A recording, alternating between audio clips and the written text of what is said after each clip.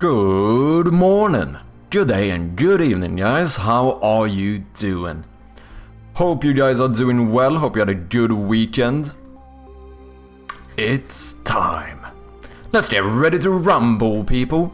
First one in today, none other than Strom, here before the stream even started. Second place we have Jin, and third we have Pirogi. We also have Saxidak in here, we have Great Grievance, we have Nymph, Mr. Zombie UK himself. We have Captain Onosa, hope you all are doing good. Amisis, welcome in. Morjesta väl. Morjesta. Minneålen. I keep saying the same shit, I need to learn more, man. But yeah, Minneålen puoleksi suomalainen perkele. Hope you're doing well, Amisis. Speaking of Amisis, playing Shadows of Tunella at the moment, let's go! How's it going, Strom?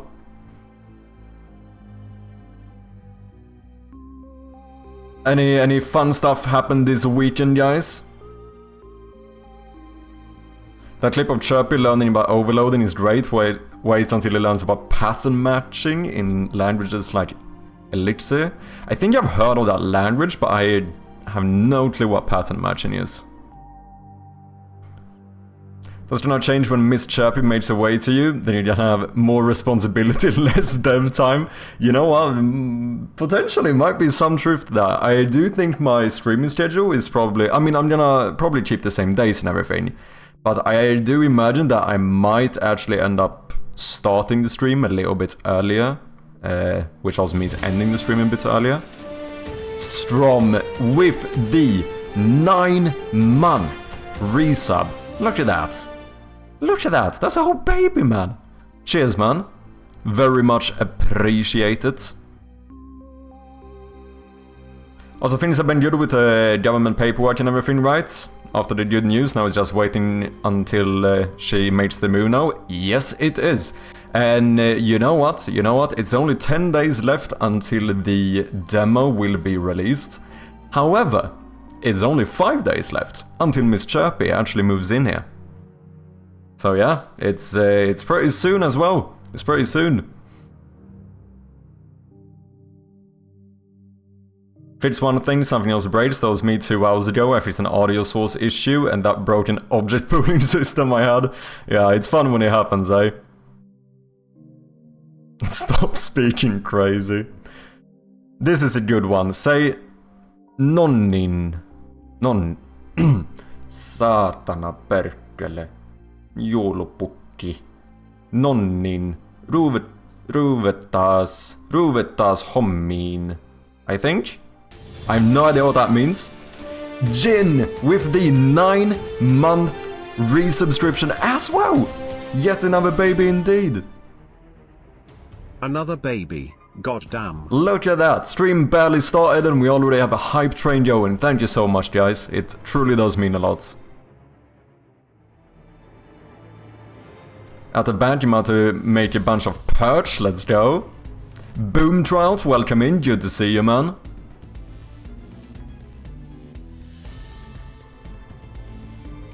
When you're done with the content, let me know all about your experience. Yeah, get all that feedback, yeah?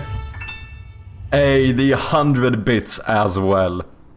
Hype train choo choo. Choo choo, motherfuckers. Station emoji. High speed train emoji. Thank you so much, Jin, for the 100 bits there.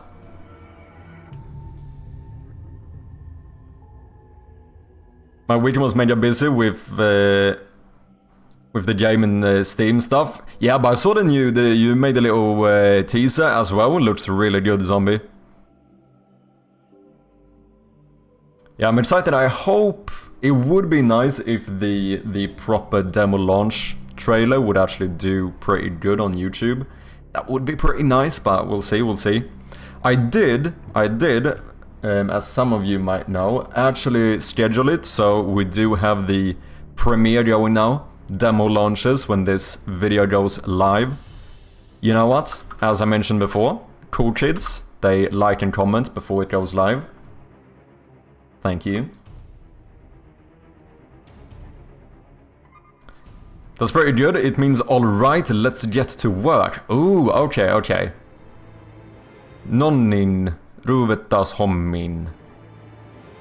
Hommi. Double I, double vowels in Finnish is just an elongated vowel, right? At least most of the time, I think that's the case. It's like overloading, but instead of using parameter name types, you can match on the actual value. For example, function dothing int number overloaded with function dothing 42. This version is invoked when you call the function with the value 42, and the other is used for any other number. Oh, that's interesting. Yeah, I understand. It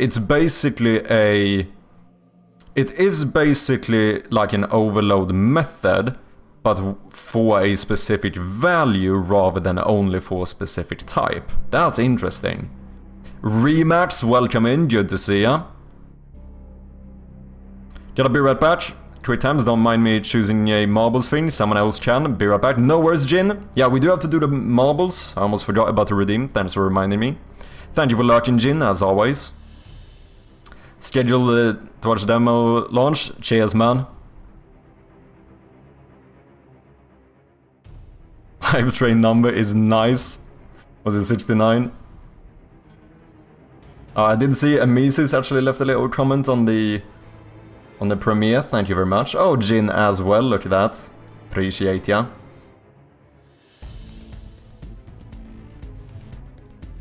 Yeah, I'm excited. I'm getting a little bit stressed as well. Like, I realized today, this is so fucking silly, but I actually got a little bit more stressed this morning because I was making breakfast and I realized that my milk expires after the release of the demo. Like, I know this sounds fucking crazy, but that kind of put it into perspective for me when I was like, holy shit, my demo release is not even 1 milk away. Do you know what I mean? I don't know, I thought it was kind of funny. You're making yourself stressed a little bit. 10 years till my demo release? What is up, Slayton? Time to switch to raw milk, yeah. Yeah, so what did I do this weekend? I actually did some productive stuff. I did finish the first proper demo build for the game. So we actually have like the demo content from start to finish. So that's very nice. I did push the build to the experimental playtesters. So we'll see if any of those have time to try it soon. See if we can get some feedback. And then the plan would be to... I think I'm going to push the demo to, you know, all of the other playtesters that we have. The non-experimental playtesters, or whatever you want to call it. So we can have all of those try it, and potentially after that, you know, obviously do some more tweaks and so on, and then maybe take on a few more playtesters from the applications and have them try it as well.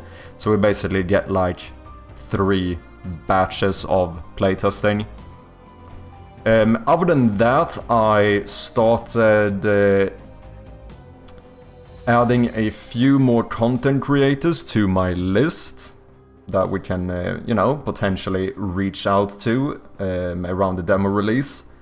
And I also sketched out like the kind of the emails I will be sending, just so I have a general gist of what to say. I think it turned out pretty good, so kind of excited about that as well. I actually, so far, I do feel like we are pretty much on time.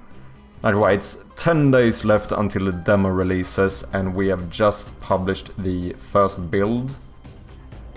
Feels pretty good. I mean, obviously we're gonna probably end up having to make some tweaks and so on, but feeling like we're on time. What's up, Wakacha? No. Play my game? Yeah, that's gonna be it. I'm just gonna say play my game and then a link, nothing more. No, I did try to be a little bit professional. I mean, actually, the good thing, as I mentioned before, the good thing about this is that I am also a content creator. So I've actually had a fair amount of both publishers as well as indie game developers reach out to me with these type of emails, which is pretty good because I've kind of been able to see what other people do when they send these type of emails. And I've realized quite a lot of things that seem good to do and a few things that seem bad to do. I have mentioned this before, like the biggest one for me is that I don't understand why indie game developers are so scared of sending a Steam key to someone. Like, it truly does surprise me. Like, every publisher that reaches out to me with a game, they will, like, at the top of the email basically, they have the Steam key that I can instantly redeem. Like, no strings attached, just fucking, here's your key, you know, check out the game. Whereas, as soon as it comes to, like, indie game developers, like, the vast majority of them that have contacted me about, like, playing that game will literally send me a, like, 3-page document about that game and everything. And it might even put Steam key in the fucking title of the email. But then when I start scrolling, at the very bottom, it's always like, you know, so just get back to me if you want to, and I'll send you a Steam key and whatnot. And I'm like, I think that's such a bad decision to do. I really do. I think it's, like, I think I understand, like, the kind of the reason why they do it, right? Because they don't want to send out keys unnecessarily unless people are actually gonna play it, and they might not. Maybe they're scared that people are just gonna give the keys away or whatnot, but truly I think the risk of that being the case is less of a problem than the risk that people are just gonna ignore your email, which I think is much more likely when you don't give them a Steam key. Because let's be honest here, people, human beings are fucking lazy, and as soon as you ask someone to basically respond to your email to get access to the game, all you've done is put yet another barrier for them to be able to play the game, right? And this is just from my point of view as, like, a very small creator. Imagine if you're trying to contact, like, Northern Lion or something. Like, he probably gets, like... Svejsan. Ameripon, welcome in. He probably ends up getting, like, 50 of these emails a day with games. And if like, 20 of those games just have a key that he can instantly redeem, those are gonna be much more attractive, right? Compared to the other ones where it's like, yeah, you can play the game, but you just have to go through a little bit of a hassle to do it. So I don't know, I'm starting to feel like indie developers, come on now, just fucking send people your key. It's not the end of the world if they don't showcase it. Like, I even thought about, this is also partly thanks to Atrium, he came up with the idea. I think I might even put it in the email that I would even allow the content creators to just give the key away to another creator if it doesn't seem like a game for them. Or fuck it, just give it away to your community. Like, I'd rather have someone use the key. Do you know what I mean?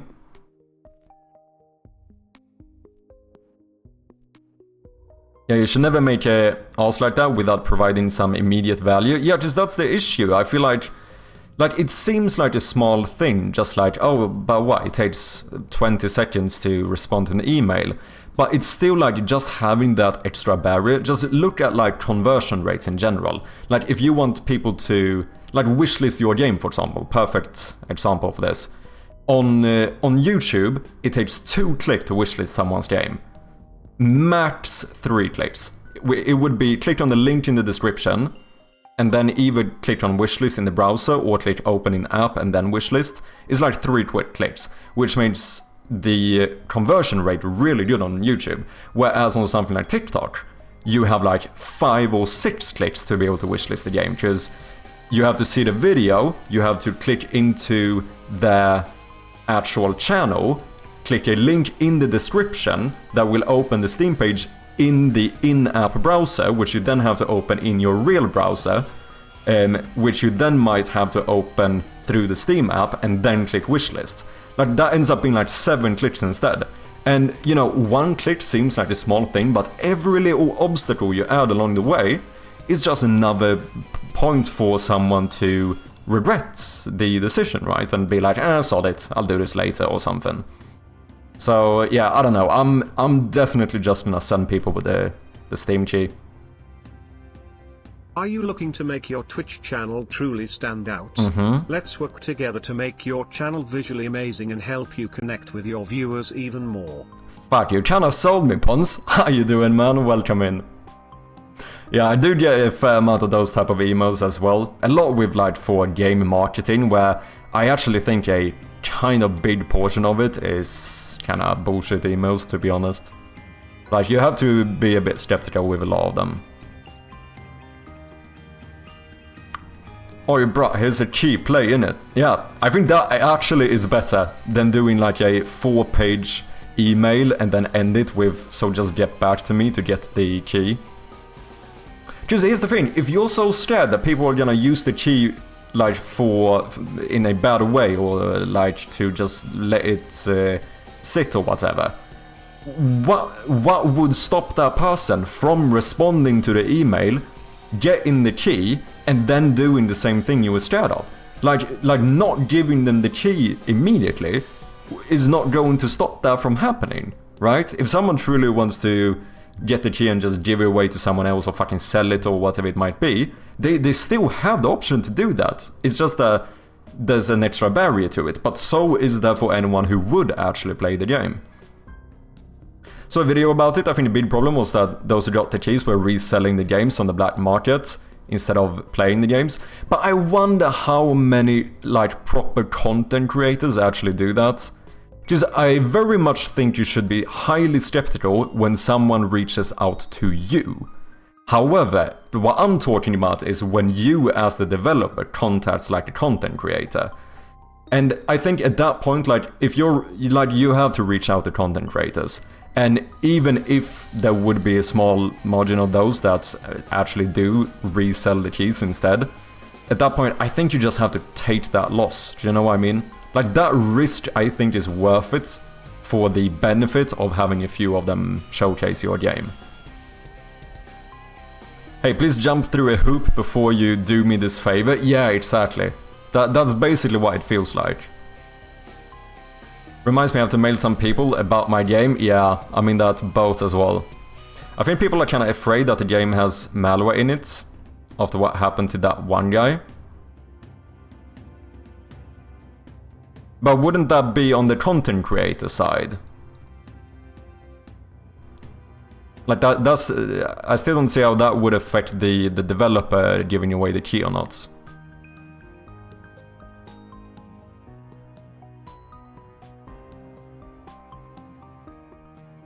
I just sent keys in the email, didn't care what he did with it. Yeah, I think that's the way to go, man. The potential gains outweigh any potential loss from a single key like that, in my opinion. Yeah, exactly what I think. I think that's correct. Like, if 1 or 2 Shroud of Gloom keys would end up on like the black market or grey market or whatever it might be, like, that risk is worth it for, you know, potentially having a couple of big content creators or even small ones play it. Like, that gain so much outweighs the loss. I have a key, but you have to solve the series of riddles. What gets wetter the more it tries, yeah. To be fair, you're not going to give a key to somebody who has absolutely no interest in the genre that you're making the game for. Yeah, I mean, because at that point you're probably not pitching your content creators correctly. But that's why I also said, because sometimes I see people like, okay, they've played a few maybe puzzle games, they've played a few like horror games. It's kind of tricky though, because that doesn't necessarily mean that they would enjoy my game. So that's why I think I'm even going to say in my email that, like, you know, if it doesn't look like a game for you, give it away to another creator if you want to, like, because I'd rather have you do that than not use the key. We are living in a world where any cold contact is a potential scam. I think that's the main reason people don't respond unless they know you. Yeah. No, I think people are very hesitant. But that's why I feel like if you just send someone a Steam key, if at least the Steam key is in there, I feel like it already feels a lot more professional, because like I've said, every like publisher that has contacted me with a game have always sent a Steam key. It's only like when indie game developers contact me and be like, oh, do you want to play my game on stream or whatever? And then it's like, yeah, so if you want to just get back to this email, and it's like that, it's such a small little barrier, and it feels silly, but that's enough for me to be like, I can't be bothered. Do you know what I mean? Whereas like I have actually, and look, this might be what some indie game developers are afraid of, right? Because I've gotten games from big publishers being like, hey, do you want to play this game? Here's the Steam key. Like, I mean, I have redeemed a few of those keys, right? Like, some of those, I have a few games in my Steam library right now, which I have gotten for free from publishers. Have I played them on stream? No. Have I played them at all? Also no. And I think that's one of the things that a lot of indie game developers are scared of. However, like, if Northern Lion has my game in his library, that is way fucking better than him not having it in the library, whether he plays it on release or not. Because who knows, maybe in like 3 months he will be randomly scrolling through his Steam library and be like, maybe we'll try this one. And you know, like at that point, okay, if the content creator didn't play it on launch, well, if he ever plays it, that's still good for me. So like, I don't know. I know I'm getting like very riled up about this, but I feel like it's such a small but very important thing.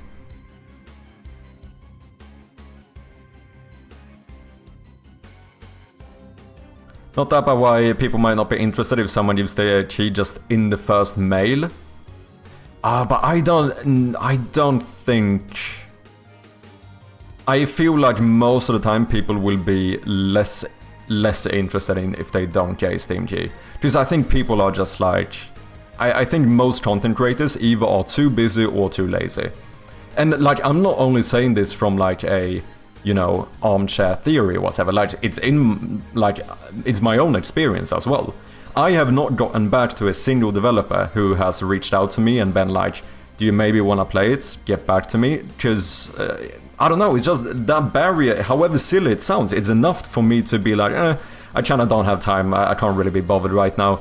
Whereas like when a publisher sends me a key to the game, I'm like, you know what, I'm probably not gonna play it, but I'll take it. Who knows, maybe I'll end up accidentally playing it on stream in a few months.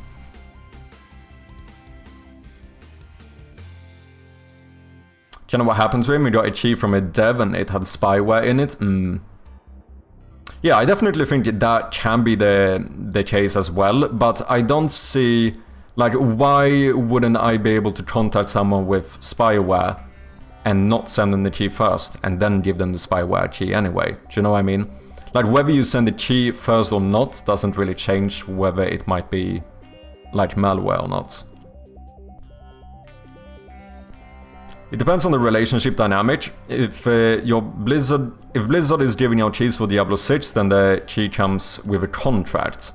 If you're an upcoming indie dev, the key should be delivered on a silver platter with a side of toast. Yes, I agree. Because the thing here is that, like, I don't hold no control, right? Like, I'm not the one in charge here. When I reach out to, like, a content creator, I am the one asking for a favor. I think a lot of indies might actually get that a little bit wrong in their head, where they think that, like, I'm gonna do this content creator a favor and give them a free key to my game. But, like, if you're an unknown developer with a slightly unknown game, like, you're the one asking for the favor. And I feel like you should kind of reflect that in your email. Like, as you said, Grievance, you should kind of deliver the whole thing on a silver platter and be like, make it really easy for them and make it like, and no fucking strings attached. Like, I'm not gonna send no email being like, here's a key, you have to play it on this day, and you have to post a video about it. No, I'm gonna give them a key and say, here's a key if you wanna try the game. Fucking whether you showcase it or not. Like, I rather have someone play, because maybe they play the demo now, and then, you know, they get interested in the full game later, even if they didn't showcase it. Like, just anything is better than nothing, in my opinion. So, I think asking, like, doing some email like that with, like, some strings attached or whatever when you're an indie game developer just is not the way to go. I do think you're right if it's a company like Blizzard or something. Because when Blizzard reaches out to the content creator, you could argue that the scales have tipped a little bit, where I actually would expect Blizzard to at least be a little bit more in charge at that point. But when I reach out to a content creator, I am the rookie. I am not the one fucking putting demands in the email. I'm gonna be like, I mean, I'm not gonna be desperate and be like, oh, please, I beg you, please play my game. No, that's not the thing. But I'm definitely not gonna fucking start demanding shit and be like, yeah, you have to post a video on this day about this game. It has to be at least 20 minutes. No, just fucking, here's a key. If you want to try it, it would, you know, it would mean a lot. But fucking, if you don't, then that's fine. Like, no strings attached. Suave, welcome in. How you doing? Sorry, I'm still kind of catching up with chat here. That's what happened to Hollow Knight. Wait, what happened to Hollow Knight? I love the passion. I believe firmly to the fact that if you want streamers to play your game, you need to first establish an informal connection to them. Also known as join the community and be a nice person. Only after that can you ask about the collab. I agree. I agree to some points. I think that the conversion rate is probably like more than 10 times better if that is the case. However, I probably wouldn't go as far as to say that like you shouldn't reach out to content creators that you don't have a connection to either. I very much think that the conversion rate will be worse.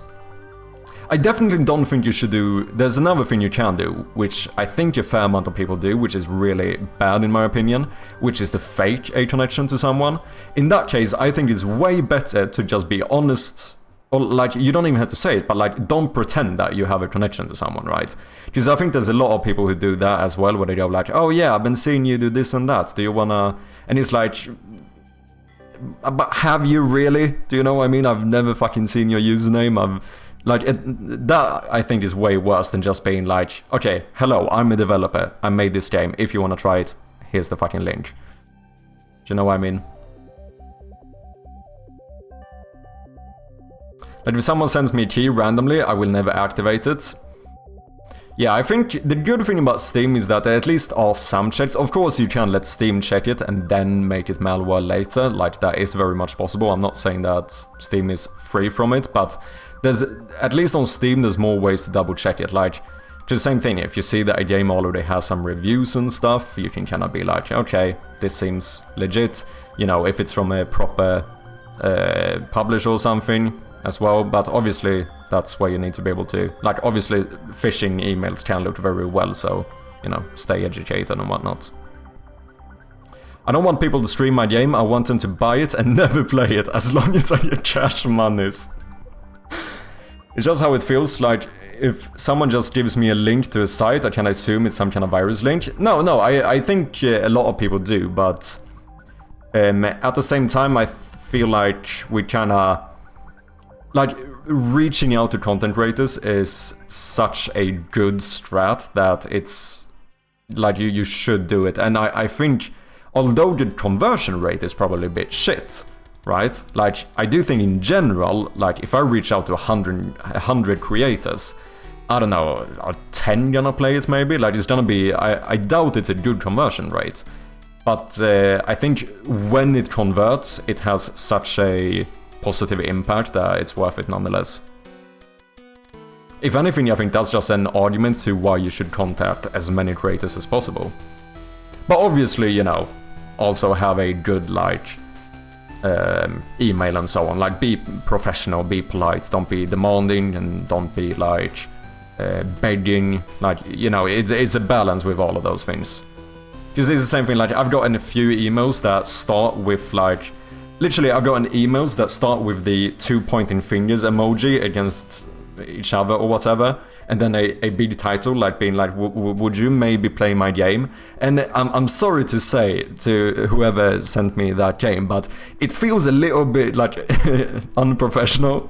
Like, you don't fucking, you don't have to beg me for it. Just tell me what your game is and fucking, you know, just, like, you don't, like, that just makes it feel weird. Now, like, why am I, now it feels like I'm supposed to do some charity here. Like, are you not supposed to sell me your game or so? Be like, oh, check out the game, and like, make them actually want to play it. Not be like, it almost feels like they're trying to like guilt you into like, you know, I'm just a small developer, can you please play my game? It's like, no, don't do that. I doubt that has a good conversion rate. I very much doubt it.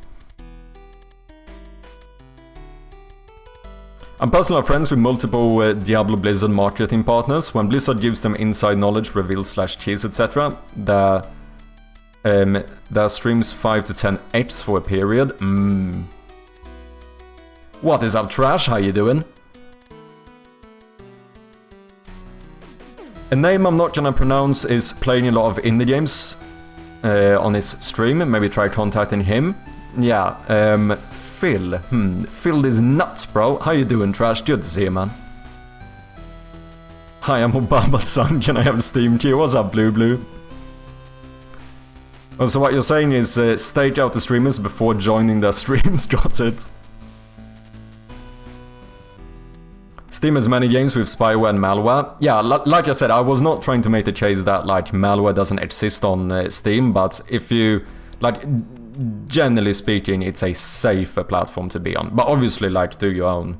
Like, if you get contacted with someone with a game with like a, you know, weird email address, the email feels off, and they link you to a Steam game with like 0 reviews, yeah, you have more of a reason to be skeptical. But you know, if it's a game that's already kind of has some track record or whatever, it's not really the same thing in my opinion.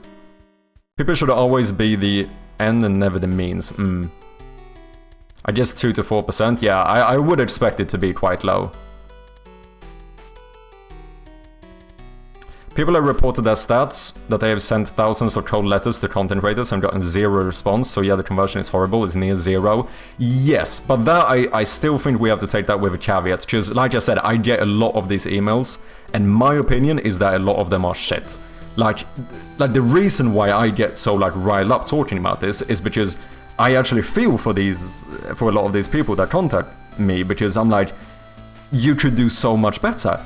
Like, you could do so much better. Like, I am not surprised that a lot of these people are getting really bad conversion rates. Not to say that a really good email is gonna have a great conversion. Like, I think a good conversion rate is probably like, I don't know, 5% or something. But if someone sends out 1,000 emails and no one, not a single one responded or played it, I would be inclined to also see the email they sent. Because when I get that like, I'm just a small developer, would you please play my game? I'm like, I'm not surprised if that one has near 0% and also doesn't send a Steam key. Like, I think there's oh, sorry. I just pinned a random comment. Sure, let's keep that one. Yeah, I'm just saying that there's multiple factors to it, right? Like, there are certain things that are going to affect the conversion rate. As you said, Amises, as you pointed out, I do think that if you have an actual connection to the content creator, you will have an even better conversion rate. But I also think that, like, you know, you can also improve it by just having like a professional email, actually giving them the Steam key, no strings attached, that kind of stuff.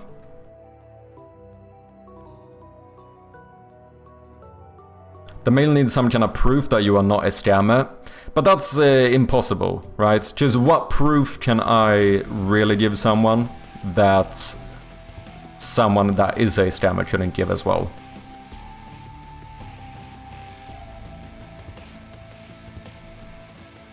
Can you blame my little game? Yeah, pretty much. Can I get a pinch of your demo? Please, sir, may I have some exposure? Yeah. Like, those, when that is how it's like formed, I'm not super surprised. I saw less than 1% responses. Are you like email responses or or like them actually playing the game. Because I wouldn't be surprised if a lot of them don't respond, even if they would play the game.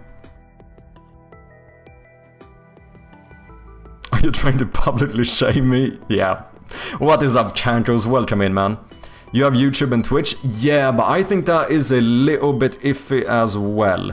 I don't know, I thought about it. Like, because I thought about signing off the email being something like, you know, well, sincerely or whatever, and just putting like Mad Sherpy in the game developer. And I thought about, should I put content creator in there as well? But I struggle a little bit there. Like, I don't know whether that's a good decision or not. I'm unsure. Would it potentially make me more trustworthy? Because if I'm a public person, you know, relatively speaking, I should be less likely to be a scammer. But, yeah, I don't know.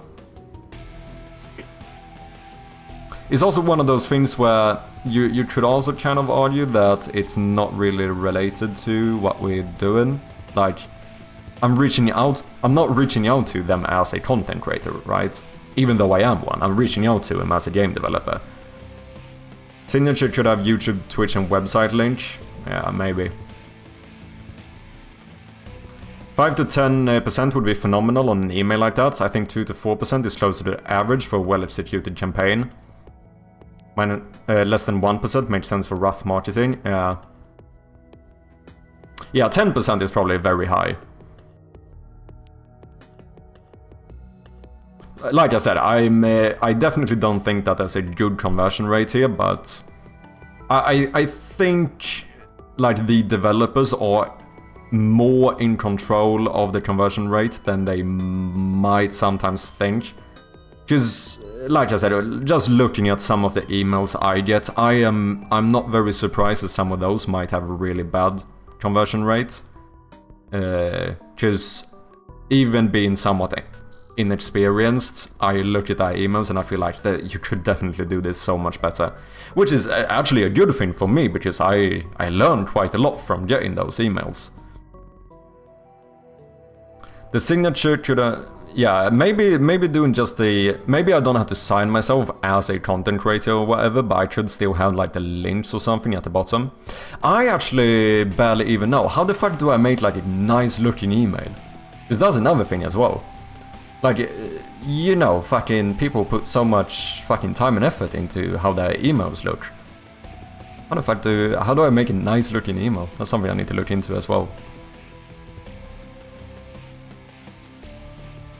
As a dev, can you see if a key is activated? Yes, you can. I'm fairly certain you can see how many keys are activated, but I think you might even be able to check if a specific key is activated. I know you could...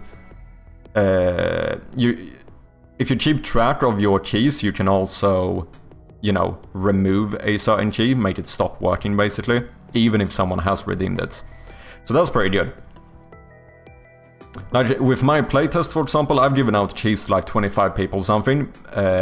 I decided, like, why not? So I have marked literally every key I have sent out, so I know exactly who has which key. Which is just one of those things where, you know, if for whatever reason I would want to remove access from someone, I have the ability to do that without, like, you know, removing the entire playtest. Not that I think that's gonna happen, right? But... like, obviously I'm selective about the people who get to playtests.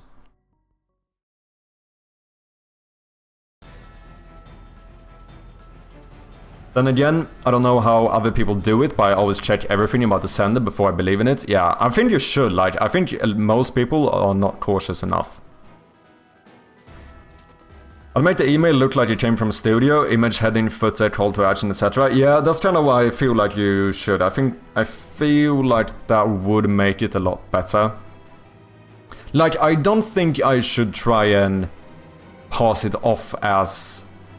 like, make it seem like this is some super big publisher or something reaching out. Because I think if you're at any point trying to pass off as something that you aren't, I think that's bad. To the same point as before when I said that, like, I don't think you should pretend like you know or are a fan of a content creator if that's not the case. Like, it's possible if I reach out to like Elias, I might actually do a little bit of a personal email, because I'm a big fan of Elias. I've been watching him for, I don't know, a decade or something on Twitch, right? But like, if I reach out to another content creator, like Markiplier is a great example. Markiplier might be one of the best potential content creators that could play my game. I haven't really watched that much Markiplier. Like, that's just the way, that's just the case, right? Like, I've never, like, I've seen a few of his videos, yes, but I've never, like, you know, really followed Markiplier, so to speak. So, if I reach out to Markiplier, I'm not gonna pretend like that's it. I'm not gonna contact him and be like, yo, Markiplier, I'm such a big fan of it, because, like, that would just feel fake, and I feel like you would be able to see through that. Do you know what I mean? Like, at that point, I feel like it's better to just try and be a bit professional and just be like, yeah, I've made this game. If you want to play it, here's the info. Here's the key. Here's the whatnot. Ask ChatGPT to make one for you. In my experience, most indie devs have next to zero marketing/sales experience, and many have a negative perception of the marketing sales tactics. I think that's probably true. I wouldn't be too surprised. When you find an indie dev that's good at marketing, 50% of the time they rise 5 to 6 figures before they release. Wait, 50% of the time they rise 5 to 6 figures before they release.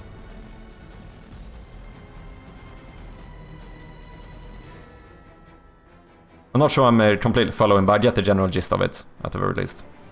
Steam also allows you to upload a .txt file that contains a bunch of different keys, and they give you an option to revoke all unredeemed keys. Oh, really?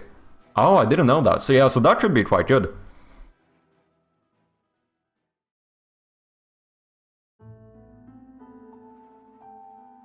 Which is then, potentially, if you had any keys lying on like the black or greyish market, then you might be able to just, you know, revoke those.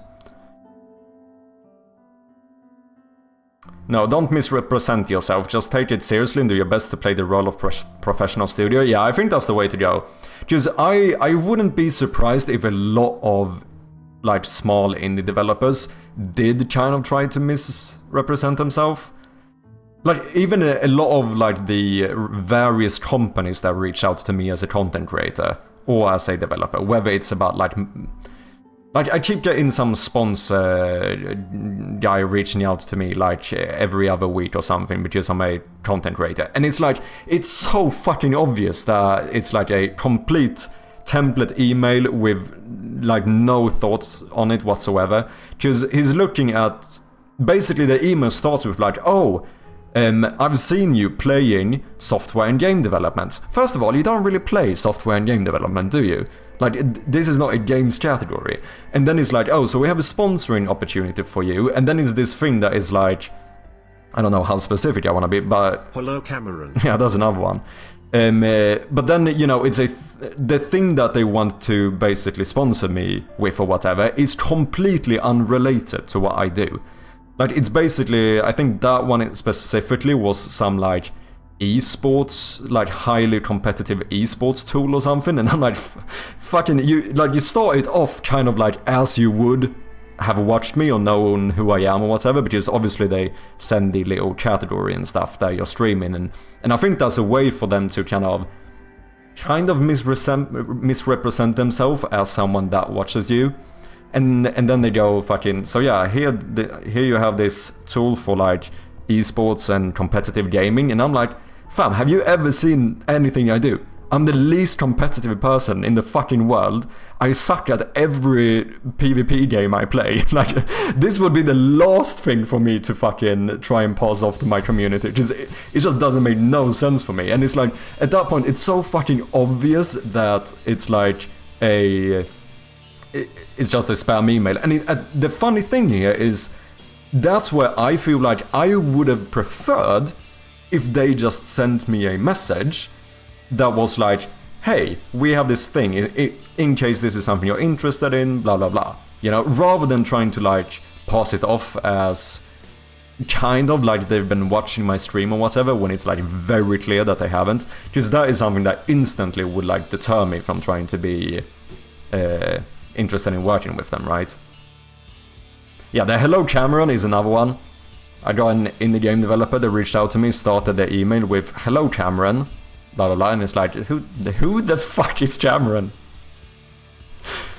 Another one even called me by a female name, and it's like so fucking obvious that they've forgotten to switch out the username.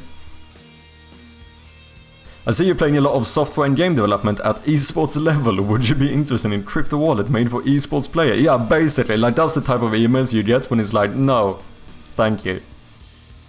Yeah, some people take themselves too seriously and others not seriously enough. Yeah, in my opinion, you should dress up one level. Basically, wear your best outfit and be on your best behavior, but don't go rent a tux and fake an accent. Yeah, I think that's a good way of putting it. I agree. There's like a balance to it, right? Like, because I wouldn't send someone an email like myself, because like most of you know me, I'm a very like casual, informal person. I curse way more than I should. Sometimes I do it multiple times in like 2 sentences. I'm almost a bit ashamed of it. But like I couldn't reach out to be like basically do what Mrs. Zombie said and be like, fucking yo bruv, here's my game, play it, innit? Like I couldn't reach out to someone like that, right? There's like a balance to it, but at the same time, as you say, like I shouldn't try to pass it off as some big publisher or that like I'm a big fan of this content creator, if that's not the case. In that case, I think it's better to just be honest and be like, yeah, I mean, you could say that if you've seen them play a similar game, you could mention that like you saw that they had interacted with something similar, but don't make it seem like you're a big fan and like, oh, I've been following you for ages, if that's not the case. I got a job offer and they called me "Hi Alex," not my name, so I responded back with "No thanks, Alex." That's a very good one. Well, what if all the gamer streamers you watch are all washed boomers? Yeah, I don't know, it's gonna be interesting to see the conversion rate on this stuff. Like I said, I'm not surprised if it's gonna be really fucking bad. I mean, I already know a few content creators that I'm fairly certain will play the game. Just to my little list of content creators, I have basically added everyone, every like unconnected YouTuber to me that ended up playing the game jam version. Because a lot of them did sound interested in playing the full game and so on. So I am gonna reach out to them, and there's a couple of those that I'm fairly certain they will want to play the game. I also realized that I actually did look into this a little bit more, and I think you should not take small content creators for granted either. From what I've been able to see, the small content creators in general actually have the best conversion rate. So I think it's one of them things where it's also easy to be like, this guy only has like X amount of viewers or subscribers or whatever it might be, so let's see if I can find someone bigger, just for the sake of having someone bigger play the game. And like obviously, like if Markiplier played my game, that would probably be an enormous benefit or whatever, but I don't think it's a wasted effort to reach out to really small content creators either. I'm ill, so my brain is working in installments. I agree, probably. I'm sorry to hear that, Blue. I hope you get better, man. Would you rather have 0 of 10,000 views on a huge streamer, or 100% of 100 views on a smaller streamer, etc.? Yeah, exactly. Like the conversion might actually even end up being better in total on a smaller streamer, or content creator, YouTuber, whatever it might be. So yeah, I actually don't really... I'm gonna be completely honest with you guys. I don't actually know what we're doing today. We might actually start prepping some of the marketing stuff. Because like I said, I just finished the first build and I feel like it's at a pretty good spot. So hoping to have a few testers maybe tried soon, and then I'll push the playtest to all of the other testers. Then once we've gotten a bit of feedback, we might have some tweaks we need to do. But in general, game-wise, I feel like we are at a pretty good spot. If I see I'm streaming your game, I won't buy your game. Why, Wakacha? Yeah, I know a couple of streams where I should take your game, and just because they're all close friends, they download and play it to be supportive. Oh, really? Wait, I disagree. Send me Chia. I am big streamer with 600 subscribers. Puzzle games are different with YouTubers and streamers because they like escape rooms. You don't want to broadcast the stories like secrets to everyone because they won't have a reason to figure it out for themselves. I agree to some extent, but I also do disagree to some extent. First of all, I think it's very important to also note the fact that this is a demo, it's not the full game. And I think that the potential exposure that might convert into wish lists rather than people playing the demo, even if they decide that, okay, I saw this streamer play the demo, so I'm not gonna play it myself. That doesn't mean they won't be interested in playing the full game, which could still convert them into a wish list that could be a potential sale later down the line. And then I also think it's a little bit different when it comes to, like, I'm the type of person, even in a non-puzzle game, if I want to play a game, I will not watch someone play it. Like I mentioned before, Elias is like one of my favorite streamers on Twitch. When he was playing like the Dark Souls games I hadn't played yet, or like when he started playing Elden Ring and so on, I just stopped watching him because I'm like, I don't want to see anything. Because for anyone who doesn't know, I'm very like, I'm a little bit over the top when it comes to spoilers and stuff. Like, even if we're talking about media in general, like, I won't even watch a trailer to a movie. Because every scene they show me, I consider to be a small spoiler, which makes me less inclined to watch the actual movie. So for me, that would be the case. However, with that being said, a lot of streamers do end up still having a shit ton of viewers before the release of a game, which for me as a person doesn't make sense, right? Because I'm like, I wouldn't want to watch it if I want to play the game. But I also think it's fair to say that some people, like, you could also say that, like, some people might not watch the entire playthrough, right? And seeing a stream or content creator play a bit of the game might be enough for them to be like, oh, this looks interesting, I might want to play this. But, you know, they might be coming in and out. Because even for me, like, what? I've been averaging, like, high 20s or something in viewers so far this stream. But it's not the same 20 viewers, right? Like, some people have come in here, some people have gone away. So if I was streaming a new game right now, some people would only have seen, like, maybe a room or two. And that could still convert those people to play the game. If someone watched the entire thing from start to finish, are they less likely to want to play it themselves, especially when it's a linear puzzle game? Yeah, probably. But I don't think... Like, if you're making a puzzle game, or a very linear game, or whatever it might be, I don't think the reasons that you are listing is enough of a reason to not reach out to content creators. Because it almost makes it sound like it's a bad decision, and I truly don't think that's the case. Or will it be for some people? Yes, but once again, I think it's one of those things where the potential gain is still gonna end up being so much higher than the potential loss from it. Like, if a couple of people watch the stream and play through the entire thing and they don't feel a reason to play the game, yeah, I mean, that's not great. But for the vast amount of people who only watched 15 minutes and maybe decided to wishlist the game, that's still a conversion that I will gladly take. And not only that, you also have other content creators. They might not be watching the content creator, but maybe they check in, oh yeah, wait, look, this big content creator recently played this game. Shit, maybe I should play this too. Because I think that's what content creators do a lot of time, right? Like, that's why things become very trendy. Like, a lot of the time, it's not like everyone saw the news of a game being released and everyone decided to play it. Like, I think a lot of streamers and content creators play a game because they saw a similar creator also play that game.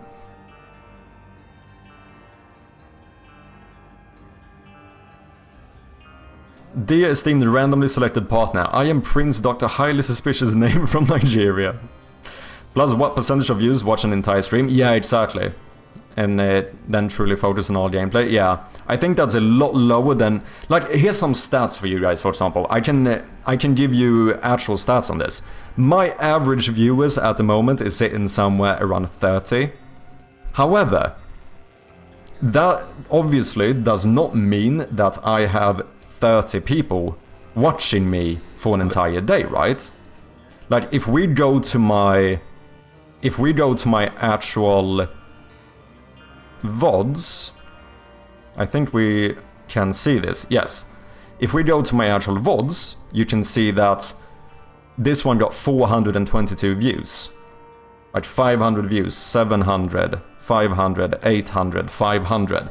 Like, this is the more so the amount of people that actually watched me, but my average is 30, right? Which is a pretty big difference from 800. But what that means is that, of course, as many of you know, people come and go. That's just the way it works on Twitch. Like, the people who watch me from when I start the stream until when I end the stream, those are the exceptions. And that would also be the case for a lot of the time whichever content creator is playing your game. Like, most people are still not going to see the entire thing. Even on YouTube, the same. What do you think the average viewer retention on YouTube is? Because, like, if you think it's in the high 90s even, like, I think you are quite far off. I think the average viewer retention on YouTube is like 50%. Which means that, like, you know, even on a big YouTube video, like, a lot of the time, half the people who watched it didn't even finish it.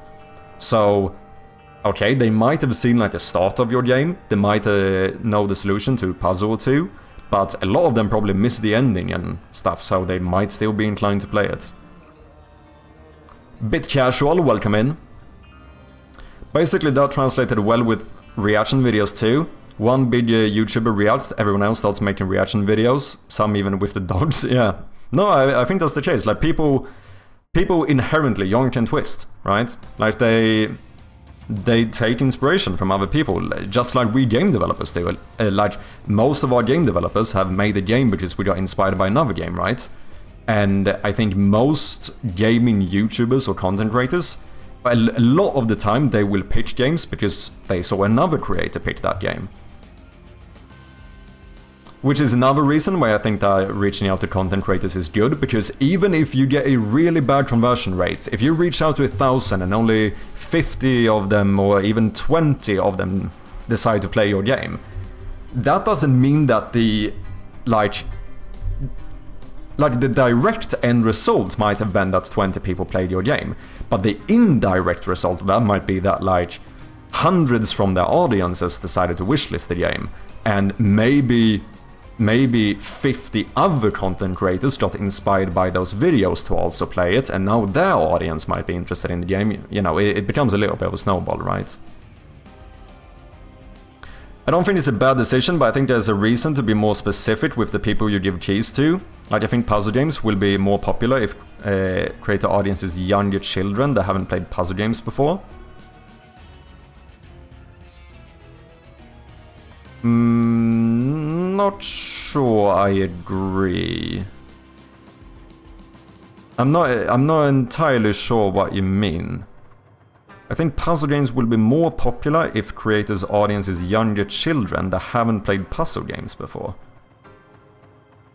That sounds like the target audience would be people who are not yet in the target audience, and that feels a little bit backwards. Like, most of the time, if you're making a puzzle game, you want to find people that already are fans of puzzle games, don't you?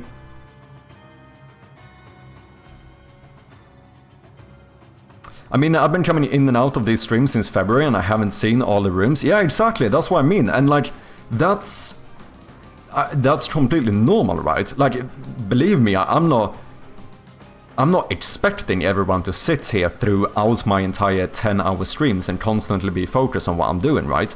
Like, to the people who decide to do that, of course, like, I very much appreciate it, but I'm also very much aware that people have other things going on, and, like, fucking you need to go and cook food for a moment, or you dip over to another streamer for a bit. Like I know how it is. I'm a viewer as well, right?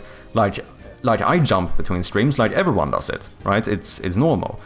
And if anything, that's actually another reason as to why maybe I shouldn't have been so, like, harsh on not displaying spoilers in my game. I actually think potentially I could have spoiled more stuff, because kind of like Bit Casual says, a lot of people would have missed that specific part anyway. Maybe they would have seen one spoiler but missed the other one, and like, you know, few people would actually have seen every single thing. I like lurking in here. Thank you very much, Pons. That is appreciated. Yeah. I don't know, it's an interesting topic, though. I very much do agree that, like, puzzle games are trickier when it comes to showing them, because they are inherently less replayable, right? Like, a big part of it is figuring out a solution. One good thing I've done is that most of the puzzles in my game at least have some random aspect to it. Like, you know, there's a... Let me take this as an example. Well, I have a screenshot of this so I can share that. There's a safe in my game, right? And that's... the code for the safe will never be the same. I mean... of course, it could potentially be the same, but it's randomly generated every time. So, although my game inherently isn't like super replayable, I'm still kind of doing what I can to make it a bit more replayable.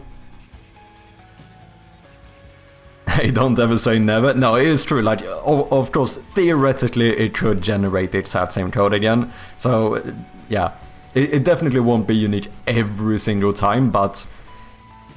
let's say this, if we just take two random people and they play the game, the chance that they have the same code is very, very unlikely. Because that's like 1 in like 10,000 or something. No, it might even be more, actually. Yeah, it might even be more than 1 in 10,000. It's pretty high.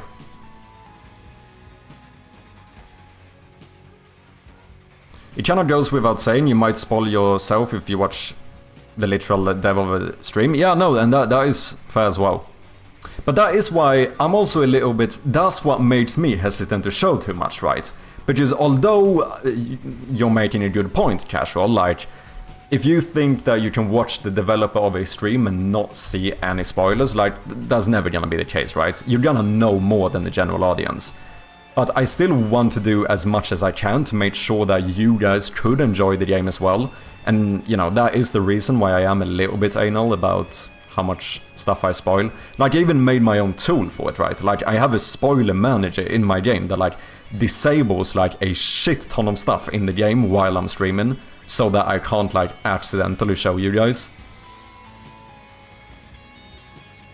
You should always use some discretion when choosing promoters/partners, but I think mostly just focus on creators that match your ICP, ideal customer profile, or at least fit your target audience, yeah. Which is one of the reasons why I have a fair amount of people that have played horror games.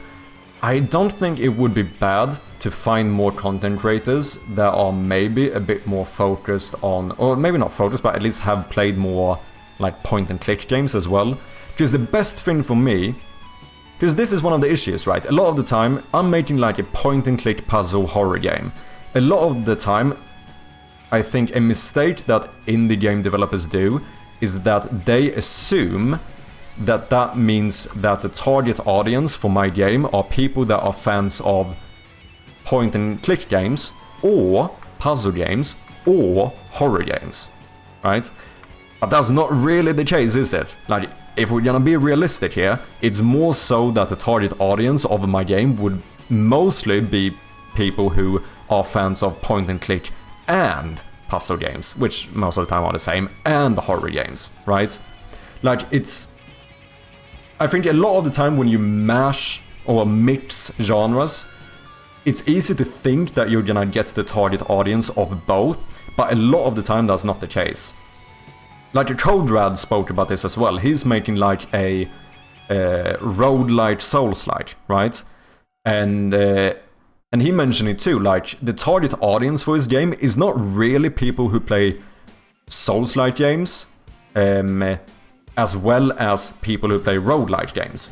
Like his target audience is kind of people who play Souls-like and roguelite games, like in one, right? Like people who enjoy both of those. Like me, for example, I am the perfect example of like the target audience of Codrad's game. Because my favorite games are literally The Binding of Isaac, a roguelike, and Dark Souls, a Souls-like. And like, that's the perfect target audience for a game like that. Because I'm fans of both the genres that he mixed.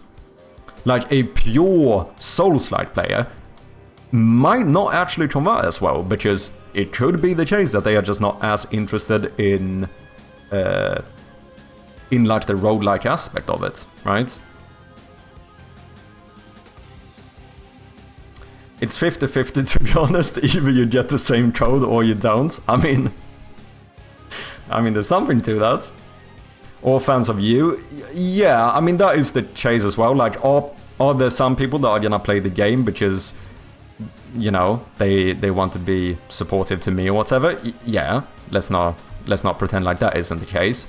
However, with the, like, in general, like, say that Shroud of Gloom would do fairly well. At that point, the people who play it for my sake are gonna be a fairly small part of it, right? But it's still a fair point. Like, there's definitely gonna be some people who play it for that reason. Horror puzzle, pointed lit indie, etc. The OG Souls, yeah. I had everything by replied in my head. I think that people that like Undertale and Deltarune will love your game, and that connection is abstract. Yeah, that's an interesting one. Potentially, I could see there being a bit of overlap there. Because you do have like the puzzle aspect, you know, there's gonna be a bit of like secrets and that stuff.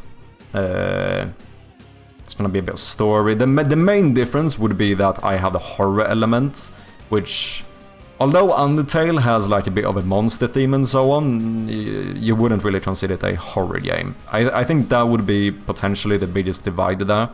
I think in general, it might be. Because horror games are a very popular niche, but it is a little bit of a niche too. Or maybe not niche, maybe niche isn't the correct term. I just think that horror games are a little bit hate it or love it. Like, a fair amount of people really love horror games and can't get enough of them, and a fair amount of people just won't play horror games.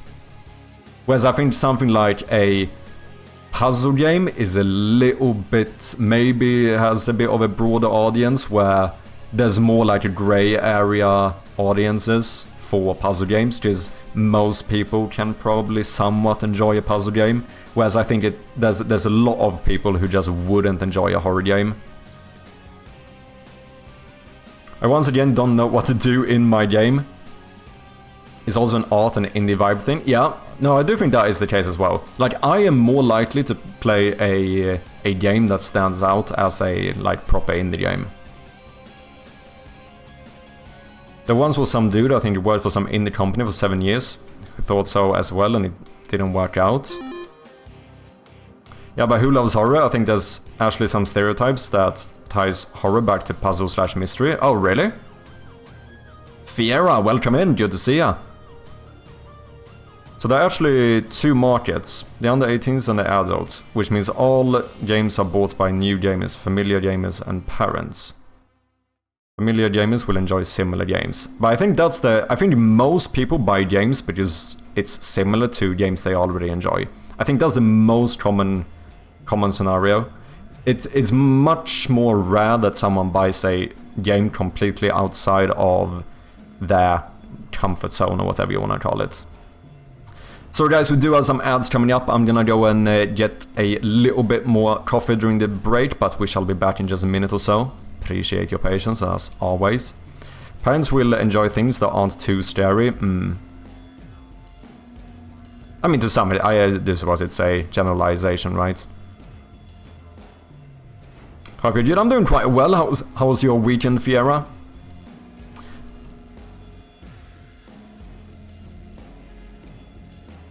I buy games for mechanics and I'm flexible with thematics. But would you say that you are equally... Just thematics is about themes, right? I mean, I just guess it depends on exactly how you define it. But would you say that you are equally flexible with genres? To be fair, I think I'm a little bit of the type of person that I can enjoy most type of games. Like, that definitely does exist as well. But I also very clearly have, like, my favorite type of games, which are, like... In general, I would say it's, like, I guess, Souls-likes, roguelikes, and RPGs are probably kind of, like, the properly my type of game, right? Whereas, like, ironically, horror games and puzzle games are probably less of, like, my typical game. Which is highly ironic, but that's the way it is. Okay, ads are running, so let me just take a minute here, go and get some more coffee, and I shall be right back. Appreciate ya if you do decide to stick around. Cheers. And we are back.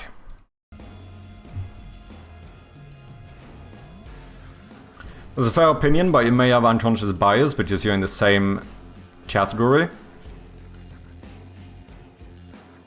Wait, what? Which category am I in? Oh, you mean because I am in the category that plays similar games? Potentially. But I still... I would expect that to be the most common category. Because there's only so many games as well, right? Like, it's hard, it's just... I feel like it's fair to say that it's just, like, objectively harder to find a completely new type of game for you to play. Ads should be over, welcome back, people. Most people who buy games are over 18, that's just a fact, so we're either appealing to the adult markets or the family market. And if you're appealing to the family market, you have to make sure your product appeals to parents and children equally. Yeah, that's probably fair. Now, my game would probably not be in that category though, because I doubt my game is the type of game that a lot of children want to play. I mean, to be fair, when did I play Slenderman? When did Slenderman release? Maybe I was... Well, maybe I was a teenager or something. Yeah, I was. 2009.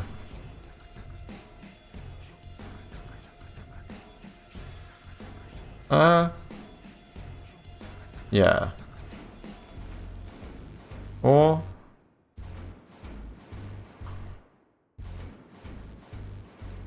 Is this when the game came out? Fictional figure. Now I'm confused. When did the actual game come out?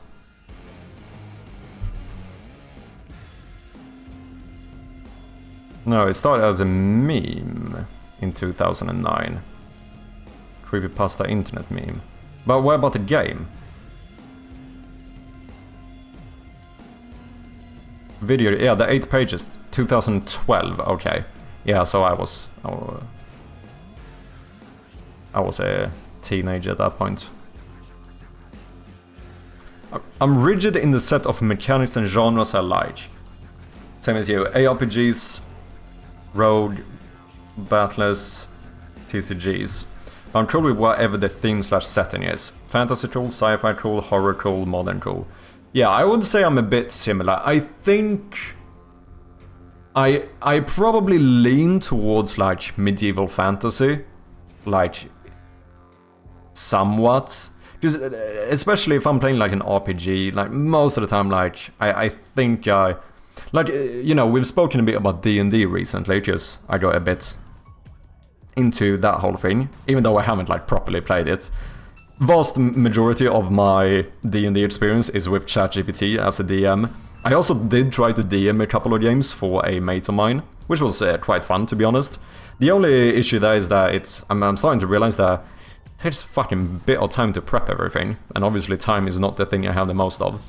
But with that being said, it's like similar things. I've been recommended other games that are similar to D&D in like sci-fi settings and so on. But when it comes to those type of games, I feel like there's something with like the medieval fantasy that's just like it just hits in a different way. But like generally speaking, I would agree that I'm not like super set on that like games has to, because I've enjoyed a lot of sci-fi games as well, right? Or modern games. Chirpy only knows 8 games, so he only knows 2 game genres. That isn't so not true. Five Nights at Freddy's most popular children's horror game. Oh, is that the case? Good luck on the demo release. Thank you so much, Fiera. I have a preference for high fantasy or Ciancia? Is how you say that? But I care more about the gameplay. Yeah, I would probably agree. What the fuck is Ciancia? How the fuck do I say this? Oh, it's Chinese fantasy genre. Oh, Ciancia. It's something like that, probably. Combines Chinese mythology, Daoism, martial arts, and supernatural powers such as levitation and teleporting. Okay.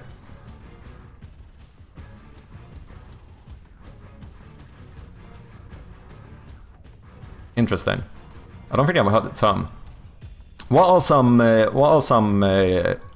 games in this theme that I might have heard of?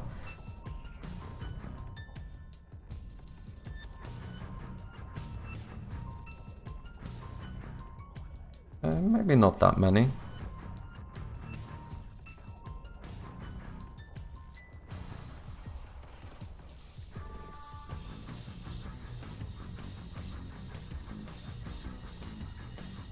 Please here I'm not recognizing that much.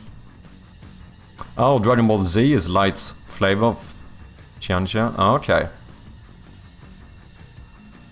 I really don't have any preference, but sci-fi often is written way better. Oh, Black Myth Wukong? Yeah, that might be a good shout. That might be somewhat related as well.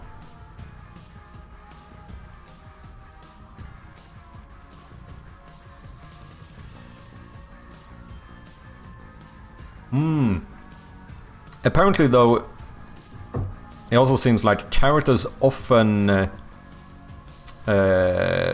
reach for... No, they try to... pursue. Characters often pursue immortality or supernatural power. So I guess it's common that that is like the goal of the characters in this genre. New Myth game was announced during Gamescom? Wait, was it? Did I completely miss that? Oh wait, I only watched the first one. I didn't watch the proper thing, did I? I watched like the pre-show or whatever. So was it during the other one, maybe? Variant of progression fantasy where you go from weak to godlike via key meditation, ascension, etc. Like Dragon Ball Super. Just keep getting stronger. Why? Because why wouldn't you? Fair enough. Fair enough. Isn't it... Can we just take a moment here to say that... Is it not fairly impressive how good at chatting shit I am? What is up, Estrogen? Welcome in. Like, we've been here for like 1.5 hours now. And we haven't even started doing fuck all yet. I have just been chatting shit for 1.5 hours straight. Can we not just take a moment and say that I'm pretty fucking good at chatting shit? How you doing, Estrogen? Hope you had a good weekend. Okay. You doing okay? Nice to hear. Black Myth Jean Cru... Oh, maybe I did hear about this. Maybe I did. And we love you for it. Cheers, man. Okay, so while we wait for the build to be play tested, what should we do?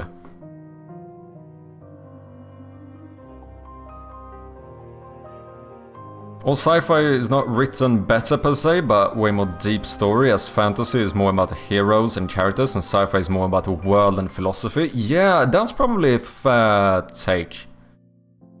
Not to say that there aren't sci-fi, you know, that has a lot of like depth to the characters, nor that there isn't fantasy with a lot of depth to the world.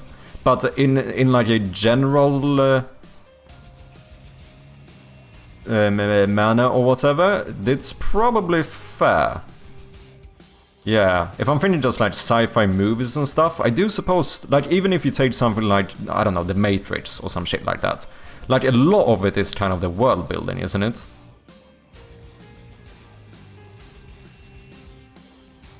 What are the... Come here, estrogen? Strogen? Is that how you would say it? I think so. Is that time on stream? Oh, well, we haven't fucking started the marble race. I just realized. We need to start the marble race. 10 days until I get to roast the jamsters, if there are any. Yeah, do it, Whale. I'll be excited to hear your feedback. And people, most important thing we have to remember, make sure to leave a fucking review. The momentum here and the amount matters quite a lot. We need to get quite a lot of reviews as early as possible. So for anyone that ends up deciding to play the demo, please leave a review. It would mean a lot to me. That's not sci-fi, that's space opera, and there's a high fantasy equivalent called epic fantasy. Ah, yeah, maybe fair. Sci-fi with character focus would be Star Wars, but that's sci-fi fantasy.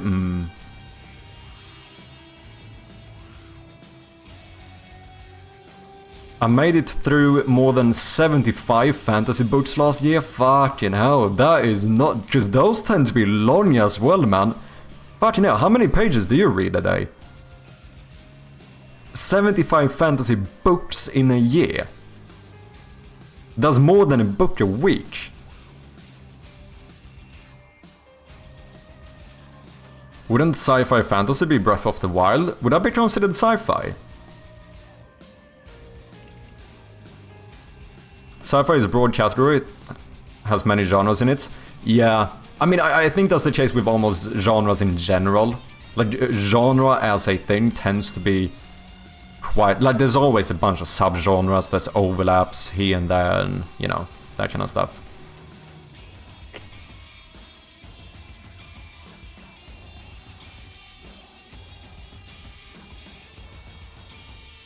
A positive review.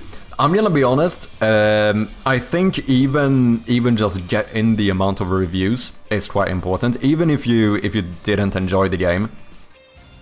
I think, like, for example, you know, you have the thing about hitting 10 organic reviews basically in the first day or as soon as possible. Like, I don't think that actually takes into account whether the reviews are good or not. It's just that, like, you need to hit 10 reviews basically. You know what I mean? What is this hat? What is going on here?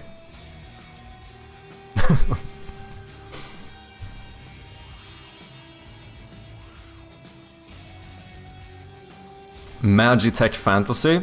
Oh, Breath of the Wild? Interesting.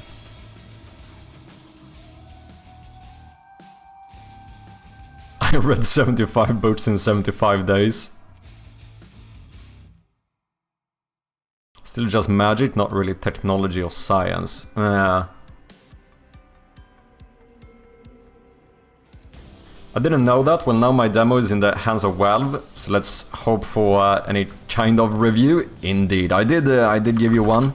For anyone who doesn't know, Maripsin Draria, Jin's game, is currently in the Steam Next Fest, which has started, right? It has indeed.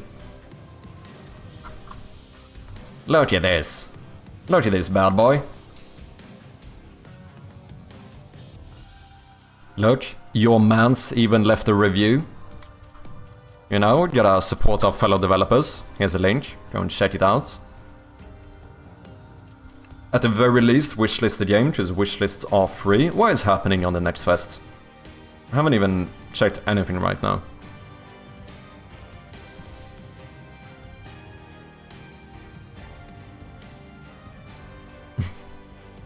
I am panicked right now.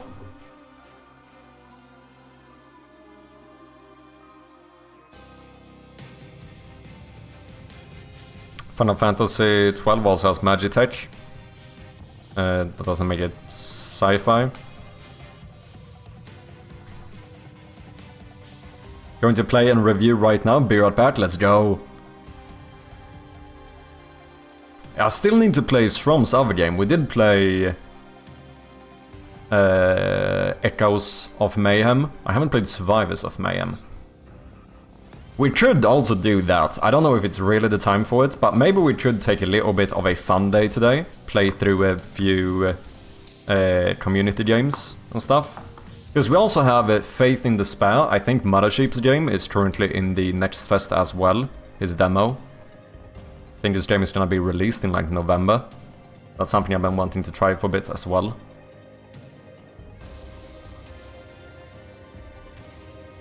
So I've heard that in the Next Fest, for like the first day or two, like the titles that they show you are very random. And I don't say that only because it looks like hentai games being recommended to me. That's not the case. But I think it takes a couple of days before the algorithm basically decides which games they wanna push more.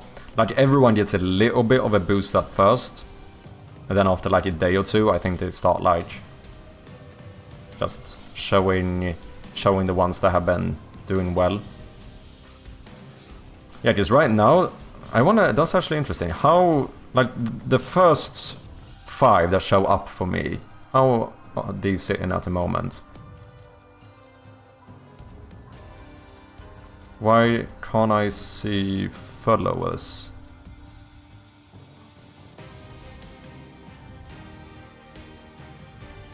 Yeah.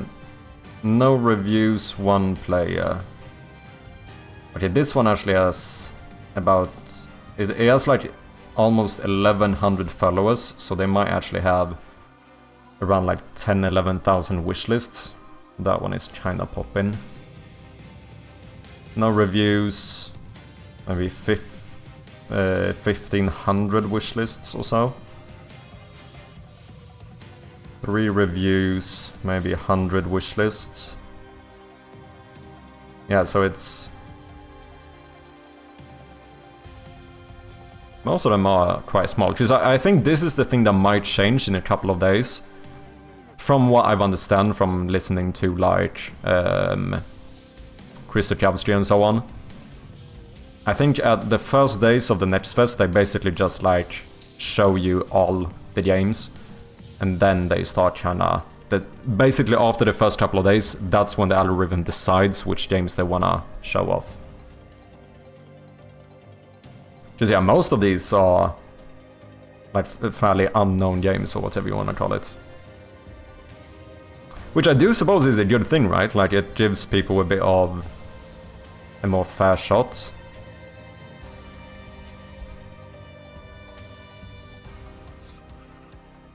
Excuse me?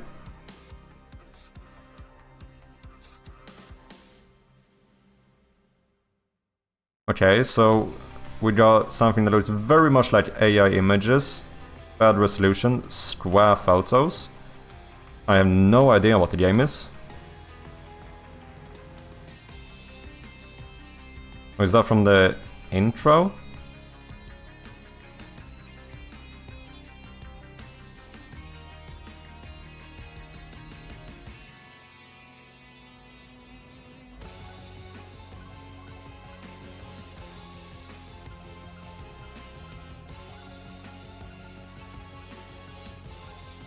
Oh, this looks pretty. Maybe around 3,000 wishlists. Oh yeah, this looks really nice. The art is sick. Oh, is it like a precision platformer? That's actually a genre I think I have barely played. Shut up, Wakasha. I know what you're gonna say. What have I played in like the precision platformer genre? It's like Super Meat Boy. I also did play The End Is Nigh. I mean, obviously, for anyone who doesn't know, I'm a bit of a fan of What's his name? Ed? Holy shit, that's awkward. Macmillan. That's his name. So I played a lot of his games. Kind of because they are his games, if you know what I mean. I don't know otherwise how many precision platformers I've played. I never played Celeste, which I know is a very popular one.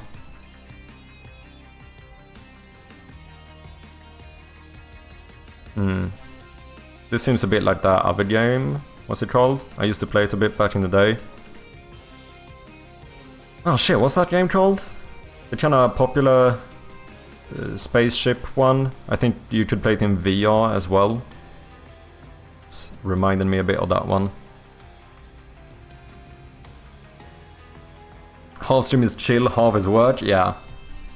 You need a break as well. I kind of do. I've actually... You know what, I realized the other day, I'm actually getting a little bit scared now.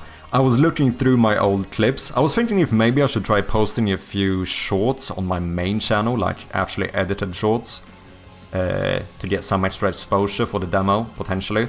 So I was watching through a bunch of my old shorts from Twitch, seeing like which are the best ones and so on.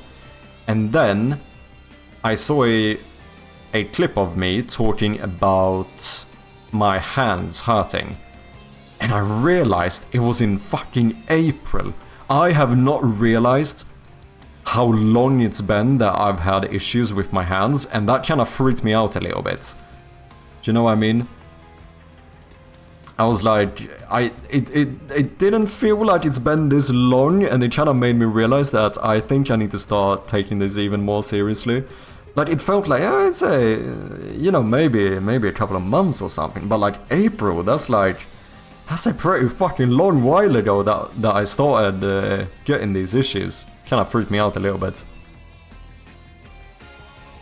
But I have been getting a bit better. Great Grievance actually sent me a video with some stretches and stuff. I've actually been doing those as well as the other ones, the other like hand exercises and so on, pretty much every day for a little while. So just trying to be a little bit better. Something I should do as well, I've been thinking about, is to use my drawing tablet more. Because I can actually use my drawing tablet as a mouse, which I think could help a bit. Boolean played Echoes last night on stream, was fun. Yeah, I had a lot of fun playing that game. I've slowed way down since my new principal architect role and started on Ruthless, but I do audiobooks. Oh, so technically I listen. Sometimes it's as much as 300 hours per month. Damn. Yeah, I used to... not a lot of audiobooks. I used to listen a shit ton to podcasts before when I still had my day job. Which is actually something I'm a little bit... That's like one of the few things I kind of miss. Like, I don't really have time to listen to podcasts as much anymore. Because obviously I do this most of the time, and like when I'm coding, I can listen to like a bit of music in the background, but I wouldn't be able to listen to a podcast at the same time. So I've actually, like, the amount I've been listening to podcasts has gone down a lot since I quit my job. I still do it. Like, I still listen to every new like GDFG podcast episode.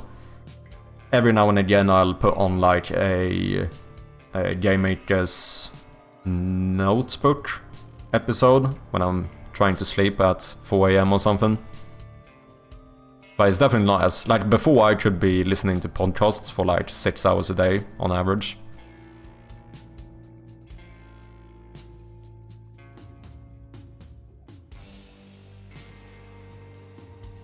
Looks like they just uploaded AI stuff. Yeah, it did kind of look like that. And I definitely didn't understand the screenshot choices there. Yeah, it didn't really give any gameplay.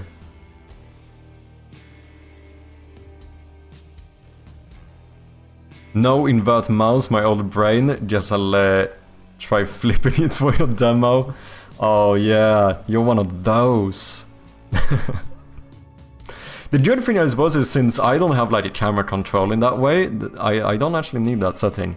I'm so surprised that's a thing, because I'm the type of person that, like, I see that setting in games, And my initial feeling is like, who the fuck would use this? And then, you know, all of a sudden I met Strom and I realized there's actually people that that play with inverted mouse. I would do it if I'm flying in a game. If I fly in a game, I very much don't mind inverted mouse. But like in a normal like first-person camera movement or something, it would feel very odd to me.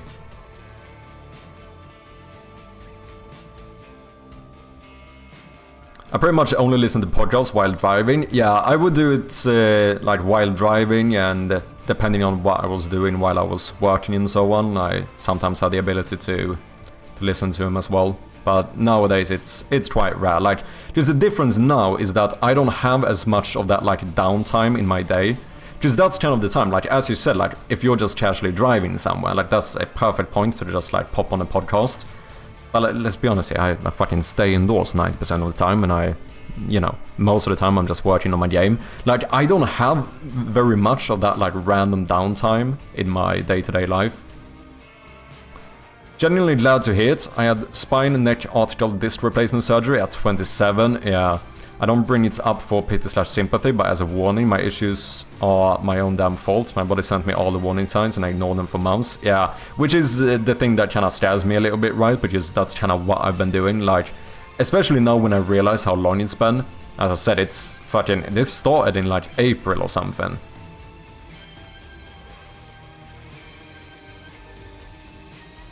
So, you know, it's been a while. If you do a demo, make sure you have a feedback form. Yeah, I think that's a good shout. I know Jin has one, I have one as well. To be fair, I already have that implemented, because I always have a feedback form for my playtesters. So I'm just gonna do a similar one for the public demo release. I'm just gonna shorten it a bit, make less questions, maybe even not have any mandatory questions. Because I don't wanna, for a public demo, I don't wanna have like a feedback form with like 15 questions. Just a lot of people are just not gonna bother. So I'm gonna keep it kinda short. Yeah, podcasts and music for design or creative tasks. Yeah. Music, no lyrics or talking for coding when it tasks involving words or thinking. Yeah, that's kinda the way to go. Because I do agree that if I would sit here casually like a drawing or something, at that point I should definitely put on like a podcast or some lyrical music.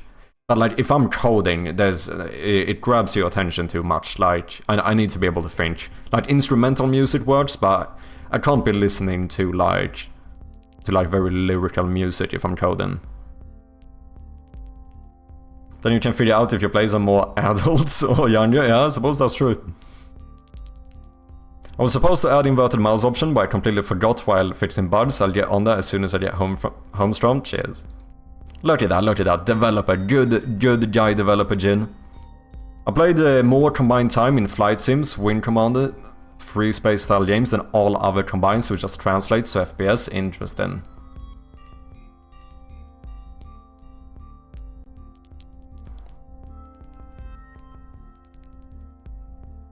Arguably, you need more questions for the demo, not less. Yes. However, if you think that the average player on Steam that tries my demo is as willing to go through 20 questions as my voluntary playtesters are, then that I would much disagree with. I think if I make the feedback form too long for a public demo, I think the end result of that, like, would it be good? Yes, very much, I agree. If I could, I would do it. I mean, of course I could, you know what I'm trying to say.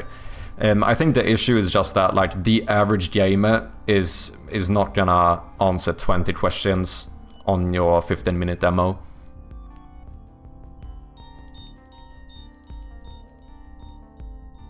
Just make them optional. Still, I think it's just them going in, scrolling through it, being like, too many questions. I feel like that would be the case. I think that the thing is that I'm very well aware of how much we are losing our, like, attention spans.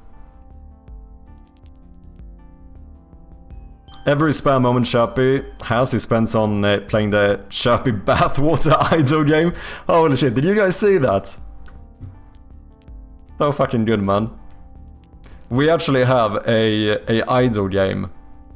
A bathwater idle game. Look at this. Look at this beautiful shit, man. Chirpy's bath. Skim bathwater. You know, you can get your droplets here. Every time you get 20 dropples, you get a little bottle. And then, I don't have any orders, I need more. This is not the game I should play right now, with my hand pain. Now we can finish an order here. I can sell 3 bottles for 74 coins. Then we even have some upgrades here, look at that. Increased coin rewards from orders. These fucking reviews as well. Confused Grandma Betty. My grandson said this was trending. I still don't understand the internet. Changed my life. I bathe in regular water now and cry. Get more droplets per click. That sounds pretty good. Ah, look at that. 2.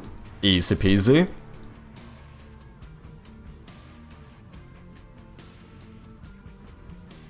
I just use the mouse in my left hand when I'm just chilling. Yeah, I think that is something I do a bit as well. Every now and then I will actually switch to my left hand, just because my right hand is a lot worse, right? Also, I am terribly sorry, but it's the whole thing with... What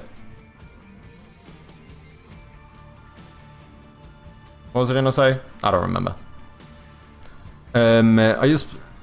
Arguably, you need more questions, yeah. I played a demo yesterday and they had a feedback form of 3 questions, so I part of the internal playtest. Do you want to join? And any feedback on the demo.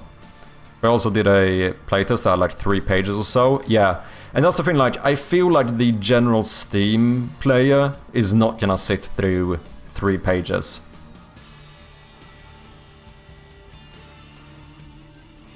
I mean, we're gonna get this one and then get the automatic one. Because that's gonna be sick. How much is that one? 200. So we should get that one immediately with... Wait, is that not enough? Yeah, easy peasy. Leaky faucet. Ah, look at that. Look at that. Now we have an idle game. Fucking perfect, man.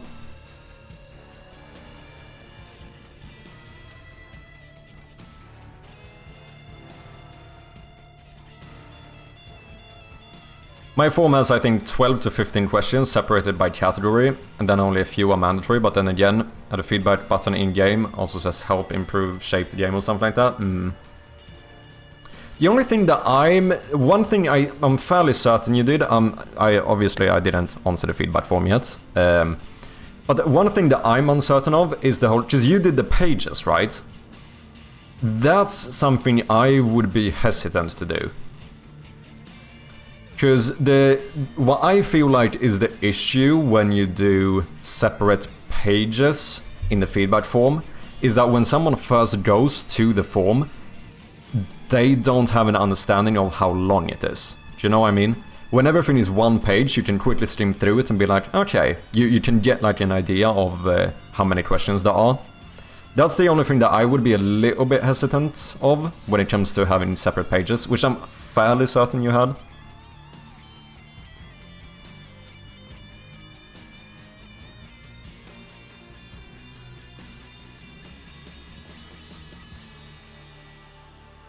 You need a bathtub in a room, Chirpy, where you can get bath water and it does nothing. I might have to do that, to be honest. I mean, we already have the bathtub.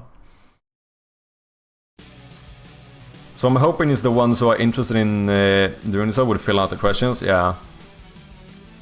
Simply amazing. Dude, it actually is. Look at that little guy here as well.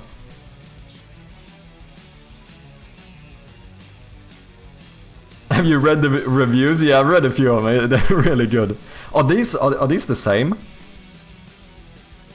I assume they are. I assume it's just a set amount. It's wet. I'll give it that. Not sure what I expected for bath water. I gave one to my mother-in-law. She hasn't spoken to me since. 10 out of 10. Oh, that is fucking good shit, man. Is this not fucking beautiful? Someone, bit casual made me my own little idle game, collecting bath water. You know what? I am truly honored. How far have you gotten, such Dutch? I know you're a big incremental / idle guy. Did you get far in this? Out of curiosity. I probably played this for 20 minutes. Queue time is the first real bottleneck. Oh, interesting. To be honest, I went with the default form thing. Oh, really? Oh, I can't remember. I think I've been... because I've done a lot of forms, but I keep copying them, so it's probably been a while since I set up a new one from start. Personally, I think I would prefer everything being on one page. Because the kind of annoying thing when I go to a feedback form and I see that the last button says next instead of send, the issue is that I can't gauge how long it is. So I feel like that could be an issue where you might actually lose some feedback. Because at that point, whether you only have 10 questions or not, there's no way of knowing that, right? Until you are actually clicked through them. But then if you have mandatory questions, you can't click through them first to check how much it is. I don't know. It keeps going back to the whole thing where, basically, as I said before, I just tend to go in with the perception that people are very lazy, and you should try and make it as easy and seem as simple as possible.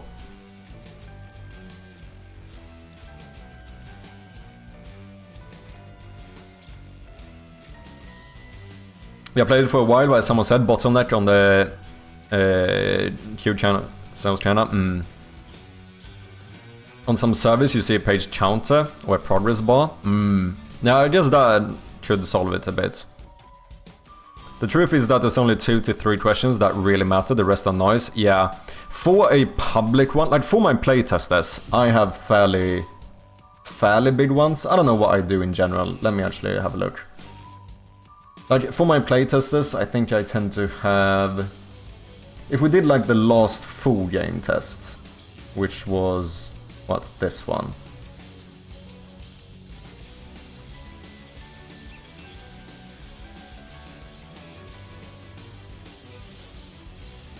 This is what I have for my actual playtesters. Sorry for the flashbang incoming. Whether they want to share their username, if they have playtested before, if they found the puzzles too easy, too difficult, or whatever in between, anything else they'd like to add about puzzles, how they found the horror stuff, if there's anything else they want to add, if there was any specific things they particularly liked or disliked, how long it took them to reach the end, if they did so, how much they would expect to pay for the full game, whether they experienced any bugs or technical issues, if they have any recordings and whatnot. And obviously some of these are mandatory, some of them are optional. So, but this is quite a lot, and I think I don't really want to do this much for the demo. So what I have currently planned for the, not like internal playtesting, but for like the public demo, is basically something like this. So, which version they played, if they experience any bugs, technical issues, or translation errors, because I think this should be at the top, because in the public demo, I think this is the most important question. And then I just did like how they found the puzzles, how they found the atmosphere, whether the game held up to their expectations, like looking at the Steam page, was the game basically like what you thought it would be, how much they would expect to pay for the full game, anything else. And then just in case if they want to add contact information. And then I have made all of these optional, so, you know, if they just want to answer one question, they can do so. And even here, I'm thinking if I should remove some, because I think for the public one, although more feedback is good, I still think that, like, you know, I want to make sure to not, like, overwhelm people, because just getting people... Like, having more people answer the 3 important questions is more important than getting a few people to answer a lot of questions, in my opinion. At least for something like this. Any thoughts?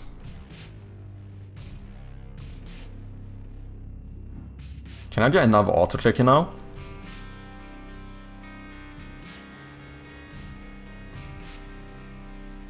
I would use analytics instead of asking all those questions. Yeah, but then I need to set that up, and I need to ask for consent for it, and, you know, that takes time as well.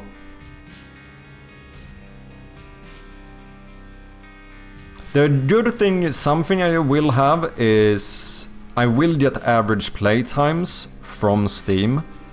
I will also get, since I set up an achievement to complete a demo, I will be able to see how many people completed the demo. Which is, if they have the achievement, that means they reached the end. So I will get some data naturally from Steam.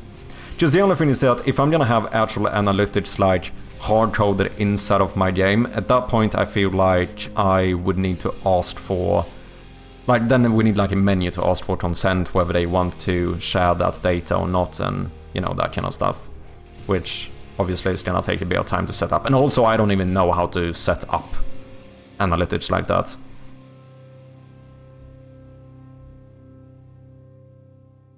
If you can get a lot of data, then the scale ratings are better. If you're getting feedback from less than 100, you want the meat and potatoes, just focus on the experience, yeah. You want them talking paragraphs, yeah. Yeah, I think that's probably a good point.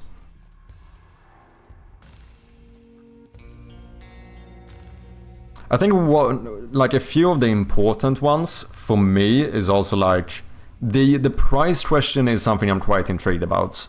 Because it's something I go back and forth on a lot, like how much I should sell this game for. So I'm kind of intrigued to see what the general audience is.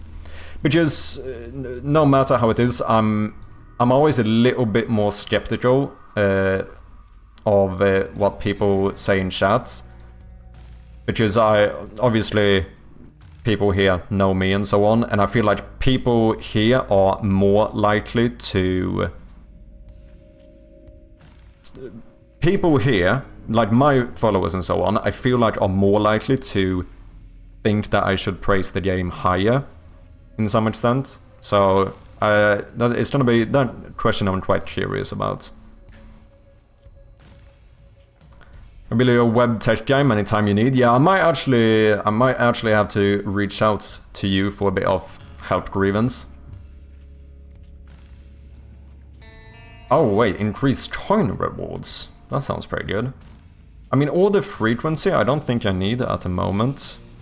I can't be bothered clicking too much. So, does this happen immediately? Oh yeah, it does, look at that. Well, fuck it, get another one then. 40% more. Yeah, look at that. Yeah, we might have to look into that grievance.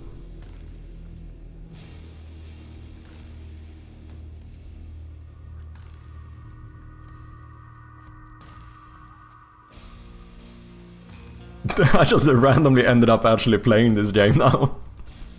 This was not the plan, but you know, we gotta sell a bit of bathwater here, don't we? The prices differ a lot. Like, all of these are 8 bottles. These are like 130, 140. This one is 300. Like, obviously, that's the one we're gonna go with. 800 to get another auto-clicker. Pricing is something most people have a hard time being honest about. I mean, ask yourself, how much would I pay for X? The answer is normally either contextual or very dogmatic. Yeah, I think it's one of those tricky things, because as a developer, there's a few things you have to consider. Like, overpricing your game could really hurt the game long term. It's the sales and conversions and whatnot. But I think underpricing your game can really hurt it as well. Because there definitely is that whole thing where you know, people, if your game is selling for like, you know, 50 cents on Steam, one of the issues with that, it's easy to think that players are just gonna go like, oh, really cheap game, might as well buy it. But in reality, I think it's very common that people look at it and go, oh, that's a really cheap game, it must be shit, so I'm not gonna buy it, right? Because if something is really, really cheap, the question becomes, why is it this cheap? So it's one of those where I have a rough idea of where I think my game is gonna land, but I'm still intrigued to see what people think.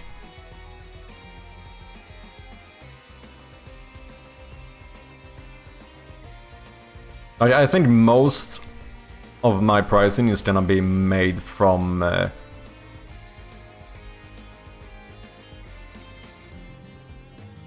just like, you know, market research, seeing similar games and so on. I'm probably going to underprice the game a little bit, like, compared to my own feelings, right?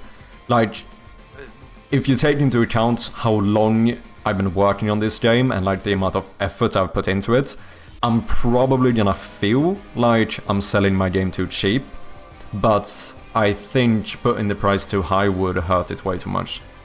Just fix the form and shorten it as well, thanks Chappie, no worries, Jin. Like I said, having more questions isn't bad if people actually answer them. I'm just scared that it might, you know, dissuade some people. Oh shit, I just realized I can say no to these as well. Like one bottle for 22? Nah, that's not good enough. Ah, interesting. You see, this game is actually kind of deep, man.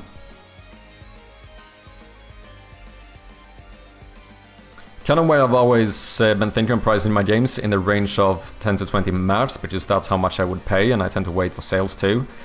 For my game, I think both of those numbers are way too high. I don't think I can be near those games.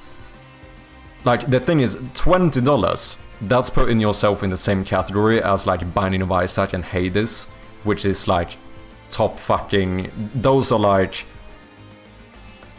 the fucking, like the next level in the games or whatever. What's the term you use? There is an actual term for this. Not premiere in the games. What's the term I'm looking for, guys? Sometimes there's an actual term people tend to use for these games, which are like, you know, the fancier, like the top line in the games and whatnot. Like basically $20 is like that category, which I feel like I could not put my game there. Like there's point and click games and stuff selling for like $4, which have like really good reviews. Another game that I've been looking at a fair bit, it has some similarities and some differences, is Repos. This is a fairly similar game to mine. It's a 1-bit horror game in a retro genre.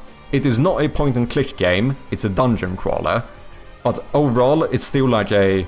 I would say that point-and-click and dungeon crawler are very similar, because they are both like retro genres. They're kind of a little bit old-fashioned. And then, you know, the horror theme and the 1-bit pixel art graphics, like we have a lot of similarities, right? This game puts their price at €7.79. And they did not hit the 100 reviews mark at the time that you should. Which, talking to other developers and stuff, some of them suspected that the main reason why they didn't is because they might actually have priced their game too high. So this is something I've been looking a little bit at, and I'm like, I don't know if I can go above this. I actually don't know.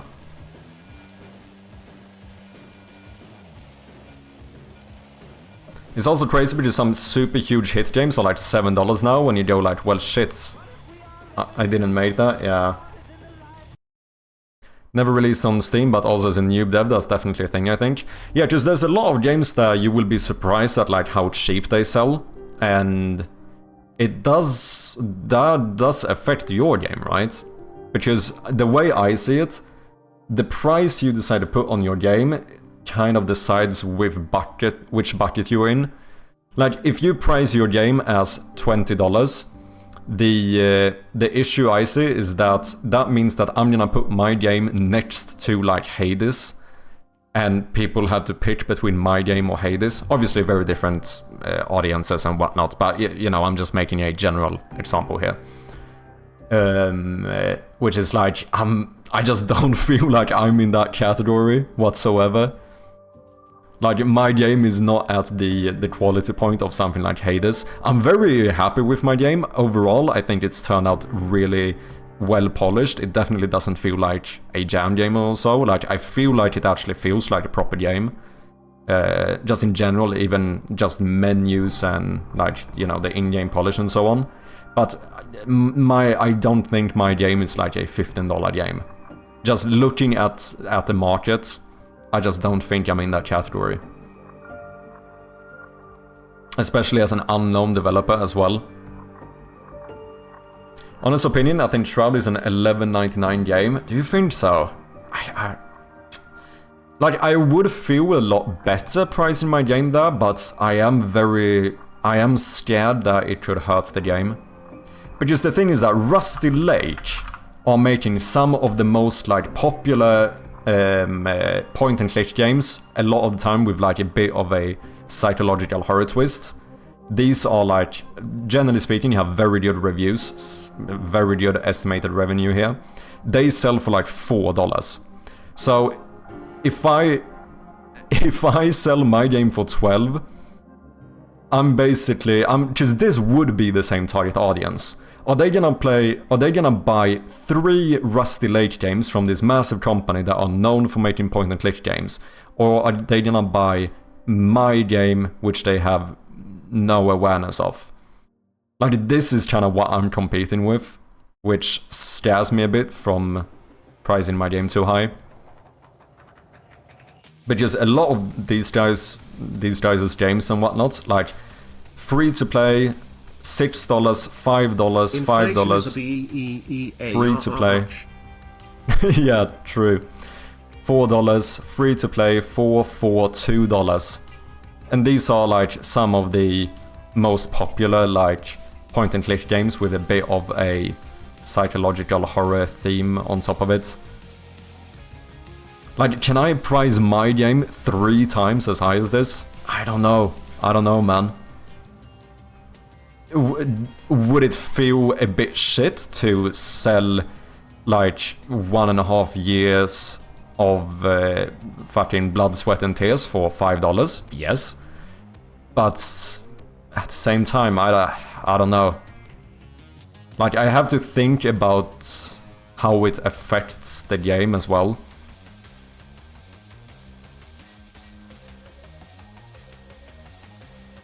The rule is that you can put up a sale, but you can't put up a price hike. Well, you can increase the price. I think the only penalty is that you get like 30 days where you can't do a sale if you increase the price. However, you can decrease the price. I think without penalty. I go through and price out all your competition and find the average and use that as a base. Yeah.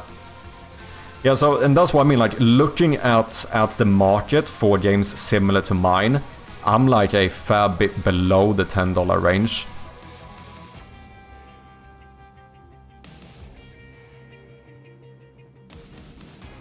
SteamDB updated to 1 online, is that you? I think you definitely can. Your game is much more charm and aesthetic polish. Yeah. I mean, I do feel good about my game. The question is just whether that's gonna be the case for the general audience. Are they gonna think that? Just not to like completely fucking take your arguments away or whatever, but there is a potential that you guys are a little bit more biased here, right? Because you know me as the developer. Like, that it is something that I have to take into account a little bit. Like, in general, I think it's more likely that you guys will think that my game is worth more than the general audience.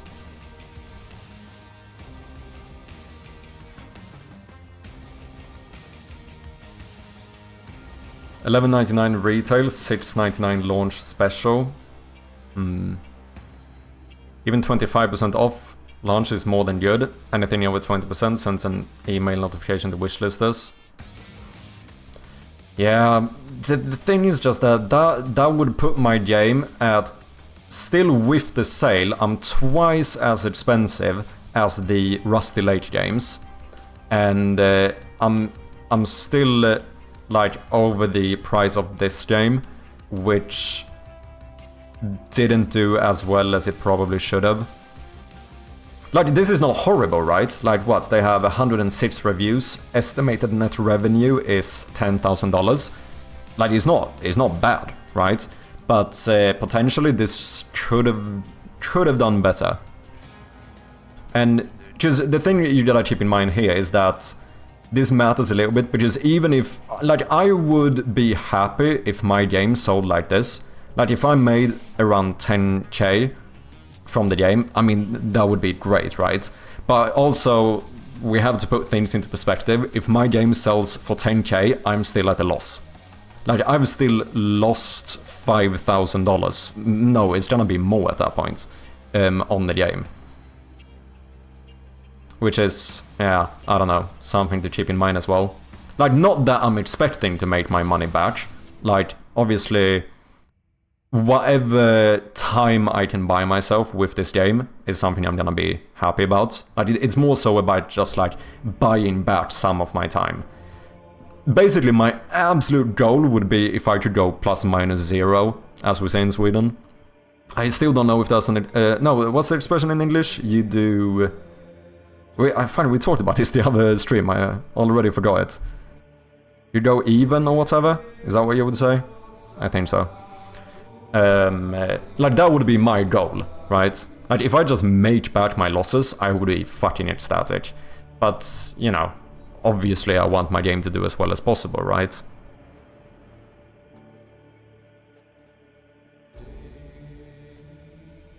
I think your game looks way better than this. Cheers, man. Yeah, I'm just... It's so tricky, man, because I have to think about whether that's what the general audience would think as well. Pricing Shroud at $11.99 or $10.99, even $9.99 is more than good. 25% launch discount would be even better.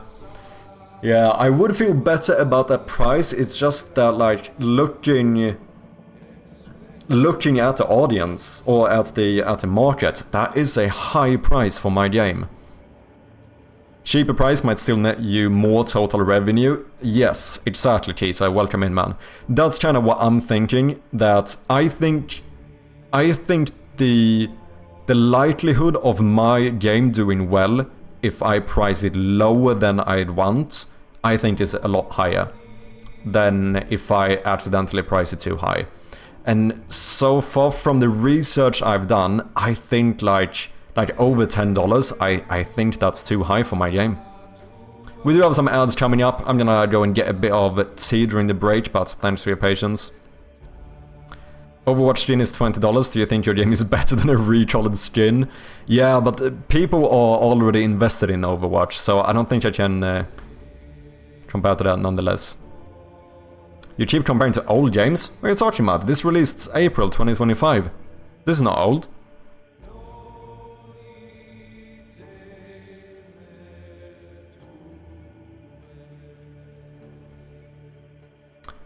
Shouldn't worry about the cost per hour gameplay.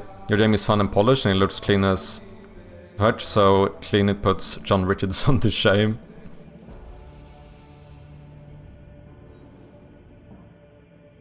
Oh shit, you're the developer of Shroud of Gloom. That's true about bias, but the only reason I came here personally was because of the game to begin with. And I don't watch every random person who posts a game. Yeah, I mean, I guess that is a point too, Boomtrout.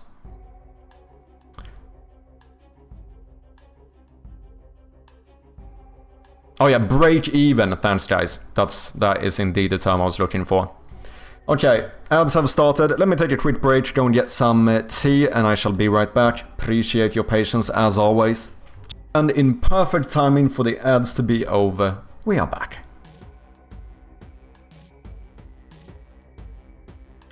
I just met you through... I see countless of indie games and indie devs. I wouldn't throw myself behind most of them. Add it to mobile for free, then Netflix will buy it. Rusty Lake is a known quantity, and the repos is missing all the charm, polish, etc. But, like, isn't the fact that... Oh, like, what do you mean by Rusty Lake is a known quantity? Because the way I see it is, like, still, like, that's somewhat what I'm competing with, you could argue. And, like, the fact that they are more known, kind of, I feel like that just puts me at even more of a disadvantage.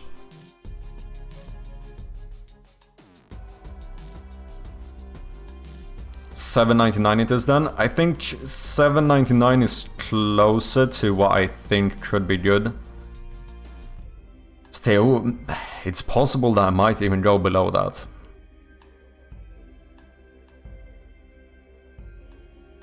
The game will keep on selling copies every year, so earning minimum wage is only a matter of time.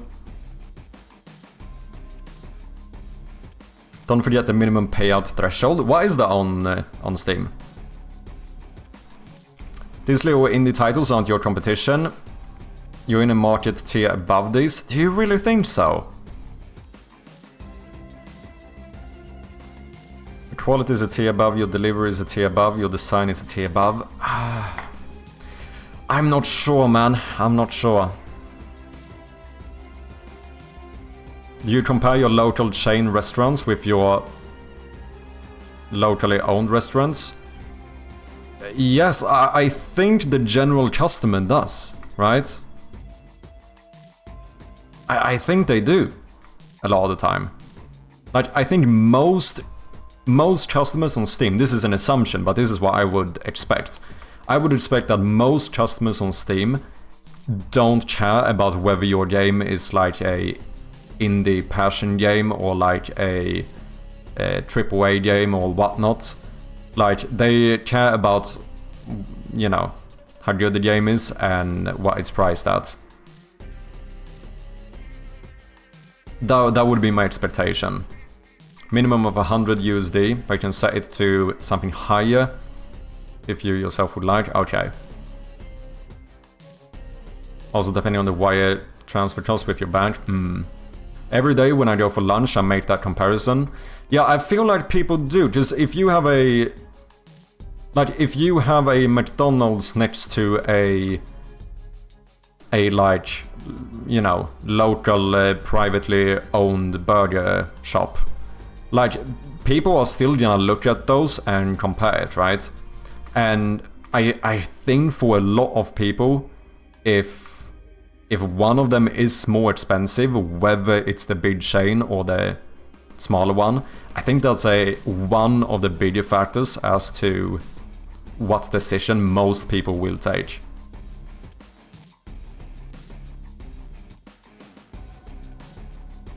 Yeah, but when you want quality or novelty, how often do you think I'll go to chain?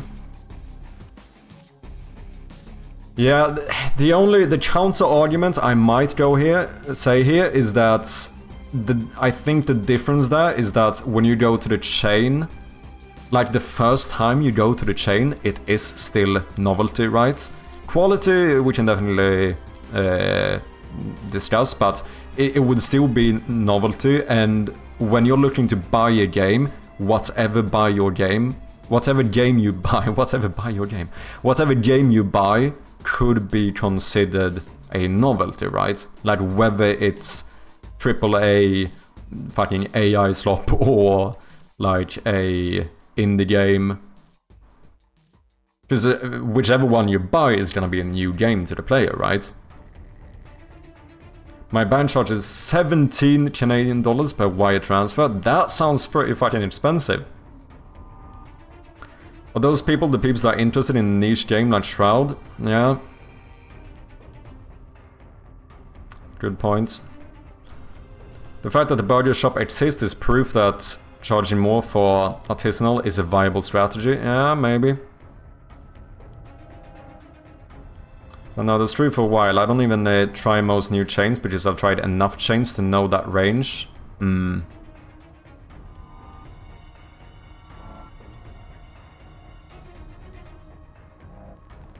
Yeah, it's an interesting topic. It is. I think pricing my game is going to be a difficult thing. No matter what, whatever kind of range I decide on, I'm probably still gonna go a little bit on the lower end of that range, because I just think it's I don't want to underprice my point too much, or underprice my game too much, because I think that could hurt the game. But I think it's more risk involved with overpricing it. That's my current thoughts on it. I'd say $6.99 minimum. I think that might be, because at that point I would still be a bit higher than the Rusty Lake games, but I'm lower than this game. Please stop talking about burgers.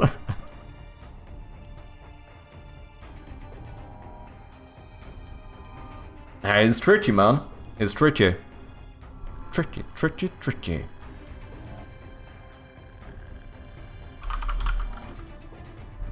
Wait, can I find the...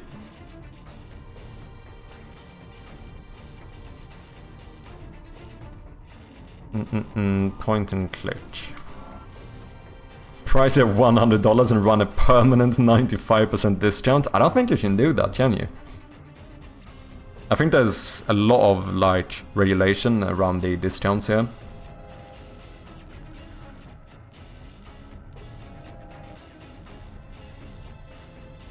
I mean, this game did fucking well.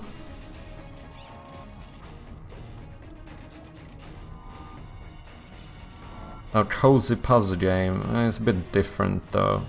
7.49. Very positive.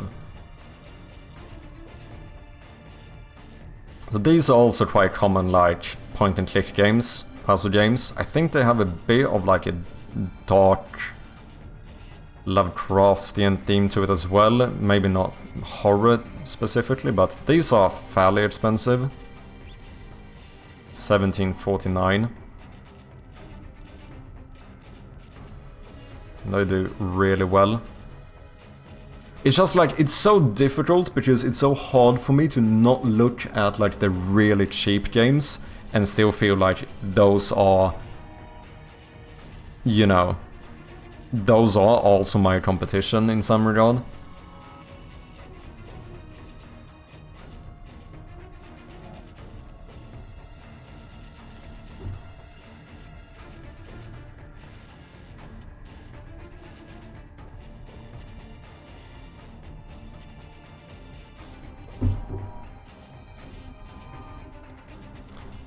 What's that new Five Nights at Freddy's game? Didn't they recently release a new one?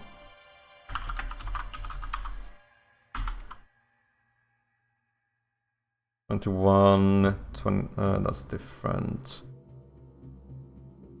Those are... But this is obviously a bigger like series as well. Yeah, just these are like AAA priced almost. Double A at least. But I more so feel like I'm, like, if you take like Five Nights at Freddy's, I'm more so competing with the first one. Obviously this is really old, but that one is €4.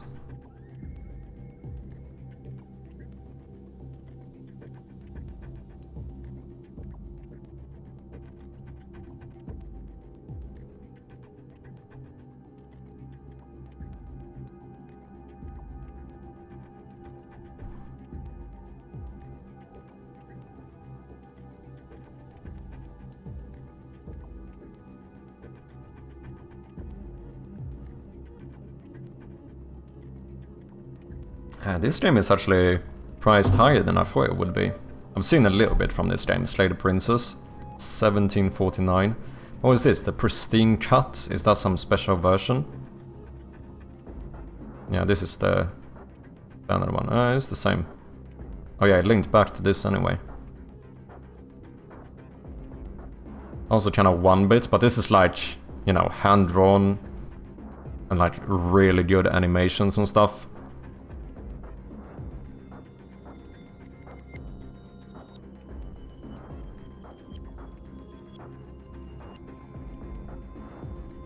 This one did really well. Psychological horror. And they are selling it for $2.99. To be fair, this is episode 1. But then again, like, then the question is, how long is this? Because even though this is just one part of it, this might be longer than my fucking game.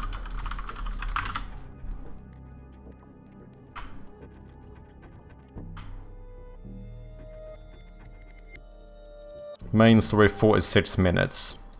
Okay, so my game might be like double this, maybe even a little bit more. So if you would go for playtime or dollar per playtime or whatever, it would basically... I would double this, I suppose.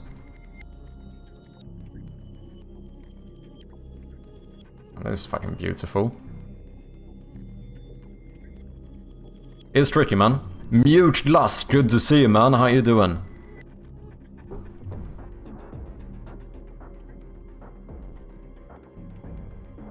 I mean, your options are to underprice like Hollow Knight, or overprice and see what happens and maybe do a sale. I mean, a sale I think we should do no matter what. Then you can certainly talk about like how big the sale should be. But yeah, I'm very much in the school of thought that I think overpricing has a lot more risk involved than underpricing. What did a Hollow Knight sell for?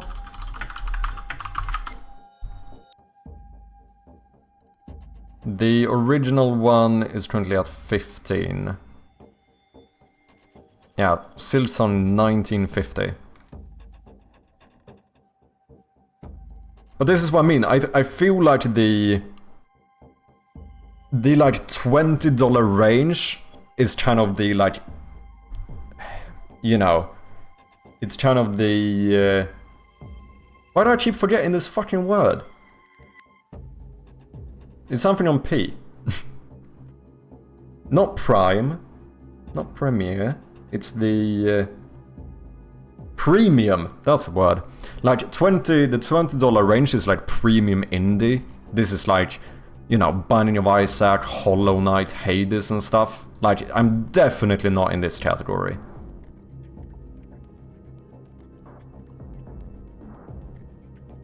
And then of course you have the current AAA, which is like $80, which is fucking mad.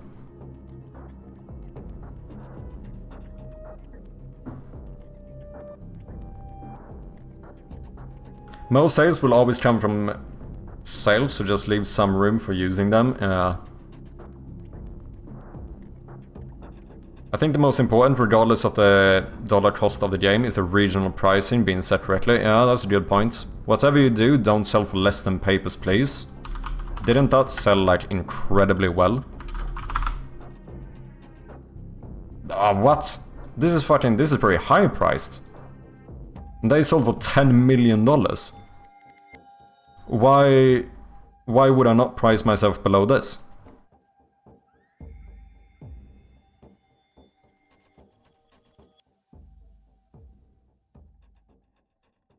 In a sense, but in the same sense, every game on the market is your competition. Yeah.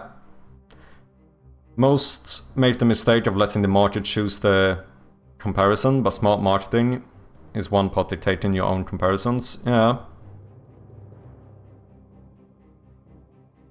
Do you know what the game will be priced at yet?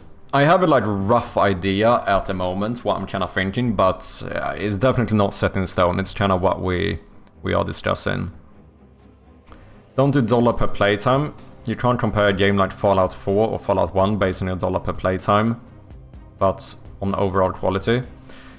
I think for some games, dollar per playtime still makes a bit of sense. Like, if you have a 1 hour game, I feel like there's a ceiling on how much you can charge for it.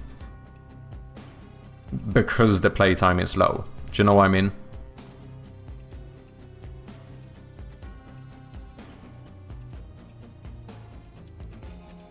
Premium indie would be like Clair Obscur.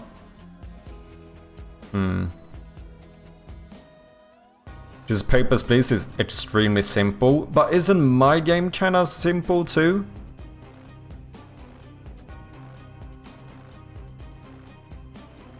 I mean, I guess there's a bit, maybe there's a bit more variety, but Like, the general concept of my game is still fairly simple. And I think, like, this is a pretty high price. Not, like, emotionally, for, like, if I would look at, like, what I would like to sell my game for, to feel like I'm being paid fairly or whatever. But in terms of, like, looking at the market, I think, like, around the $10 price point and so, I think that's pretty high for my game.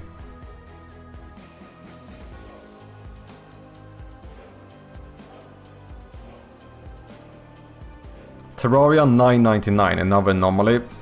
Pricing is like catching lightning in a bottle. Your game has a lot more mechanics. Does it? And how many mechanics does my game truly have? Like what? Click to go to a new room. A couple of close-up puzzles. Like, it's not like I have a shit ton of mechanics either. I don't know. Yeah, that's what I mean, like in Terraria and like... And this game being as big as it is, I feel like if anything, that is kind of an argument for why I should not be above this. Rage me up, welcome in. Set the price to 500k, sell 2 units, become a millionaire. You know what? Might work, you never know. Has he been trashing his own game for 2 hours? I guess maybe. Well, it's not really that I'm trying to trash my game. Like, I feel very... I'm very proud of my game, to be clear. But, like, at the same time, I still feel like I have to try and be realistic about, like, where my game is in, like, the general market. And I feel like putting myself next to, like, premium indie games and, like, really well selling indie games and stuff is...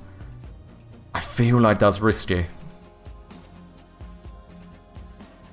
How much net revenue would you be satisfied with after, let's say, 1 year? Like I mentioned before, my dream would be to break even. So if my game could make maybe... I don't know, if I would make like $17,000 or something, that would be like the proper... like, I would be incredibly happy with that. Like, would I be happy with 10k as well? Yes. I mean, I would be happy with 5k, but at 5k, I'm still at a really big loss. So, you know, like, you know, I want to buy back as much of my time as possible. That's kind of the goal. So, like, in reality, it's not really about, like, me just wanting to make money for the sake of making money. It's that money is time for me, right? The more money I can make from this, the more games I can make, the longer I can continue streaming for you guys, you know, that kind of stuff.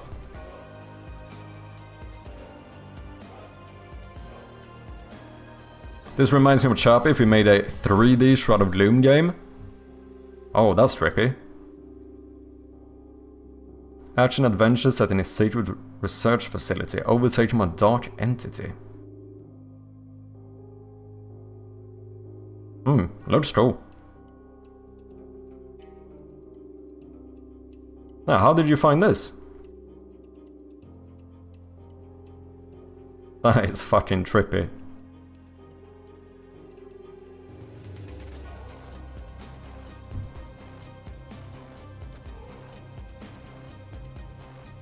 Most people bet on building a field of dreams. They do next to nothing for pre-launch and post-launch marketing.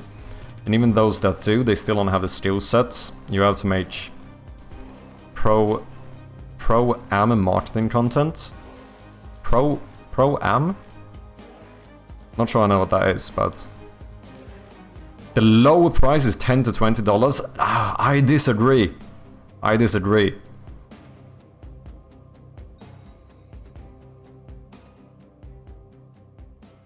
There's too many games below the $10 price point that are still really good games.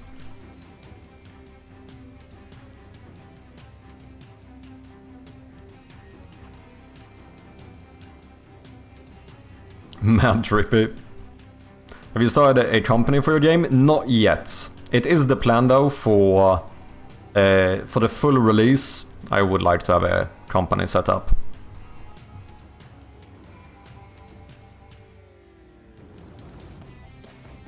I'm also annoyed your game isn't on mobile, but I can't do anything about that. I don't think my game would do well on the mobile market.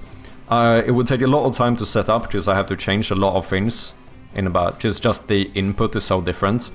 And then it's also the fact that you almost can't charge money on mobile. Everyone expects games to be free on mobile. And on top of that, I have to pay, I think, to even be on the mobile market. As far as I'm aware. I don't know, I don't feel like my game would do that well on mobile. And like, I'm not gonna stop putting ads in it and shit.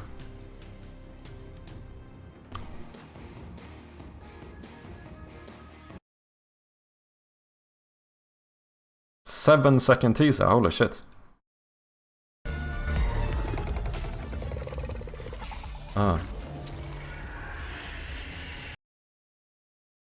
Okay. Very abrupt ending, but you know what? The game does look kinda cool. What? Where am I?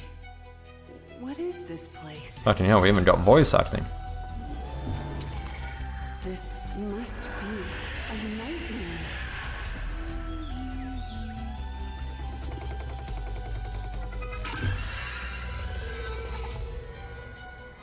Looks pretty fresh.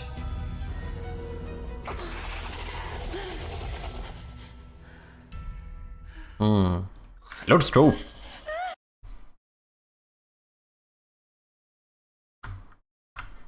In case someone wants to check it out.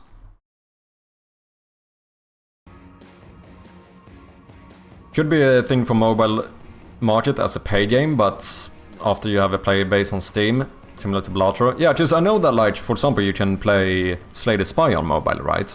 But I think, as you said, I think the big thing there is that there's a demand to play the game on mobile. Like, if I just, without a proper player base, if I just started selling this game on mobile, I don't think it would sell well. Because people are so, like, reluctant to buying games for mobile.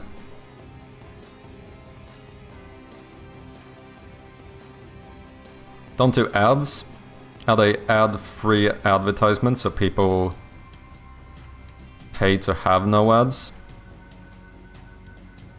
Chappie's movie was better. Pro-am is... oh, professional amateur, okay. It's like one tier below professional, so like one tier below premium indie, okay. Chappie, how many mobile games do you own? Like one, I think. Maybe two. And I haven't paid for either. I mean, it depends on what you consider a game as well. I would say at the most I would consider myself to have 3 games on mobile. One is chess, one is poker, and one is old school RuneScape. And I haven't played either for ages. Genshin, Nikki, and chess. You know what? One was correct. Like, most of them are not even installed. I just still have them in the cloud or whatever.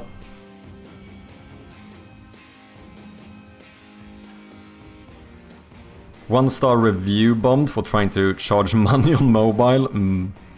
Yeah, I don't know. I just feel like also the competition is just way higher on mobile.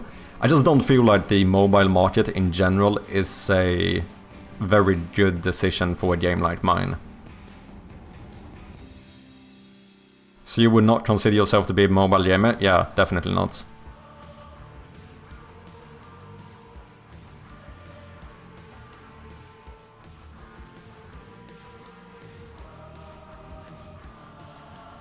Yeah, I wouldn't say I'm like a typical mobile gamer. Like, have I played mobile games? Of course, but yeah.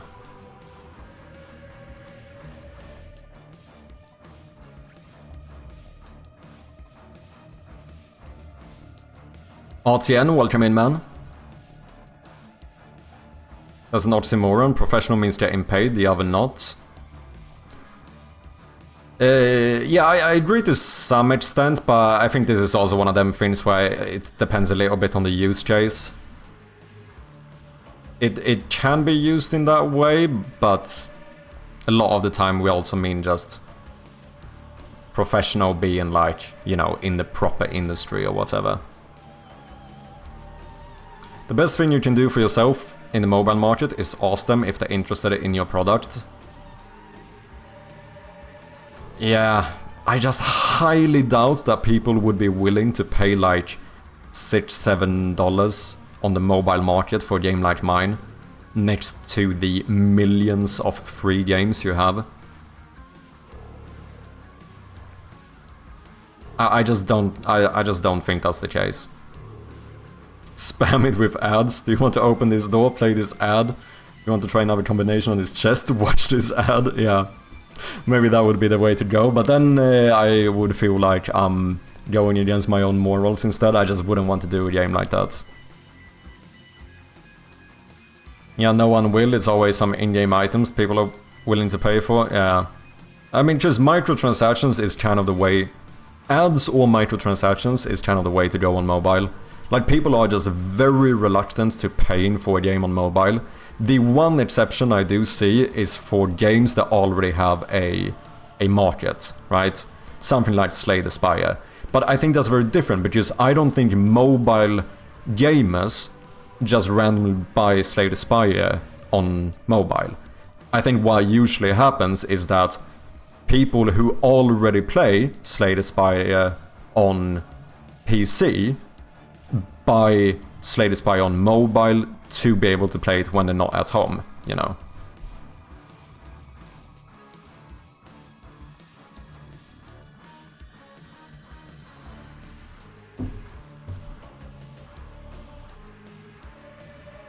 Yeah, same for Minecraft P.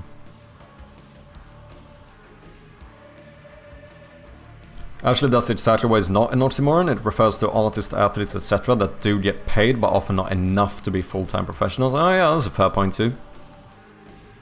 Some of them break into full-time professional and others fail to make the cut. Yeah, because it is one of them difficult things, like, am I a professional game developer? I feel like you can make the argument, but I also very much feel like people might get the wrong idea from it. Do you know what I mean?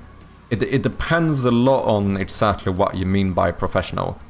Like, am I currently technically getting paid as a game developer?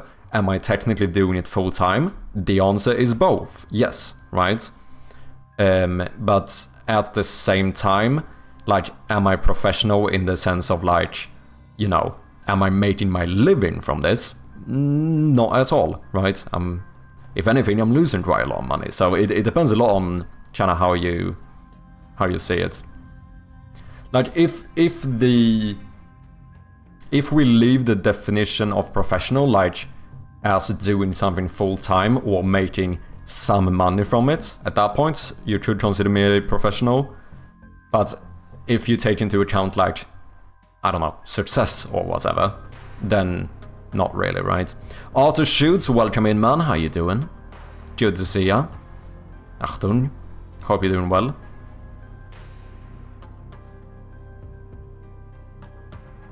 So we agree the game will be 0 to 20%. What do you mean, Blue Blue? 0 to 20% what?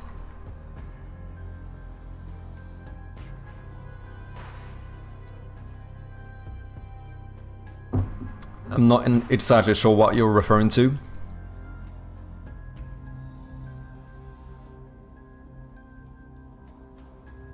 And look at this, like, The Room. This game sells for $4.99. To be fair, it is from 2014. Well, I wonder what they priced their new games at.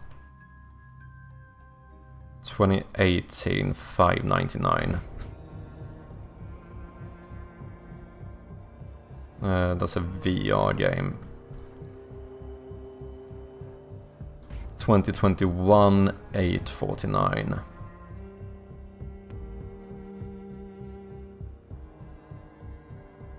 Blueprints $29.99, but this I would consider this to be like premium indie as well.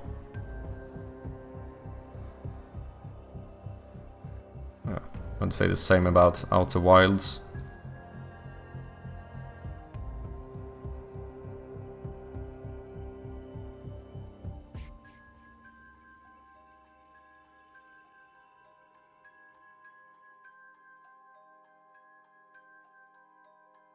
Damn, I was looking a little bit for streamers yesterday. I randomly started browsing through this category of No, I'm Not a Human.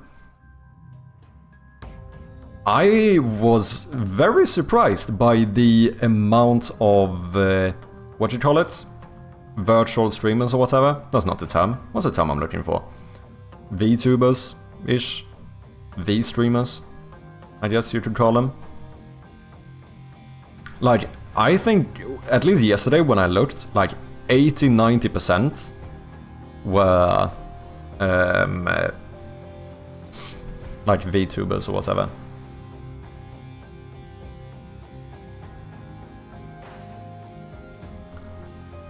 Oh, dollars, not percent. $0 to $20. Yeah, if that's the only range, I would agree.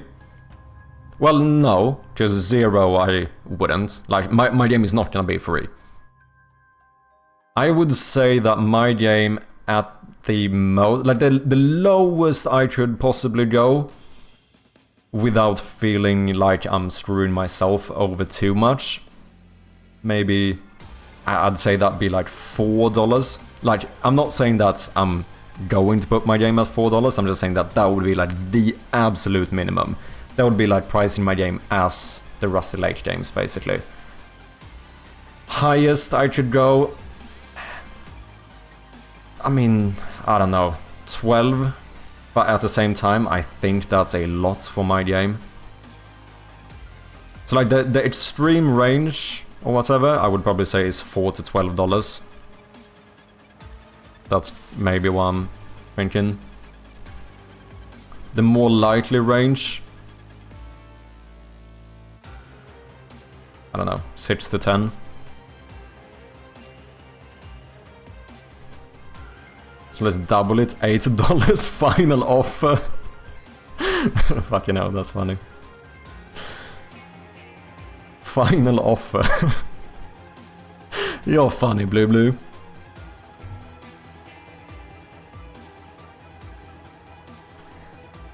Maybe, but I'm still hesitant on even on 8.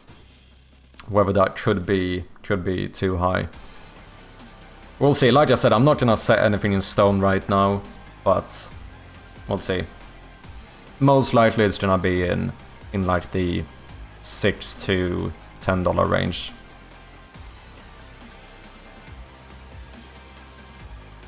Probably on the low end. $5 for every year of development. $10? I think $10 is high.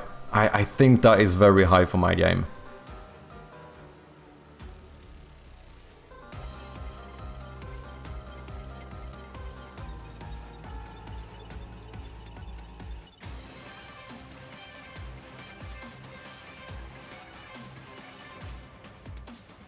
I just have a hard time seeing it, like, because $10 for me, that feels like, okay, I'm gonna be in the same price pool as like Terraria and like Papers, Please, like these hugely successful games. And at the same time, I'm gonna like more than double the price of like the Rusty Lake series, which is like one of the most popular point and click series.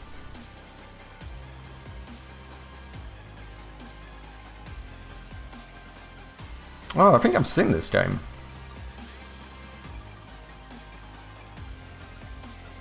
I've seen something from this game.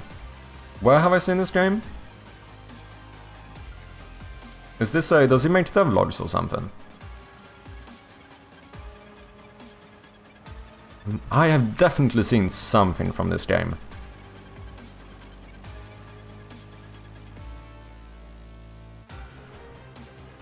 Look, I'm just saying, for a myriad of reasons, I don't believe most indie devs have the kit required to find full-time success, whether it's programming, art, design, marketing, discipline, dedication, financial struggles, or anything else. 90% of the time there's something major holding them back.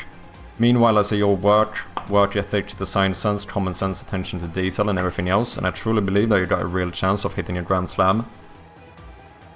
I definitely don't think it's impossible. I very much think that my game could do well. It's definitely not guaranteed, right? It never is. But I think it could do. I think it could do well.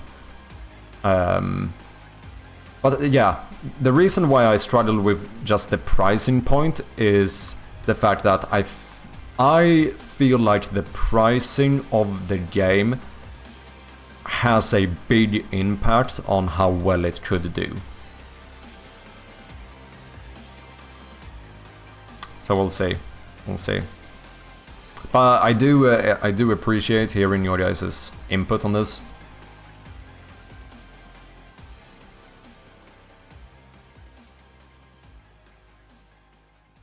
Oh, Jin, I didn't see your message until now. Let me know if you're still here.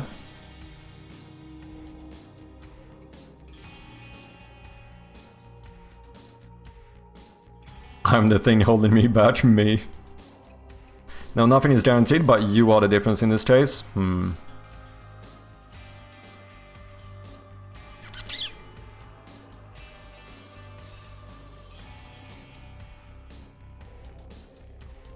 Can you sort by price on Steam?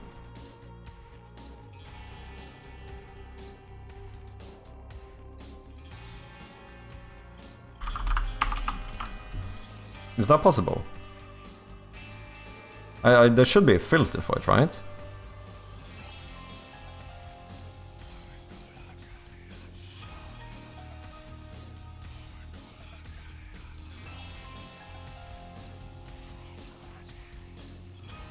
Can I not like filter for pricing? Oh, price. I was just blind. Let's do under $15 in the horror category.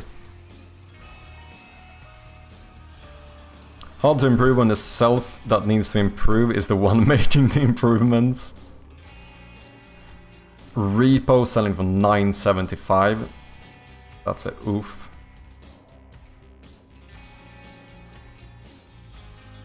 That is like I just don't feel like I could price my game above these type of games.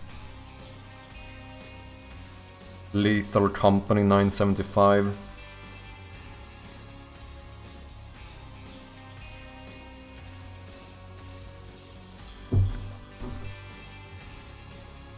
Escape the Backrooms $8.19.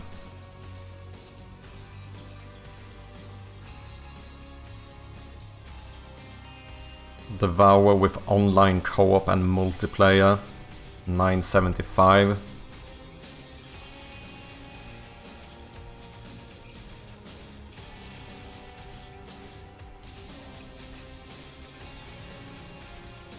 What is Path of Exile free to play? Has he always been? Raid Shadow Legends.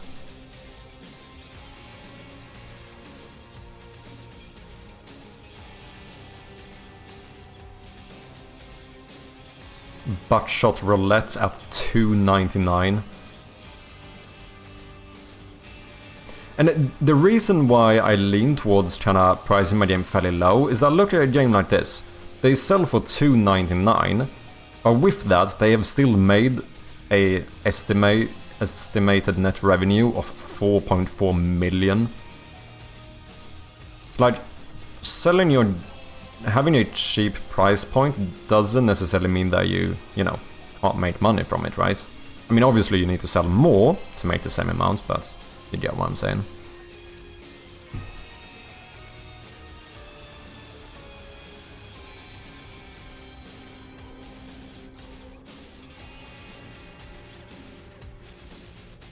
Yeah, always they have cosmetics and quality of life mats. We cannot compare to Buckshot Roulette. Why?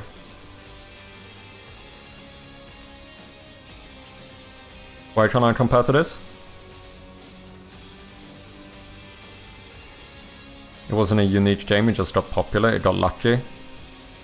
Shouldn't I make the argument that all games that do well got lucky in some regard?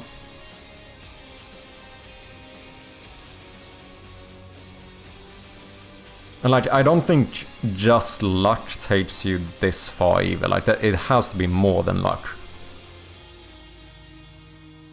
I want a plugin. Do you use Firefox?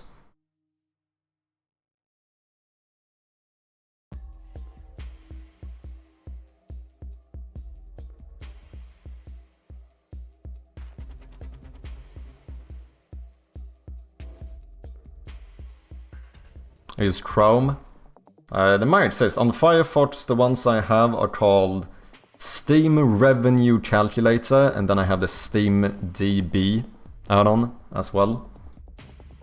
So one gives me the estimated revenue, the other one gives me like the amount of followers and stuff, which is good too, because then I can estimate the amount of wishlists they have. Buckshot Roulette was a fun little game. Markiplier played it, and I tried it because of it. They went viral on itch already. People were queuing up to buy the Steam version once it came out. Damn. Did you guys know that Amesis is yet another game developer on Twitch.tv, working on his game Shadows of Tuonela, which you can both wishlist and request access to at the very moment. So go and check it out if you haven't, people. Support our fellow developers, as always.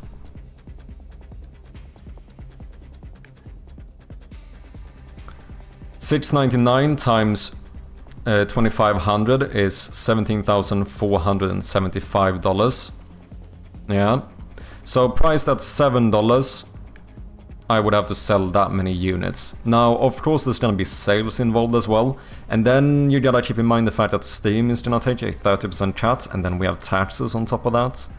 So technically to break even, I would have to make even more.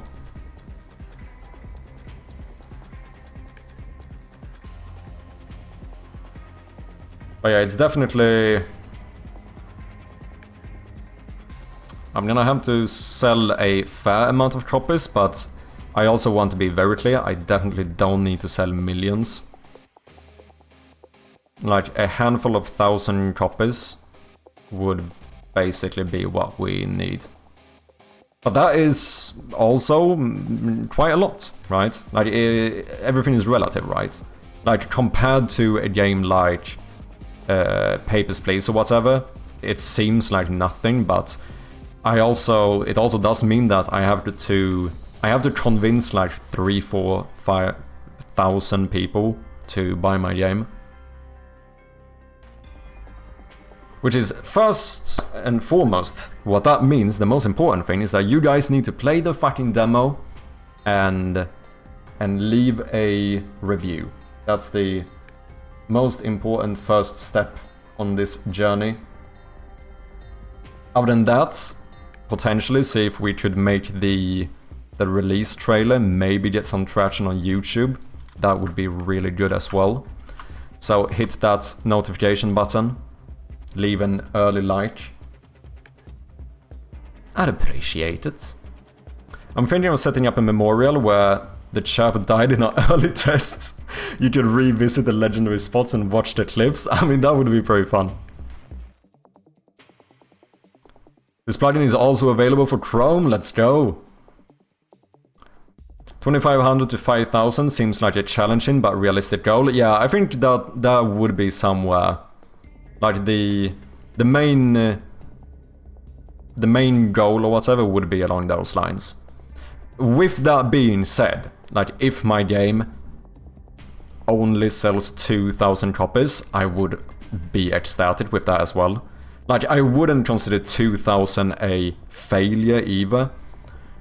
But yeah, if I wanna break even, then it would be something along those lines.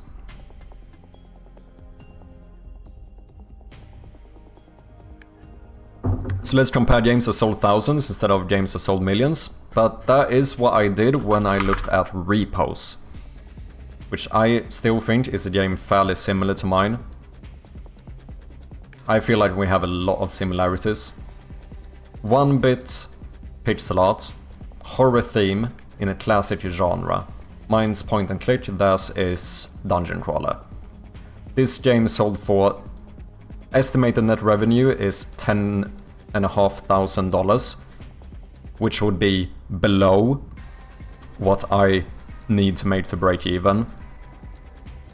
And they priced at $779. So this is the game I looked at, where looking at their sales and their price, you know, kind of the theory I take from this is that I should be priced lower than this.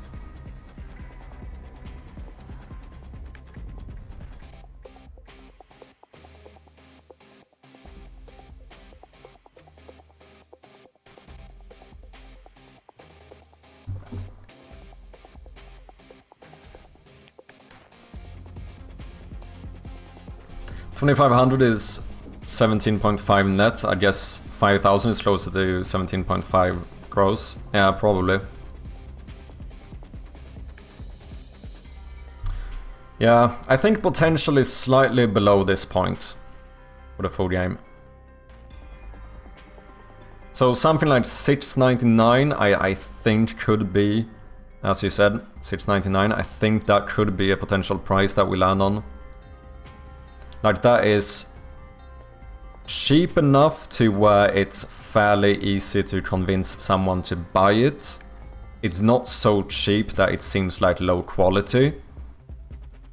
But it's also is not cheap enough to where I feel ripped off selling my own game.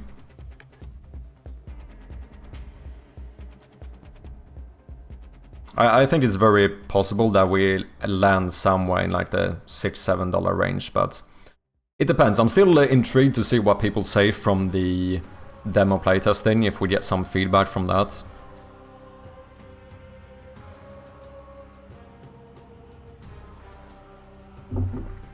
How long have we been here? 3 hours? Holy shit, I am good at chatting shit, aren't I?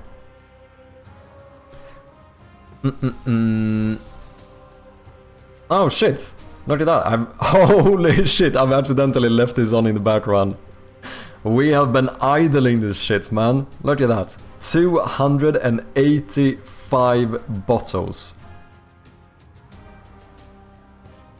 We're getting all the monies.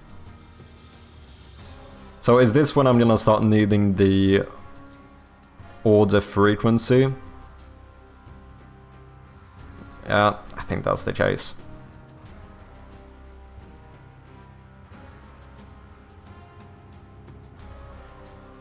Okay, we're gonna start playtesting now, basically. We need to find more content creators.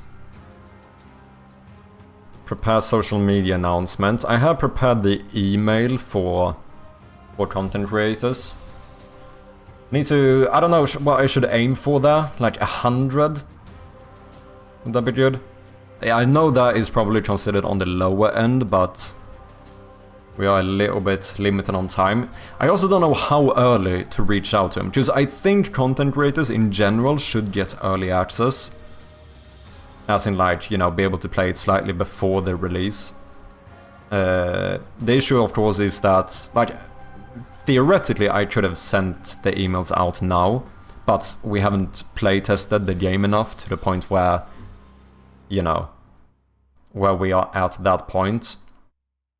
But I think at least I need to start reaching out to content creators like a couple of days before, at the very least. I think even earlier could be good. Schedule English demo trailer, that is done. Schedule the Chinese demo trailer is also done. So trailers we're all good on. We found a localizer for Italian, that's very cool. So I think we might even be able to have Italian ready for the demo release.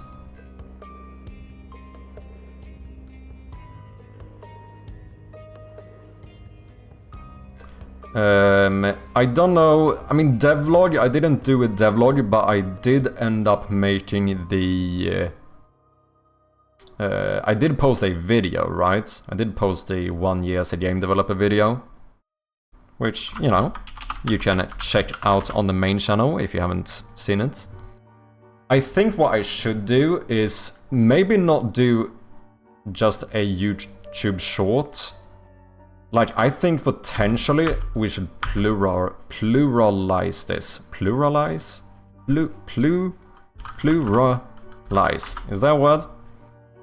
Forced to become more numerous. Give a plural form to a word. Yeah, Pluralize. Pluralize. Like, I think potentially actually posting a couple of shorts up to the release could be good. Because it doesn't even have to be specifically like, you know, the entire thing being like marketing the demo or whatever. I think potentially even just taking some of the like top tier clips from Twitch and maybe just adding a little call to action to wishlist the game or play the demo at the end could be good. Because the good thing about like short format stuff is that it is like fairly easy to get a decent amount of exposure. Conversion rate is probably worse than on a long form video. I actually don't think you can link on a YouTube short, which is a little bit annoying. But I think it could be good. Like, I think if I posted a couple of shorts on my main channel, I could probably get another extra like 5,000 eyes on or something on the game. So that might actually be worth it. Since I'm feeling pretty good about where we are right now, I think I could have time for that. Well, make like... if I manage to edit together like maybe 5 shorts or something this week, and then we can basically kind of post one every day next week, something like that. I think that could be a good thing. Should get some extra exposure.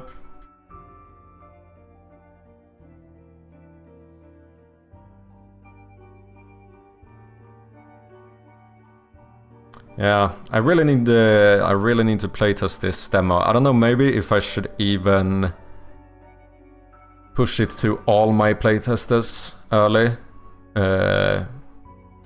since we are a little bit short on time. I think it's good to do playtesting in batches, but most likely everyone won't be able to play it straight off the bat anyway. Yeah, maybe. Because even if I let all of my playtesters do it now, then I still have more playtester applications on the form or whatever. So could always, if I feel like I need more playtesting, always, or after the initial one, can always add a few extra ones. Just tried repos, I like it. Yeah, I did play the demo on stream as well. I think it seems like quite decent game. And that's what kind of scares me a little bit, because I kind of feel like it should have done better, if you know what I mean.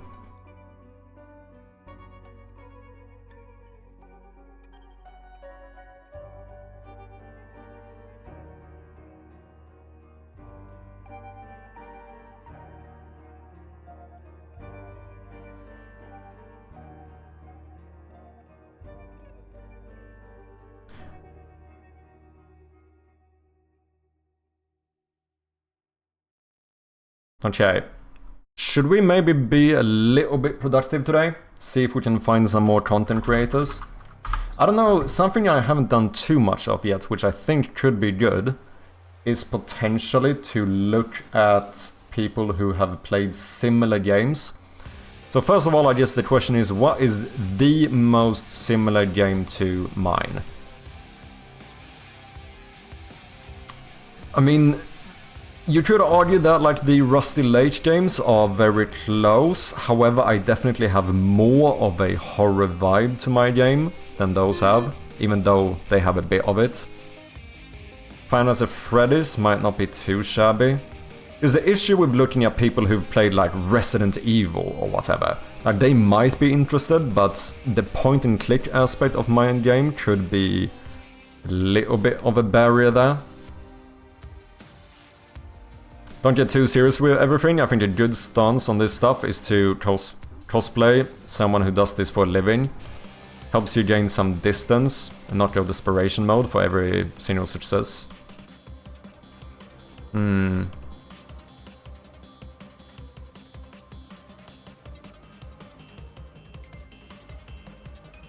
mean, cosplay someone who does this for a living.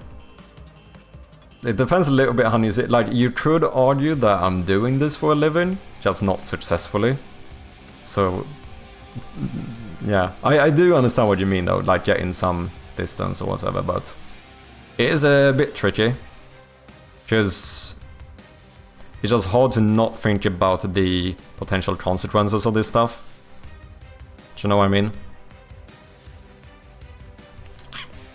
But yeah, we definitely can't go too deep into it either, or whatever.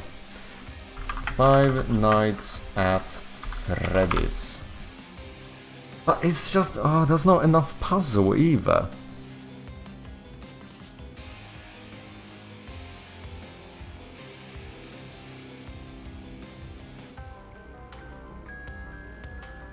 Something I've been starting to realize lately is I'm surprised at the amount of YouTubers who don't have contact emails.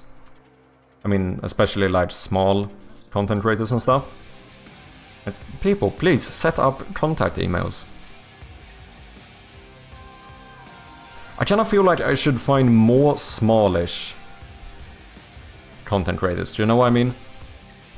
Sorry guys, we do have some ads running. Okay, let me take a short break here, and then we'll see if we can maybe find a couple extra content creators. Appreciate your patience as always. And we are back. Appreciate your patience. Let me catch up with chat.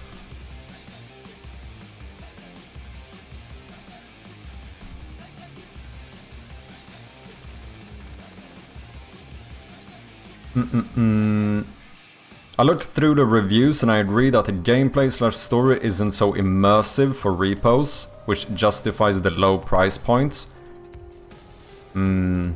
That's interesting, Blue, because I think the way I see it, does that not justify a lower price point for the game?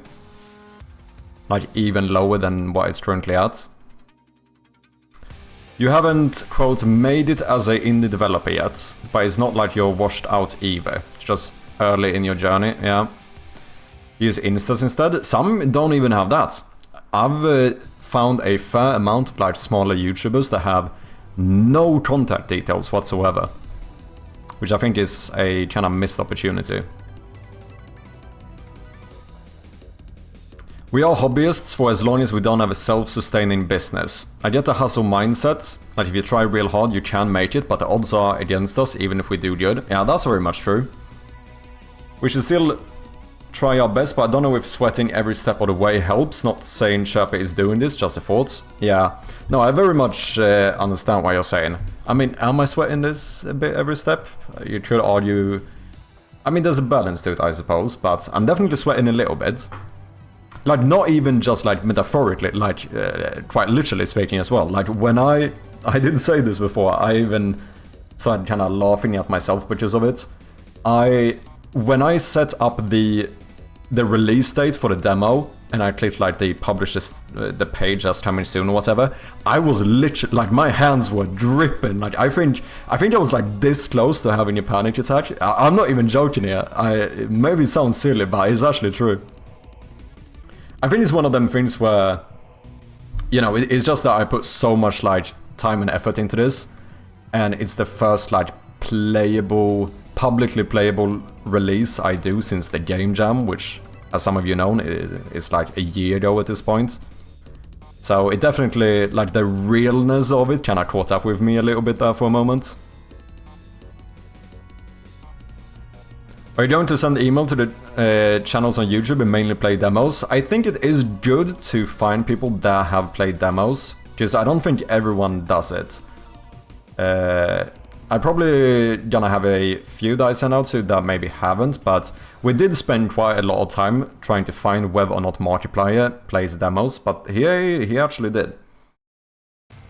If anyone has good YouTubers that you think would fit for Shroud of Gloom, or Twitch streamers that is, definitely let me know. Whether small, medium or big. I think I'm almost even more interested in like smaller or medium-sized creators, because I think it's...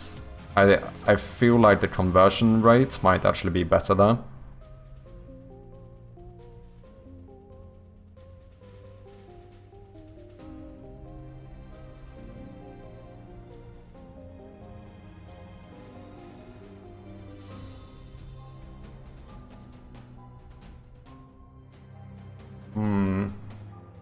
Yeah, this probably doesn't fit.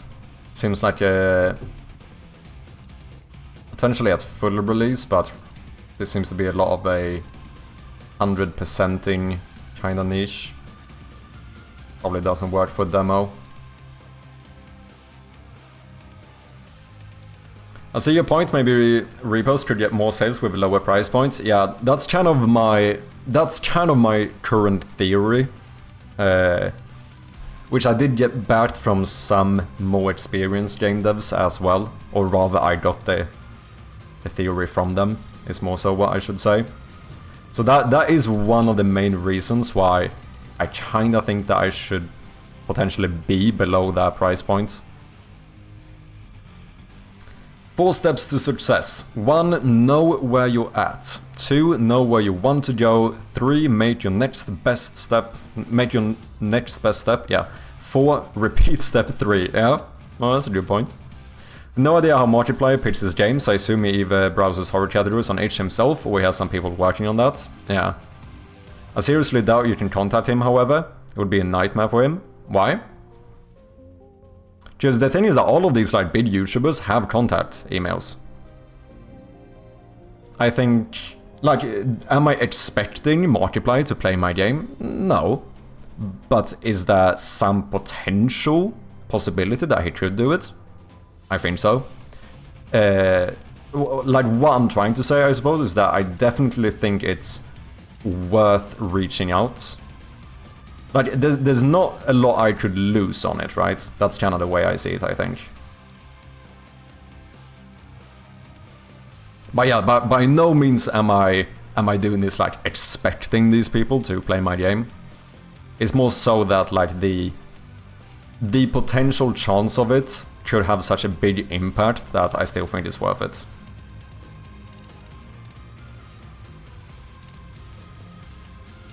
The bigger they are, the more likely they have standard processes for this type of stuff. Yeah, I think what that a lot of the time means is that they might already have someone handling their contact emails. I still think it's worth it. Once again, I'm not saying it's likely that they would actually play it.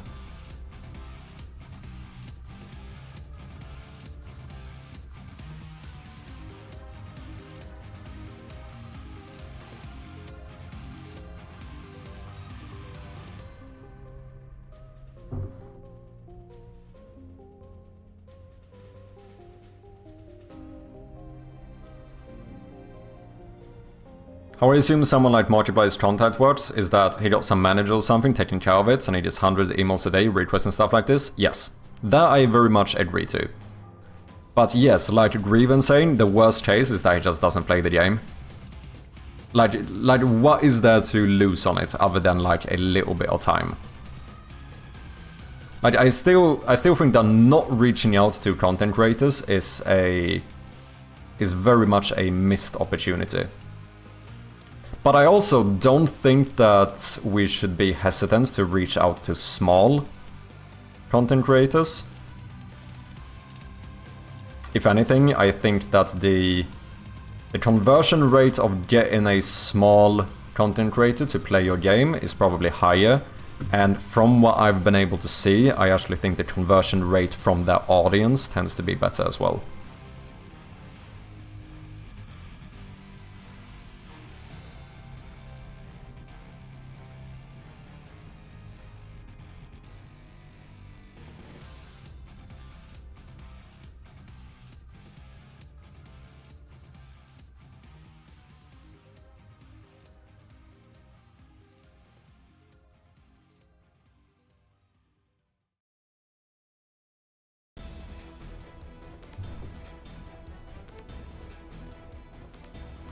People who would love your game, I think, are FGV, Alpha Beta Gamer, Two-Headed Hero.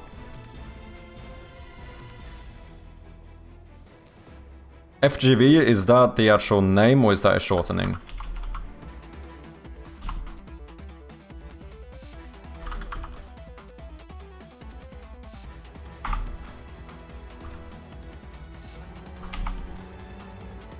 Yeah, I did have some other ones here. Press Heart to continue.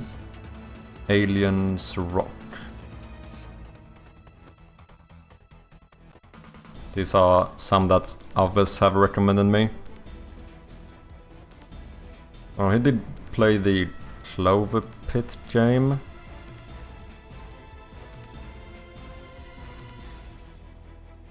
Okay, we have some puzzle games. I think Clover Pit has a bit of a horror vibe to it. I don't know if it's like a conventional horror game. To be fair though, a big part of my game is the puzzle aspect of it. Baba is you. I really wanna do like a proper playthrough of that game at some point.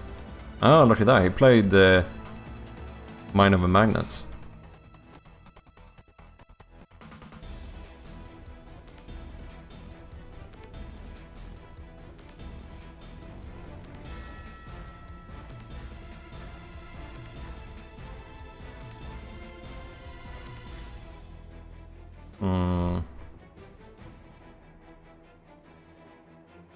I don't know. Oh, I played every Rusty Lake game. Interesting.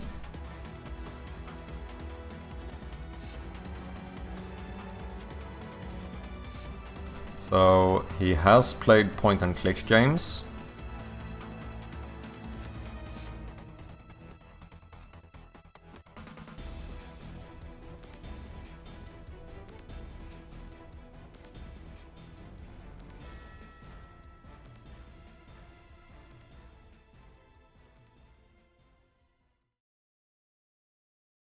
Looks like it could be some type of anomaly game, possibly.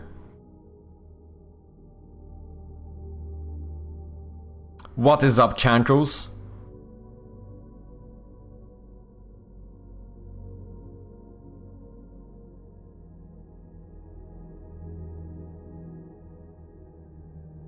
Building the list. This is a... Peter took me around 25 hours straight to do. Damn. Even build tools to help and still took forever. Yeah. Like, I think like the difficult thing really here is just finding the ones that seem to be a good match. Because obviously the more they fit, the higher the chance of a good conversion rate would be. Both for them to actually play it as well as for the audience. I did play Buttshot Roulette as well. I don't know too much about that game, to be fair, but it did play Rusty Lake, which I think is a... It seems to play a lot of puzzle games. He's played point and click, he's played puzzles, he's played a few games with like horror themes. Don't know if they are like proper horror games. The community to a marble race. Let's do it! Let's do it. I actually think we need to do 2 marble races, because I think I have completely forgotten about the first one.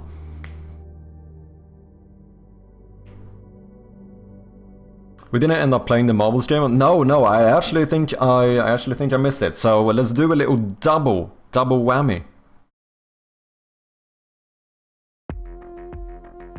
Why did you not open? There we go. Let's start Nymph. Since you were the most recent redeemer here, do you have a pick on the first map? Got down to 5,000 channels and then manually went through all 500 channels. That went down to around 500. Interesting. So have you reached out to these already, Thornity? Teleporter? Let's do it. 1 marble default, 2 for subscribers. Sure, let's do it. Exclamation mark chat in... I can't fucking speak. Exclamation mark join in the chat if you want some marbles. And as the new tradition is, we will of course make a little prediction here as well, whether or not the challenger Nymph will win. So if you want to gamble some challenge points, go ahead and do so. The prediction has started. Reach out to another list before this expanded list of about 75 content creators. I'd say about 10 got back to me. That seems like a pretty good conversion rate. How many played it? And did you send Steam key immediately? Or is getting back to you the part of getting the key? Just curious here. Just let me call Knugen again. Yeah, unfortunately we Swedes can't bet channel points. So far no one has bet. No one is confident at the moment. We have a bit more than half of the prediction time to go. No cocky people. Arthur, welcome into the race as well. 10 out of 75 sounds like a fairly high conversion rate, to be honest. Oh, it was for the demo, no key needed. Cade covered it, and he has done plus 300,000 views. That is not too shabby. Have I seen your game, Thonity? I can't remember straight off the bat. Sorry if I have. And I've forgotten it.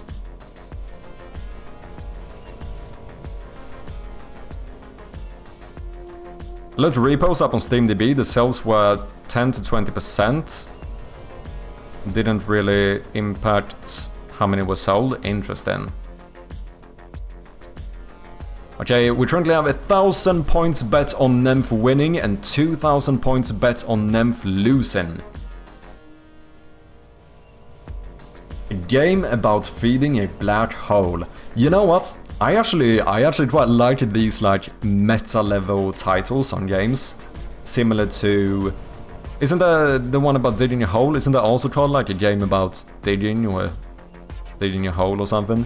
You also have a difficult game about climbing. Like this type of naming convention, I actually think is a pretty decent one.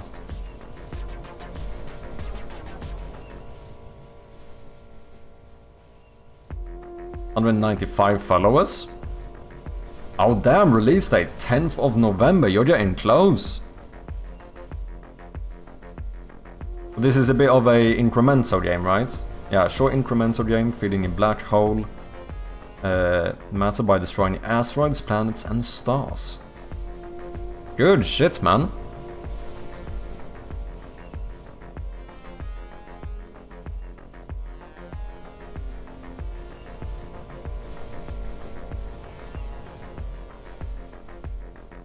Ah yeah, you're in the next fest too. Best of luck. Let me wishlist the game. It looks good, man. There's a link again, people. Support our fellow developers, as always. Wishlists are free. Like, I missed the prediction. I was trying to win more points. Damn. Oh, 7,000 wishlist? Damn, that is high. The wishlist to follower range is... You definitely have a high amount of wishlists. Almost all of that in the last 3 weeks. When did you publish the demo page? When did you publish the demo, out of curiosity? GG, man.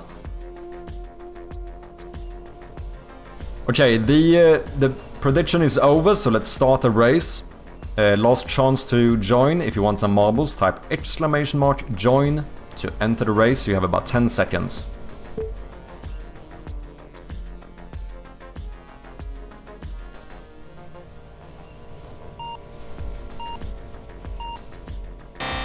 Here we go. Ooh, a few people got caught by the fan. We have quite a lot going into the spinners here. The double Amisis in the lead. Oh, one of them did get kicked out though. We have Remax, Arthur, and Amisis first into the Plinko. Ooh, Arthur took a good route there at the end, first into the whooshes, but does get surpassed by none other than Saxidak. Ooh, Arthur just kicked out of the spinner there as well, losing a bit of time. We do have another teleporting section here, which does catch Saxidak. But he manages to get through, bouncing on the invisible obstacle, and ends up being the winner. Second place we have Arthur, then we have Cankles, Rematch, Arthur, Amisis, Subsidac, Nymph number 8, RTN number 9, and Amisis in 10th place. So, unfortunately, the challenger Nymph did not end up winning, which means that we had 3 believers and we had 3 non-believers. However, the non-believers were more confident. They did bet 73% of the channel points, and they did end up winning. So with that, we're gonna complete the prediction. Booyah, let's go.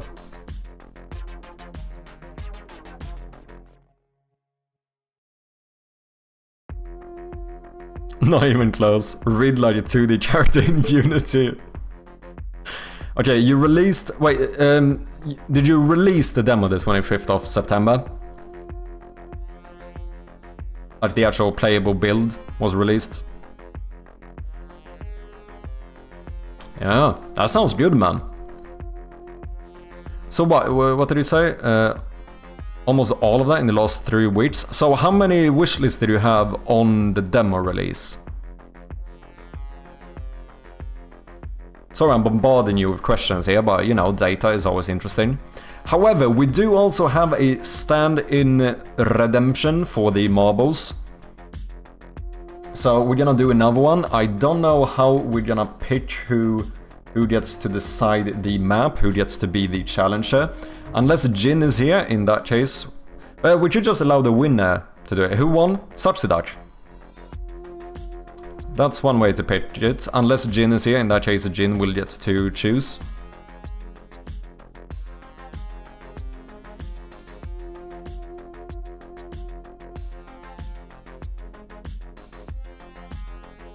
Maybe 300 to 500? Damn. That's really good. I hope I can have half of that success when I release mine. Good job, man. Sounds like you nailed it. Good timing for the release as well. I know Steam has a fair bit about momentum. I realized a bug in this game, by the way. You can actually zoom here when you're still in the menu.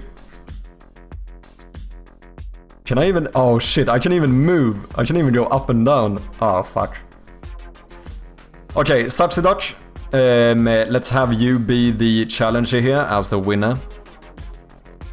Can we predict you will be able to? Teleporter. If I get to, you wanna do a repeat of the teleporter? Let's do it. Exclamation mark, join in the chat. I should have just restarted. I should have checked maybe map first. Oh well. But that does mean you have to once again type exclamation mark join if you want to enter the race. And now as the stand-in challenger, we're gonna have Subsidac. So a 2-minute prediction starts right now. Go ahead and gamble your points, ladies and gentlemen, if you wanna have a bit of a gamble.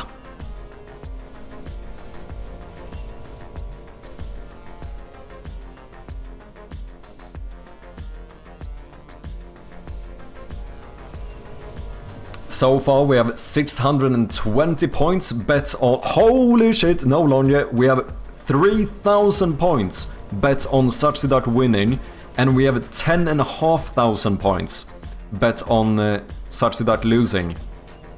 The money is going up here. Ronin, good to see you, man. How you doing?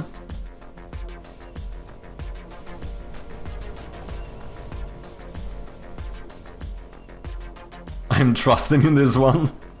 Let's go. I almost bet and didn't join. Can I bet with Swish? Of course. I'll send you my number. You can Swish me. Yeah, let's do that. No, for legal reasons, we will not do that. I am not charging money. This is not a gambling website. Just, you know, I don't. Fine. Speak to my lawyer.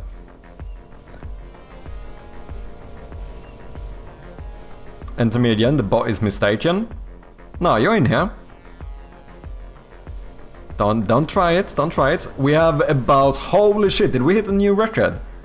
We currently have 36.6 thousand channel points on the non-believer side.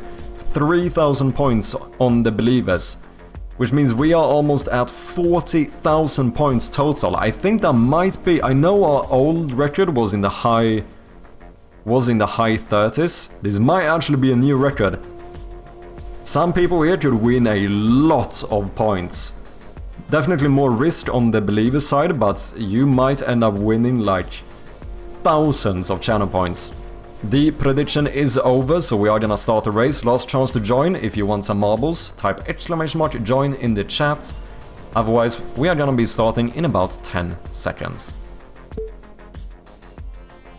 Doing okay, thanks. Having lunch now while watching you. Hope you're fine too. I am indeed. Good to have you running. Hope your lunch is good. I need double chance. That is only the case for subscribers, unfortunately. They do get a little bit of an advantage, which Subsidic is one, so we actually do have 2 marbles in here. Edu, welcome in. Thanks for the follow.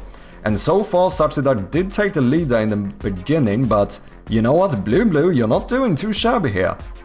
Oh, Thornity took a pretty good route, but oh, this is so close. Thornity, first one into the swooshes. Subsidic is in here though. Almost takes the lead. Great Grievance ends up being first into the spinner. Subsidic though, currently second place, is doing pretty good. You know, the second teleporter could turn this around. Grievance does get caught, whereas Subsidic falls right through, and holy shit, he actually ends up winning. That is gonna be like, what was it, like 36,000 points spread amongst the believers. Holy fucking shite.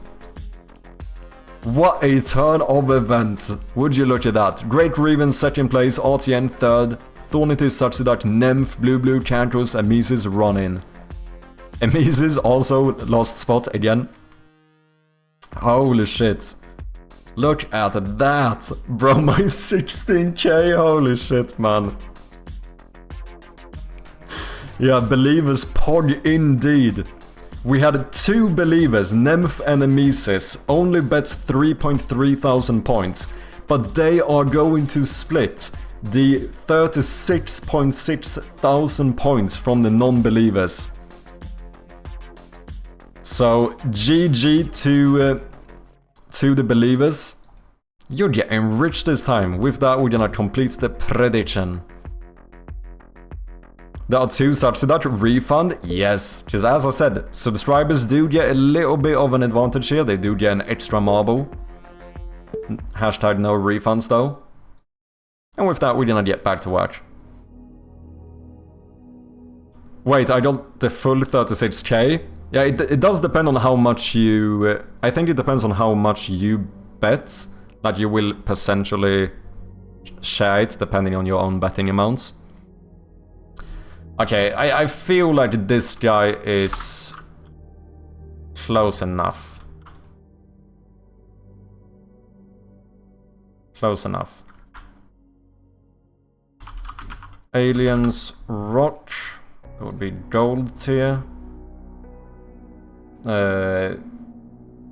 Just variety. Didn't really play horror, but...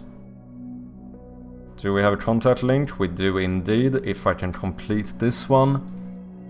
Only 9 things that you can only do a certain amount of these per day or something on YouTube. Okay, what was the other one? Press heart to continue.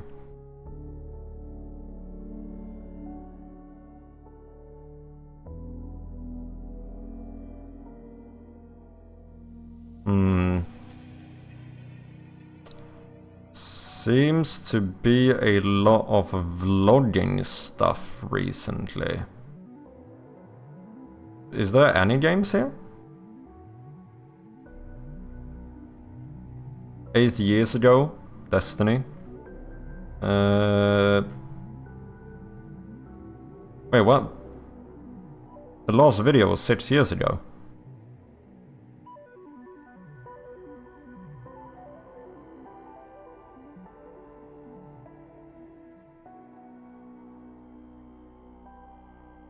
They do stream though. Next fest.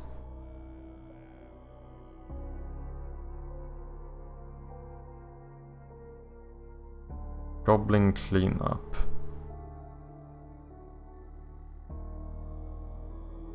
Yeah, they seem more active on Twitch.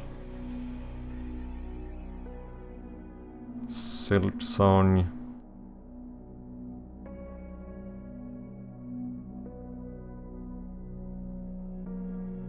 That looks like... Is that Undertale? No. It kinda looked like it. Hmm.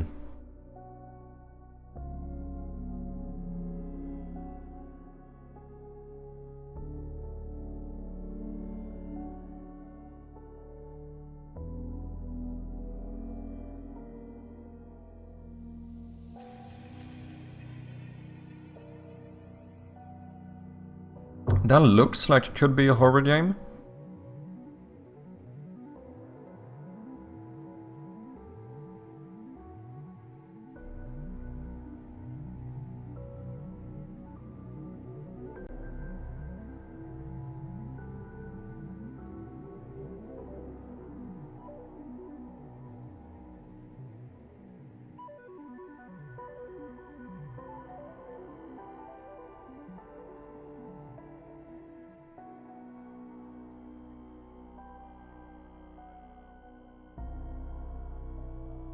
Okay, separate VOD channel. Daymare Town.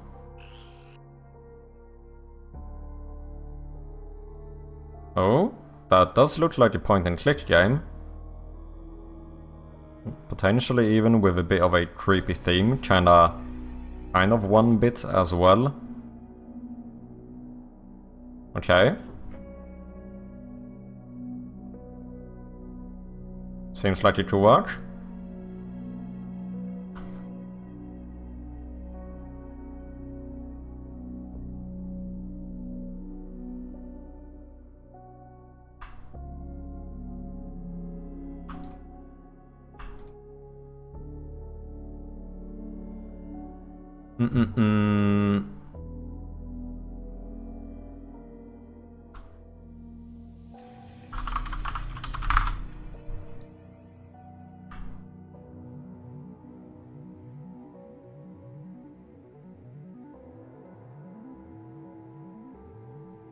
That's taking a long time to load.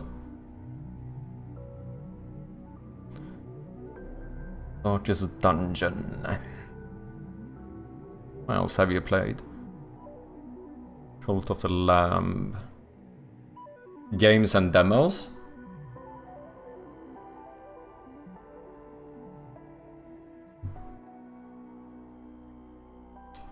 Not a lot of horror stuff, but...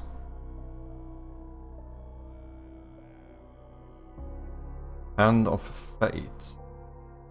Let It Die, and that looks like it could be a horror game.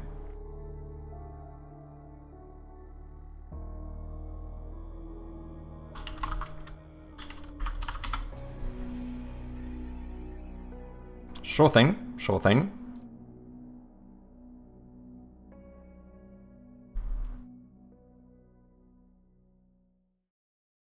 Early night for me, good luck. Thank you very much, Remax. Thank you for hanging out and have a good night, man.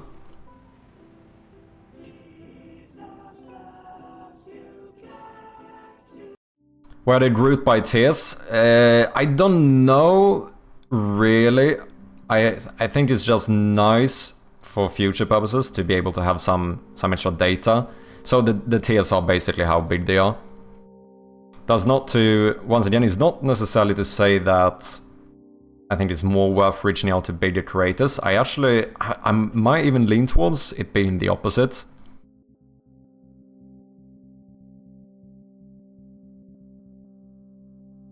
Foolbox, what is up, man? How you doing? I found a game you should contact to make a bundle. Really? What game?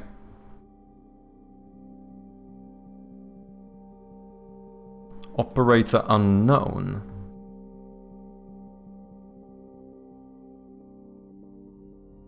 $2025.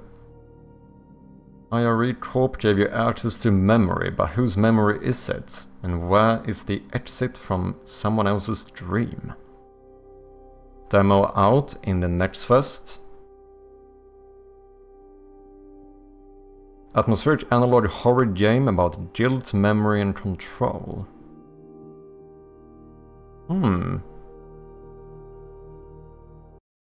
Looks like kinda 1-bit-ish pixel art horror.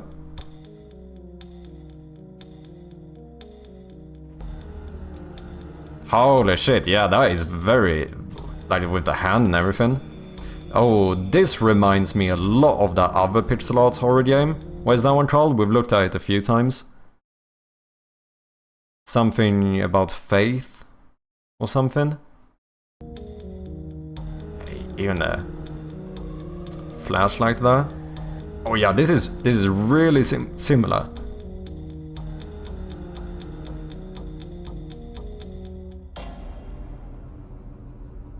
Operator unknown.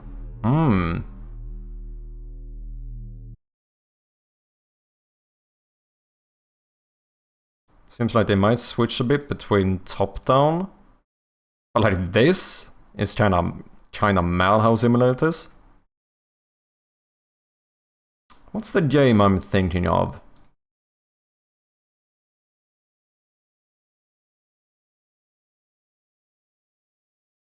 I think it's called Faith something. Okay, I'll definitely keep an eye on this. Oh, is it called just Faith? Oh, that's funny.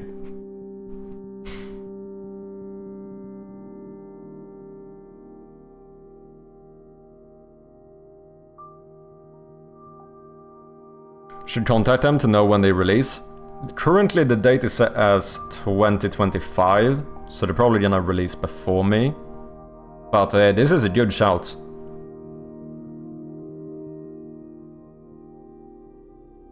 Yeah, it reminded me a lot about this one, right? Faith, the Unholy Trinity. Like the general style, kind of the switching between perspectives, the animation style. Oh damn, it even starts with text. Similar as well.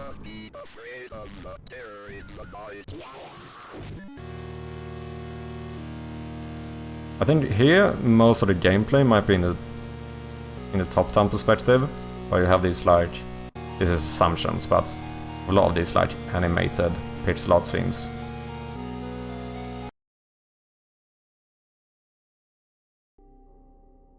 Thank you very much, Fullbox. Who is yet another developer on Twitch.tv. Go and check him out if you haven't. Make sure to check out his newest game, which I have not updated in the shoutouts. Scope Creep. Another incremental game. Just browsing Nextfest and stumbled on that. Nice. Go and check it out, people. Have you seen the newest incremental game, Fullbox? I think that might be a game that you want to make a bundle with, to be honest. I definitely think it's something worth considering. Have you heard of the new popular upcoming incremental game? I feel like I think like everyone has heard of it, right? I think it's really popping off. Talking about Arimus game? No. I'm talking about Chirpy Bath Water Emporium, where you can skim bath water to get bottles that you can sell for money.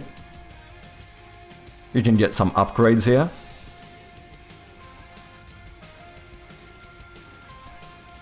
More droplets per click. Let's do it. Oh, we have another order. 10 bottles for 300 coins. You know what? I'll take it. I'll take it. Could increase the order value as well. I feel like this potentially would be a game that you should do a bundle with. Just I think this is really gonna pop off. This is like, you know, the incremental game of the year. Isn't that already a water bottle game? Is there? Oh, 420 bottles. Yeah, I definitely see what you guys said before. The bottleneck kind of becomes the queue. We need more order frequency. 1200. Oh, wait, is this enough? No, 1252. One more order.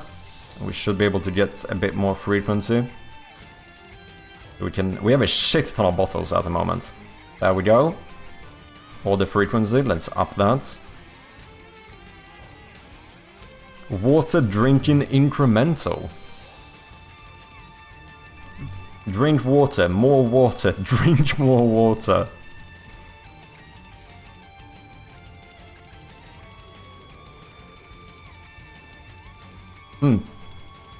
Not too shabby. Maybe there's a bit of a water bottle incremental game trend going on. You never know. Yeah, not too shabby. Not too shabby. Are you gonna reach out to the content creators, Fullbox? Did you make the Bathwater game? No, Bit Casual made it. I think Bit Casual said he kind of vibe coded it. Shared it in the Discord the other day. I told him like he needs to make this into a proper game, man. 2,000 points or coins for the next order frequency. To be fair, they have a quite large effect though, -5 seconds spawn time. I don't know what it starts at, but getting better.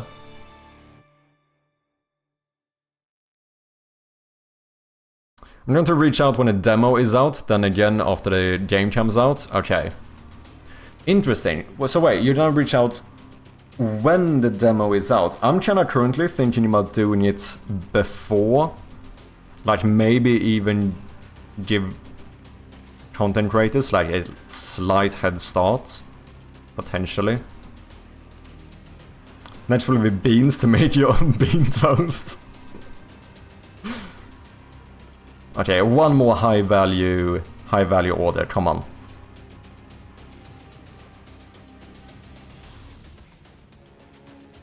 How though, is your game ready? I'm playtesting, we are starting to playtest right now.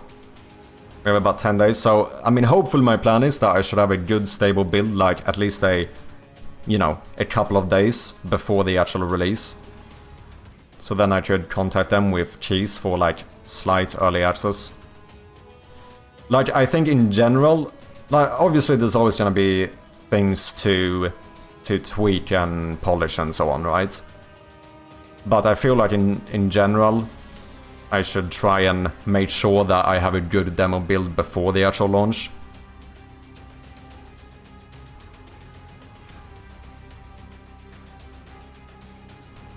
How do I playtest? There is a link below the stream where you can apply. I used to have a command for it, but I think that's broken since I switched bots. But if you check under the Shroud of Gloom panel, there's a link. It's always good to send before, but you need to send them keys for the demo, right? Yeah, exactly. But I did that like as soon as I got the demo page up, I sent a request to Steam, so I have like 100 press keys or something for the demo. So currently my plan is to at least maybe reach out a couple of days before the release of the demo. I think potentially it could be good to do it even earlier, but it does depend a lot on when we've done... Like, I'm feeling pretty good about the current build we have, but I want that... Like, I feel like I need a certain amount of playtesting before I can reach out to anyone. Because I don't want to have, like, the fucking content creators be, like, the first playtesters of the demo, right? Like, obviously it needs to have a pretty... It needs to be in a pretty stable state at that point.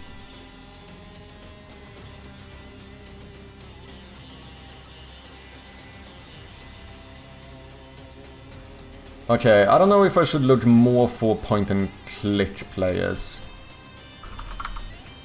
Maybe some Rusty Lake stuff, potentially.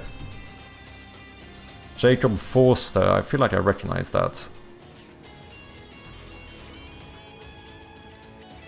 Yeah.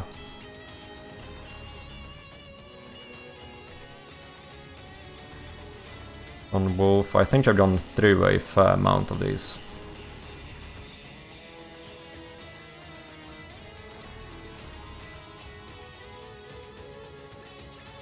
The issue I find on YouTube is that it's so easy to find these really big ones, Game Grumps and so on, but I really want to reach out to a lot more like small and medium-sized.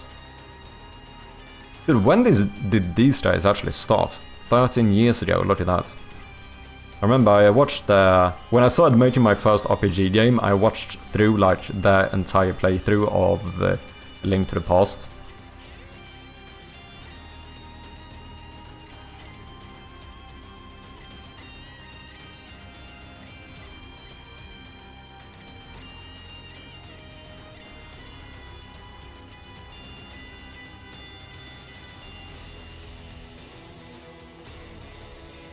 Eh.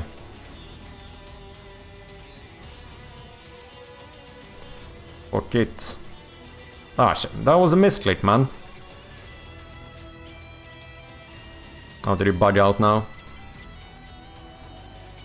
Anyone know any smaller creators, YouTubers or streamers who play either horror games or point-and-click games?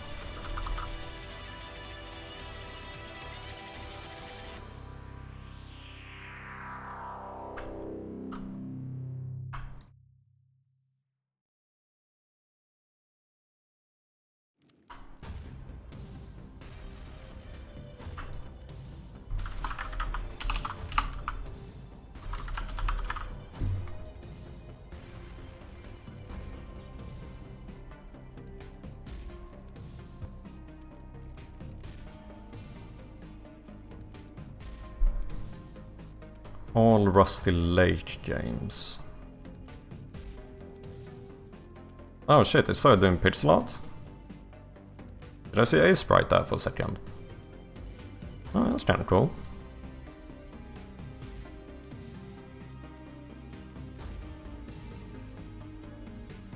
Like, I feel like I'm starting to have too many, like, really large creators.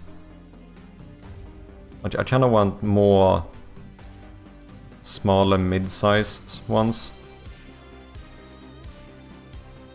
As far as I've been able to tell so far, from the very little research I've done, it actually seems like smaller, like the audience of smaller content creators tend to have even better conversion rates. You want them all, the more the better. Yeah, I agree. I just feel like it's very... Right now, the scales tip very much towards the like biggest creators, which I think are just gonna have potentially have a worse conversion rate from the audience, but obviously way more exposure. But the biggest thing is that I just think it's less likely that they will play it. I think it's potentially easier to convert smaller ones as well, which I think still could convert well into plays or wish lists.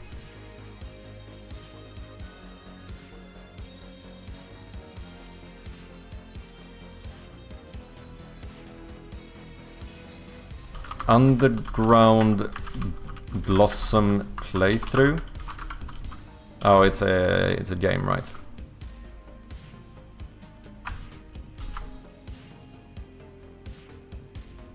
Could see Squid's playing Shroud. He's pretty big. Yeah, maybe.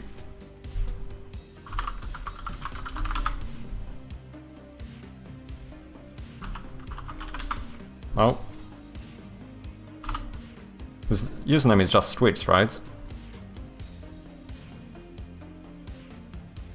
Oh, the only annoying thing here is that all you see is the most stream games. I kind of want to see was the recently played ones or whatever.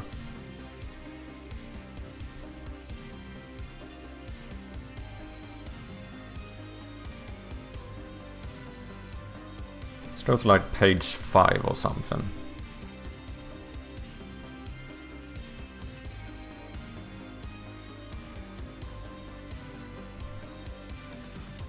Oh, we played that Superliminal. Didn't we look at that one? Visage. He's played horror games. Granny. That's another popular horror game, isn't it? I think I've seen some clips from it.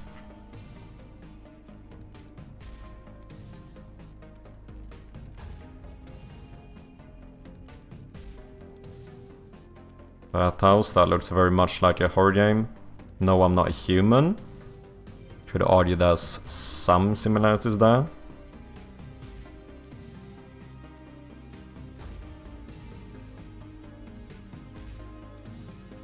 That very much looks like a horror game. We at least got some horror in there.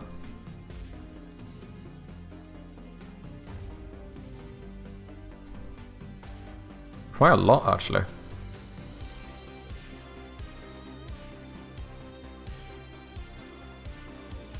Oh shit, it played 10 bells. Oh, that's sick.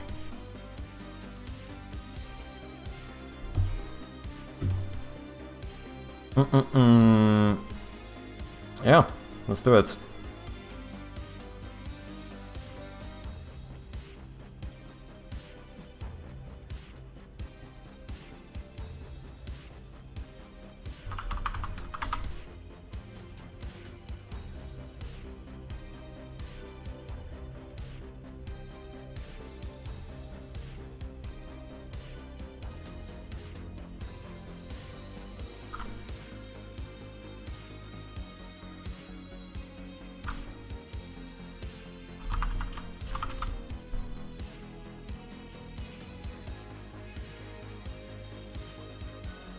Ooh, do we have a contact email though? Oh shit.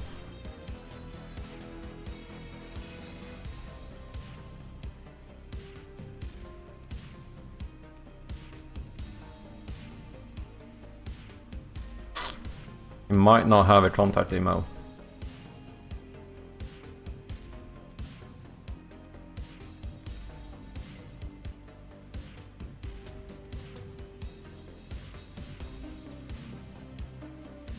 Yeah, I can't find anything.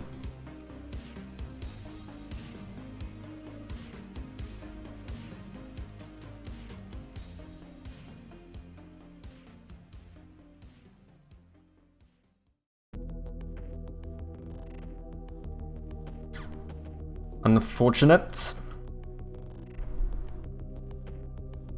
You might find people like that instead of just a big net of Rusty Lake. Yeah. No, that might be a good shout.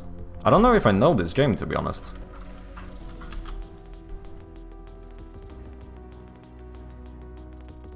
Oh yeah, this is... Oh, it's a Rusty Lake game as well, okay.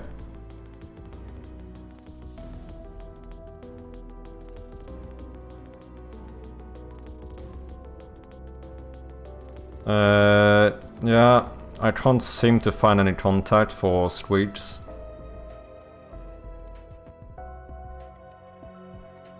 Walkthrough. This seems to be more like a walkthrough channel. I mean, it could be good for final release, but probably not gonna do demo walkthroughs, are they?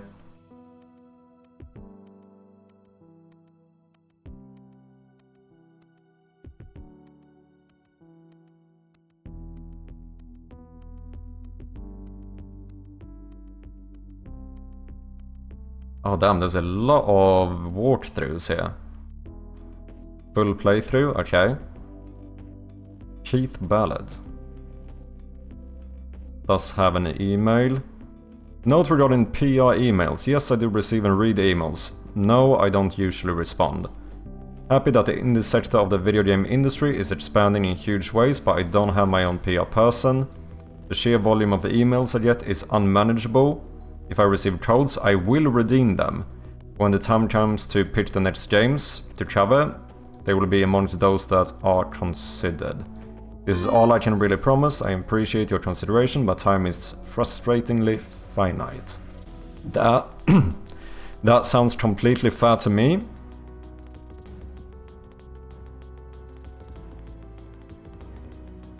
I'll take it. You know, if you just redeem it, I'd be happy. I should have added a point and click theme as well. Ads, do we want ads? I think I'm gonna snooze these.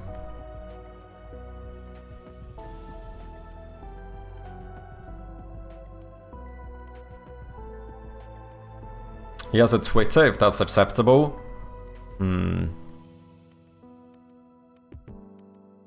I wonder how well that works. Another issue though is that I don't have Twitter. However, you could very much argue that maybe I should have a Twitter.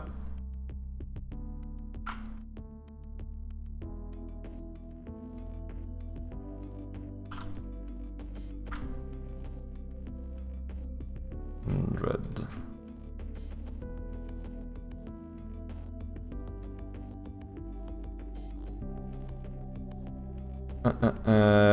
Seems to do some variety stuff.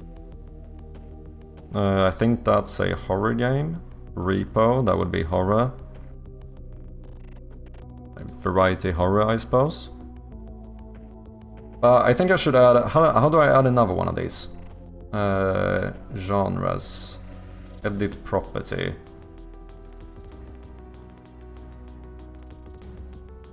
Group. Oh, what did I do? No.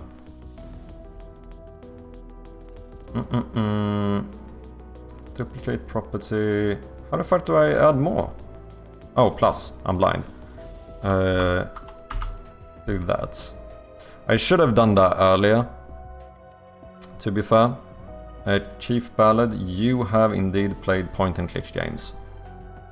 I know a few more. John Wolfe, you played the Rusty Lake. Gab Smolders also played Rusty Lake.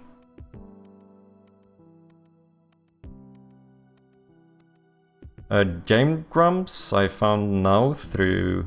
I mean, I've known of them, but I saw a Rusty Lake video, so they have played point-and-click. Let's do that. How is our bathwater doing? Not too shabby. Ah shit, no, I should have saved for the order frequency. Is there anyone else here that I already had added? GT Live, I think I've added that one. GT Live, you've played point and click.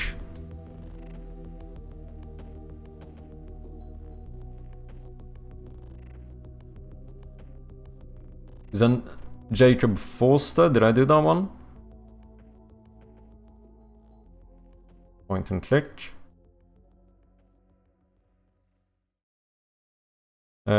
Jesse Cox, point and click.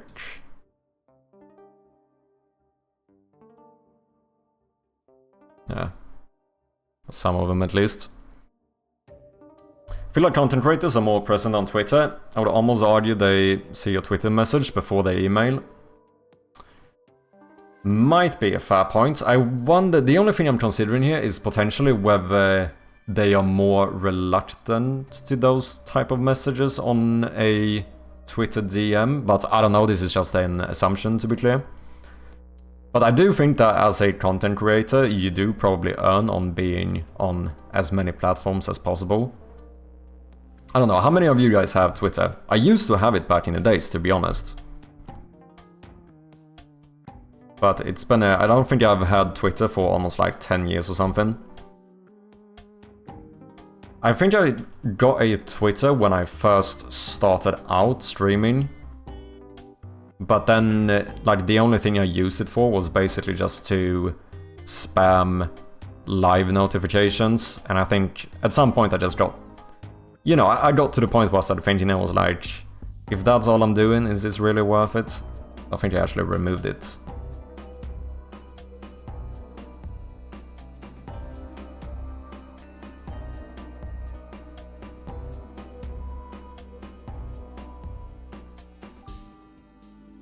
Okay, we're gonna snooze one more ad here.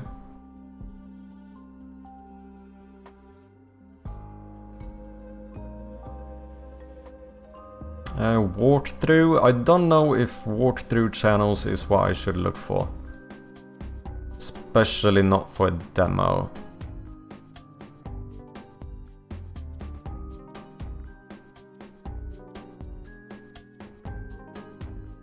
Technically got an account, but it's like 0 followers following.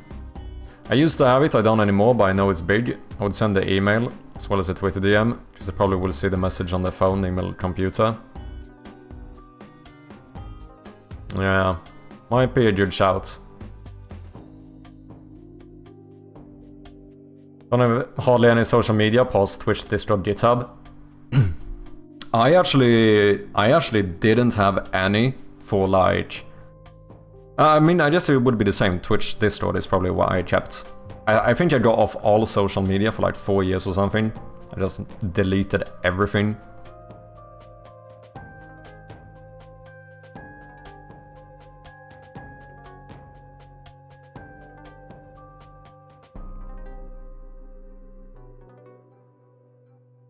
There's definitely a lot of walkthroughs here. Oh, have you seen this? The demo launches when this video goes live. Go and check that out. You know, you can even like the video before it goes live. Is that not pretty fucking cool? Can even leave comments. Look at these badasses. Appreciate ya. What's up, Lupo? How you doing? Isn't it eerie when some YouTuber just disappears suddenly when they usually upload videos regularly? Don't know if I would consider it eerie. I feel like one thing that people sometimes need to remember is that content creators are normal people as well. It might just be live stuff, you never know. Holy shit, this guy has played a lot of Snake Apple.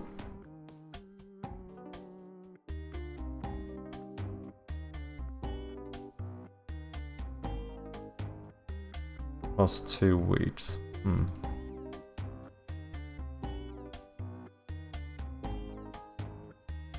Full game walkthrough.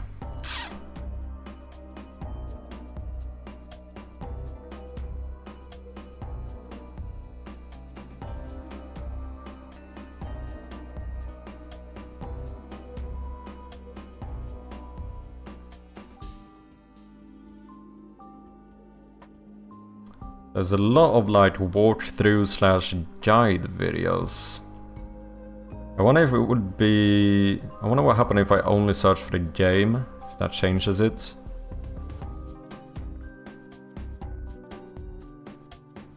I mean, I think you could reach out to walkthrough games, but that feels more like something for the full release.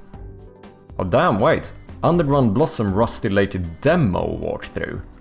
Okay.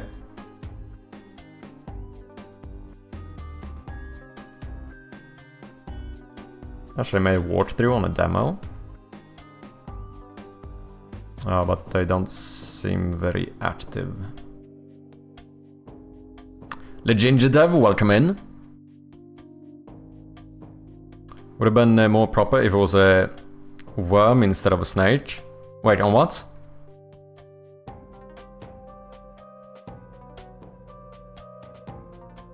Oh, you meant on those videos? Yeah.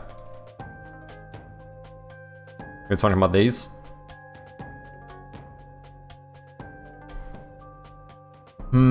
Yeah, it's too much walkthroughs. Fucking everything is walkthroughs. Maybe remove gameplay, or playthrough.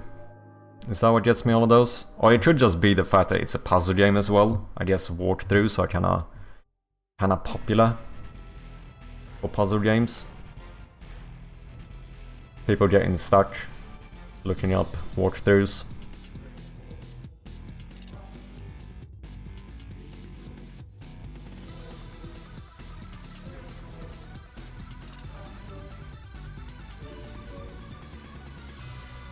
You know what you could do as well?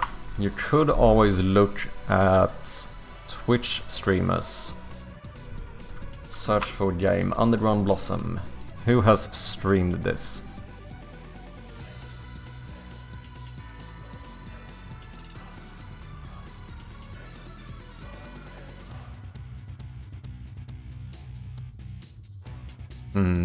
Ukrainian. Language Ukrainian. I don't have localization for that at the moment. Okay, one last ad, we're gonna snooze this one as well.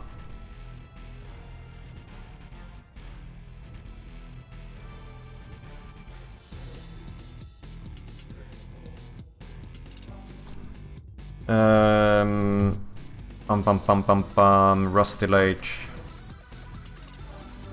I mean, they have a game called Rusty Lake as well, don't they?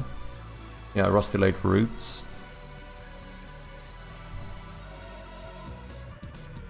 No one? Oh, loading.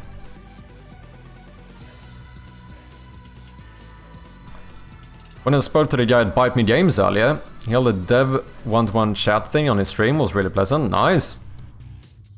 We're looking into at the moment. I'm trying to find more content creators to potentially reach out to. Ooh, German. We do have German localization.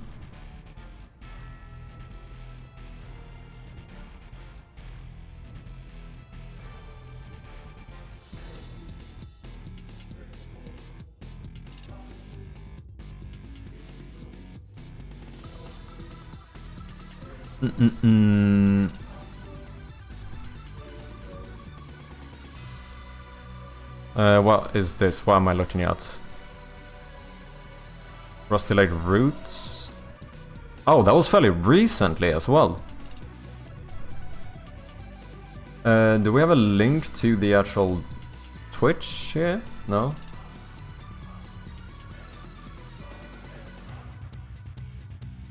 Oh wait, this is just a 7... Oh! Oh, they played it in the last 7 days? Oh wait, was I like filtering for time here? Oh yeah, past 7 days. Ah, I see, I see. I haven't really used this website too much. Okay, so they actually played this very recently.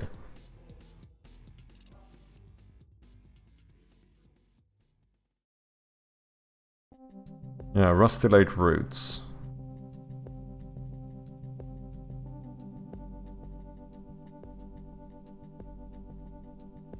I'm watching the US ads, let the money pour in. I saw one ad, did you snooze it? I did snooze it. You shouldn't have done it, as far as I'm aware.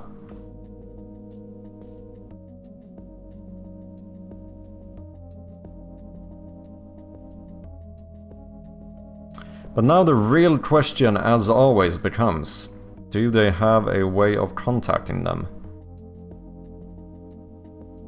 I mean, I guess you could reach out on like Discord or Instagram as well.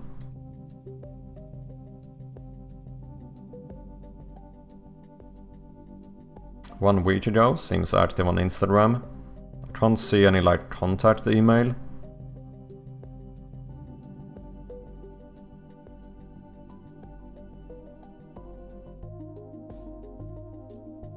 Contact me?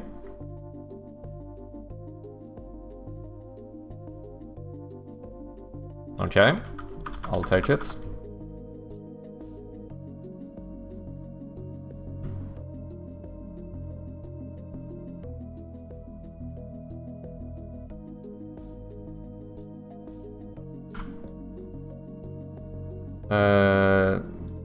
Variety point and click, maybe?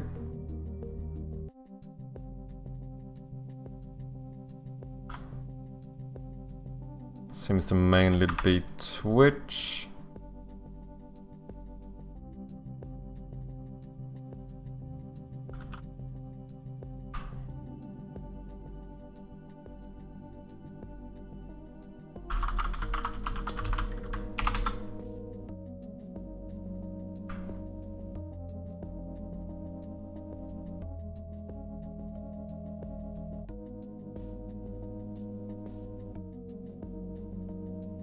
Sweet.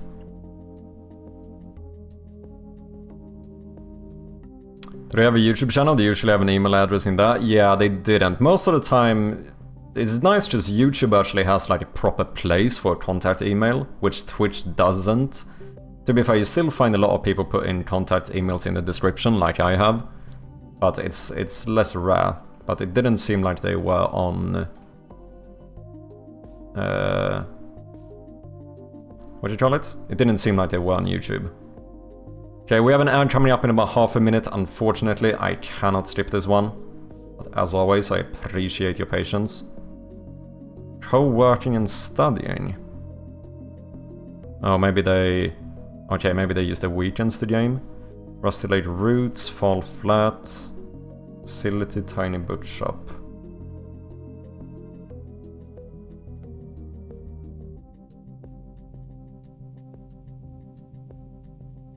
Very active, 5 streams in the last 7 days.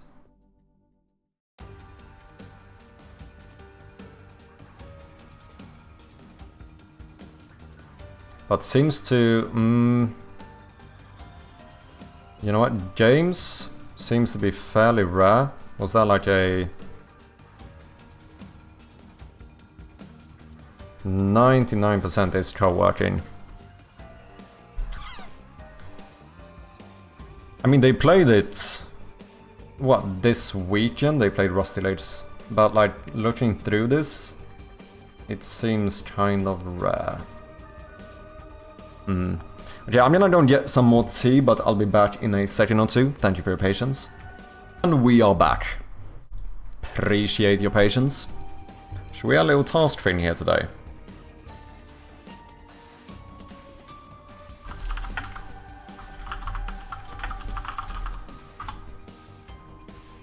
Sure. Let's do that. Yeah, I don't have a command for it, but sometimes I use this little on-screen thing. Maybe I should set up a command for it. I could have a way to just change the task through the chat, and then if someone asks what we're doing, anyone could do the command.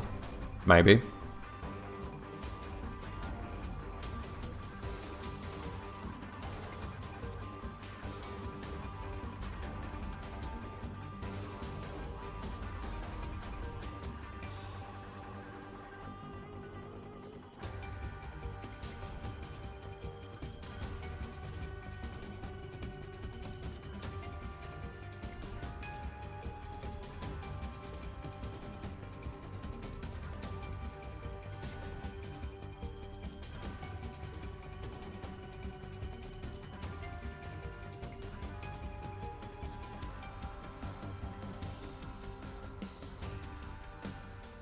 Oh, was this the Spanish one?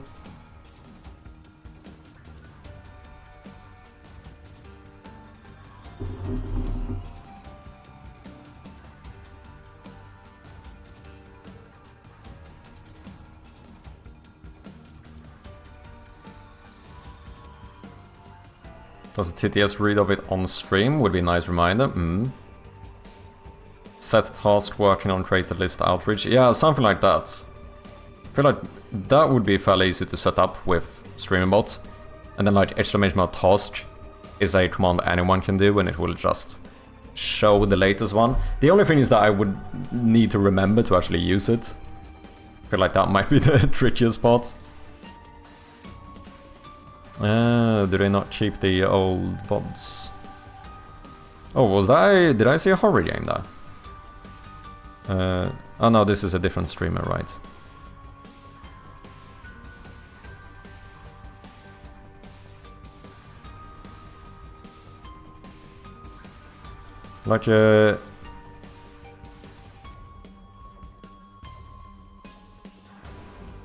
Like varying games and competitive games.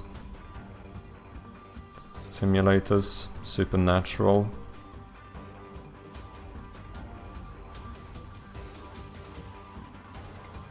Okay.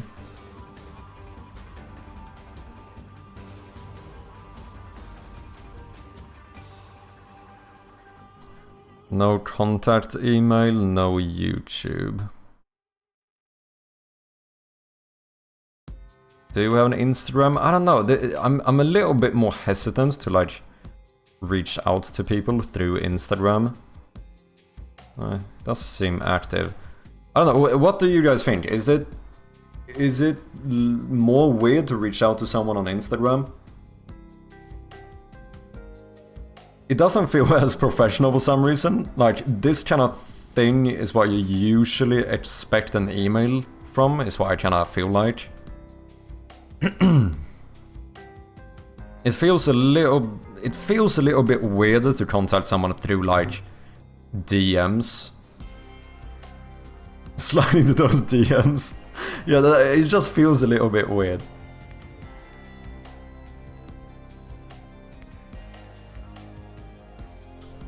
At this Discord, I kind of feel better about this Discord, to be fair. Not as professional, but sometimes you have to meet people where they're at. I do suppose that is true.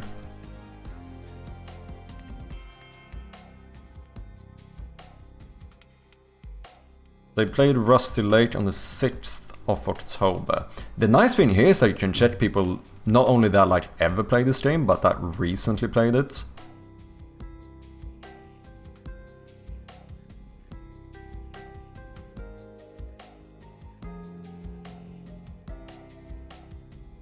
I'll have to start the email with like... Hola, mi español no es muy bien, entonces voy a hablar en inglés. And then send the rest of the email. Or whatever. Maybe. I'll consider it.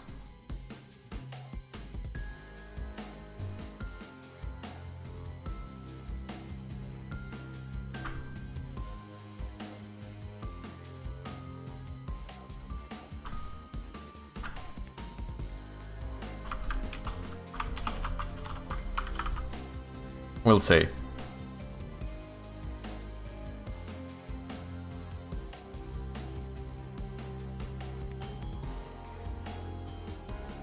I definitely don't think you should eliminate any other contact routes just because you want to stick to email. Yeah. Hello Cameron works well. Yeah, I might have to do that one. Fucking classic, eh? Okay, you played Rusty Luke the 9th. Okay. 4 average viewers, 8p.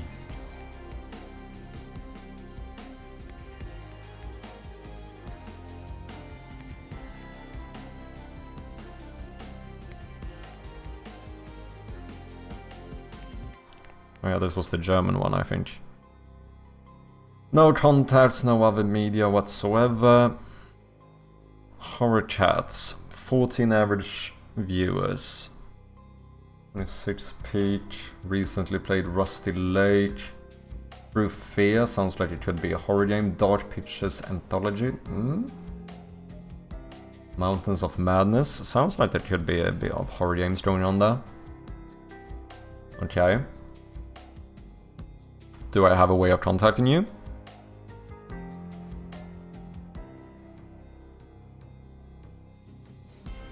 I see a Discord.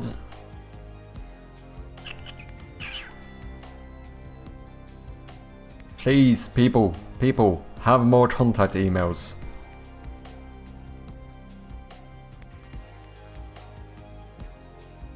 Okay, maybe we can set this to, like, they don't need to necessarily have played Rusty Lake in the last 7 days. Like, if they played it in the last 90 days, I feel like that's fine too, right? Like, it's still someone that plays the game.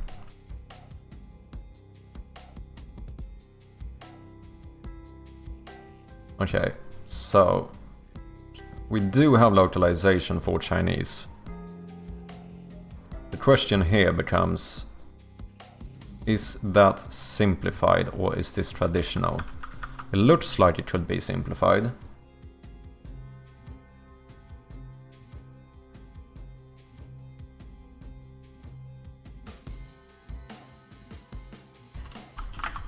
Is this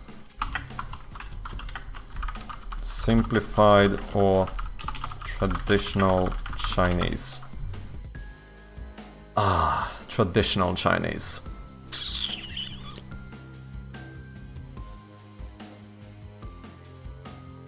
Good.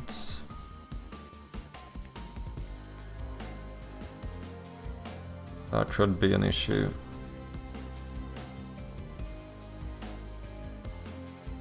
Hi, I'm Abby. Okay. They do have an email though. But yeah, title and username. I'm gonna assume that they stream in Chinese. 还是就这里，好像不错哦，好不好？感觉很有我的风格。Chat is in Dungeons and Combat.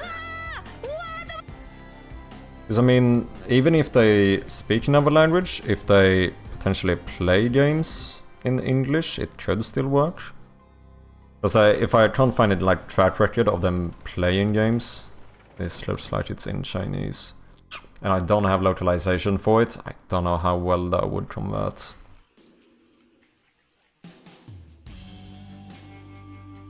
Hello Cameron, I heard you were a professional EA Sports player. Would you mind checking out our new football game? Yeah, just has nothing to do with you, exactly.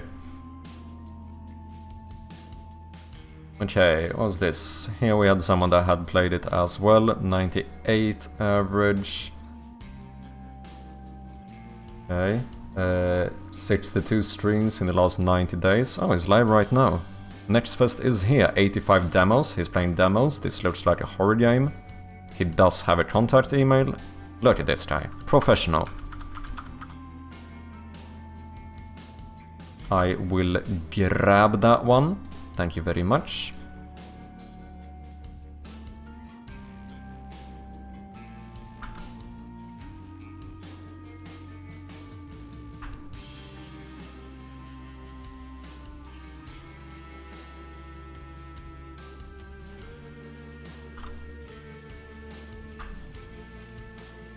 Can we say average of like 100?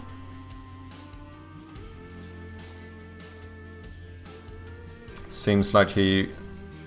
What have you played?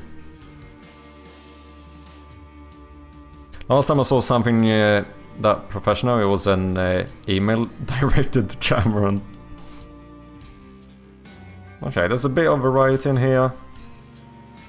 Looks like some horror. And then he did play Rusty Lakes, that's how we found him, so... Variety, horror, point and click. Okay.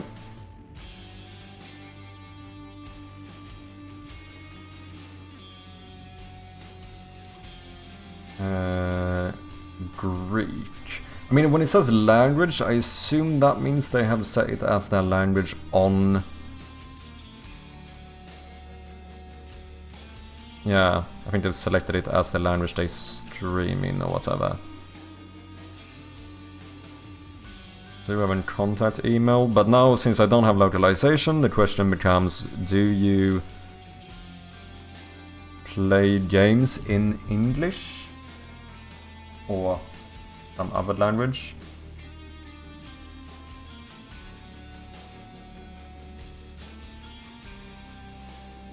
Tell me what you think about this.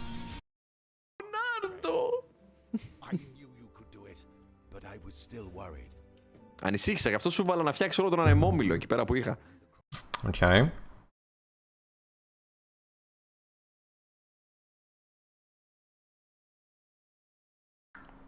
This seems like some puzzle stuff going on. Yeah. Okay.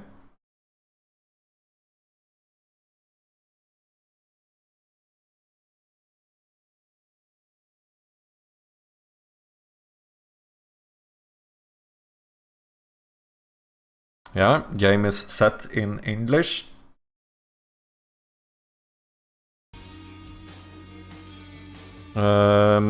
Tvolis was this one.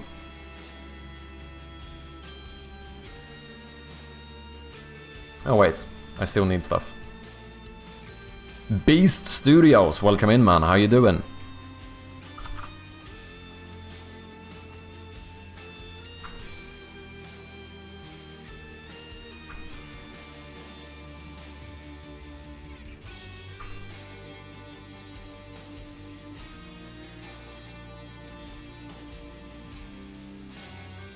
That looks like a horror game, right? Yeah, that must be a horror game. But we also have Hollow Knight, Amnesia, you know, quite a lot of horror actually. But I guess some variety with Hollow Knight in there. So let's add those. Let's see, last 90 days, average of 62 viewers. That feels higher. I feel like I need to lower this. I mean, 62 is quite a lot. I'm just gonna decide that you're here. Okay, cheers. Really great, just got done with my biggest update yet, so at the moment I'm adding a lot of content. Nice, man. Good to hear. We're currently trying to find some content creators here to potentially reach out to on the demo launch.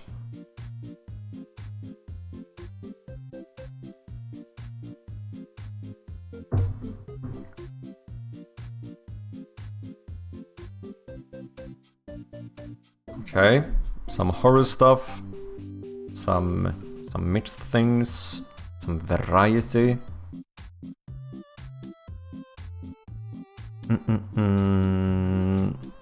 Oh, look at that, we have a business email as well. Sure.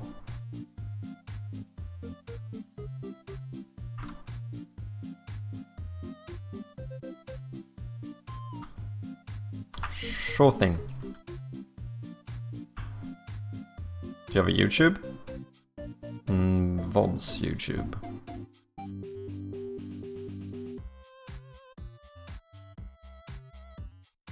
Average viewers 135.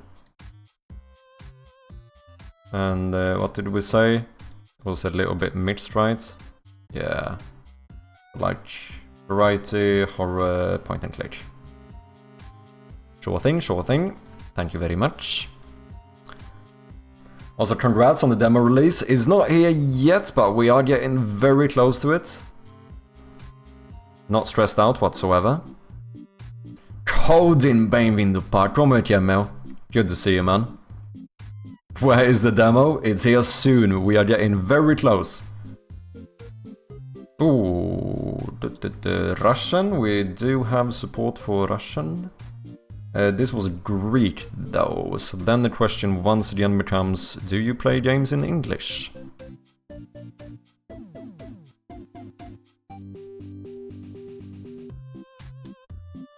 Oh, here's Rusty Lake.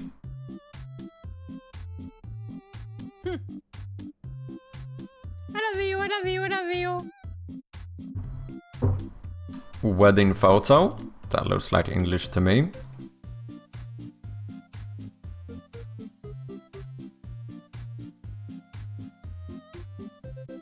Paintbrush. Yeah. Looks like it's the case. Rusty Lake, Rose and Cross. That sounds like it could be a horror game. Πες το άλλη μία. Rose and Cross. Το πετύχαμε.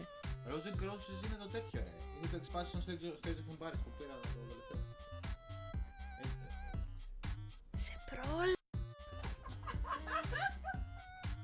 Αυτό. Yeah. Yeah, that is definitely a horror game. Did we have a way to contact them? For business? Thank you very much.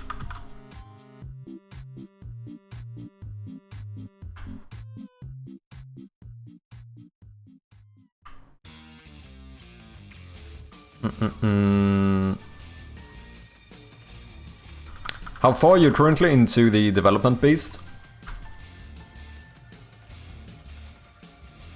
Okay, what did we have here? I'll send you the bill for my F5 key.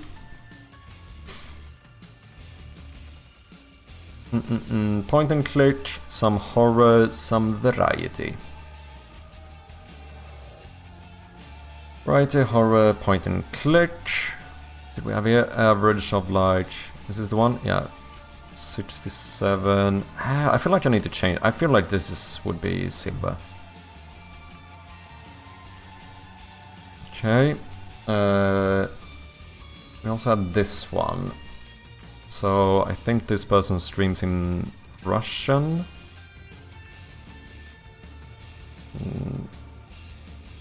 Kind of big variety of games here.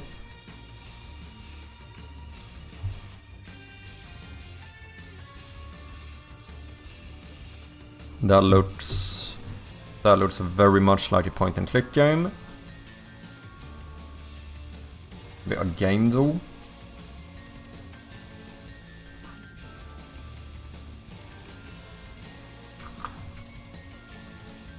Do we have horror games though? Like proper horror games? Because the thing is that there's something I need to keep in mind. Just because someone plays a point and click game or like a puzzle game doesn't necessarily that they mean that they play horror games, right?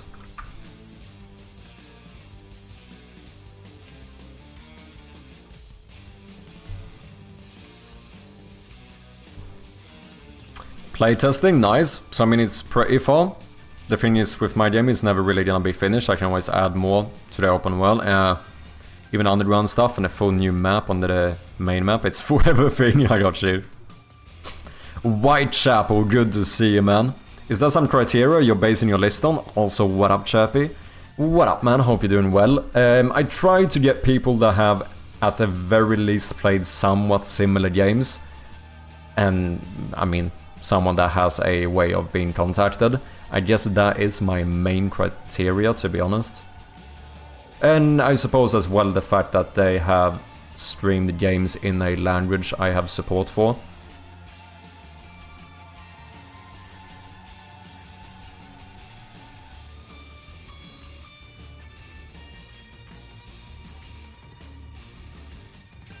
Gothic, that's like a RPG thing, right? House of Da Vinci. What is this?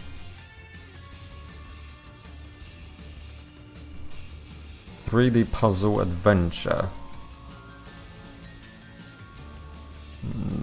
Does not seem to be like horror. Monolith, maybe. Walking Dead. Vampire Story. Post-mortem.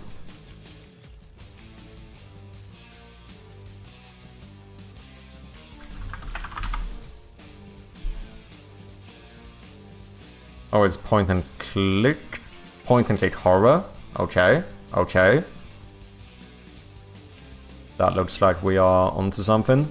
Let's see, and you were Russian, but we should have support for Russian, so I think that should be fine. Did we have a contact email? We do indeed. Okay. Let's grab it.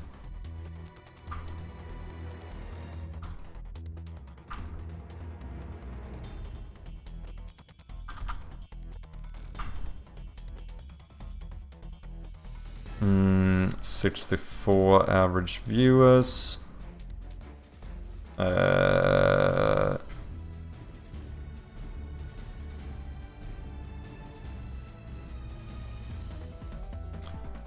Variety.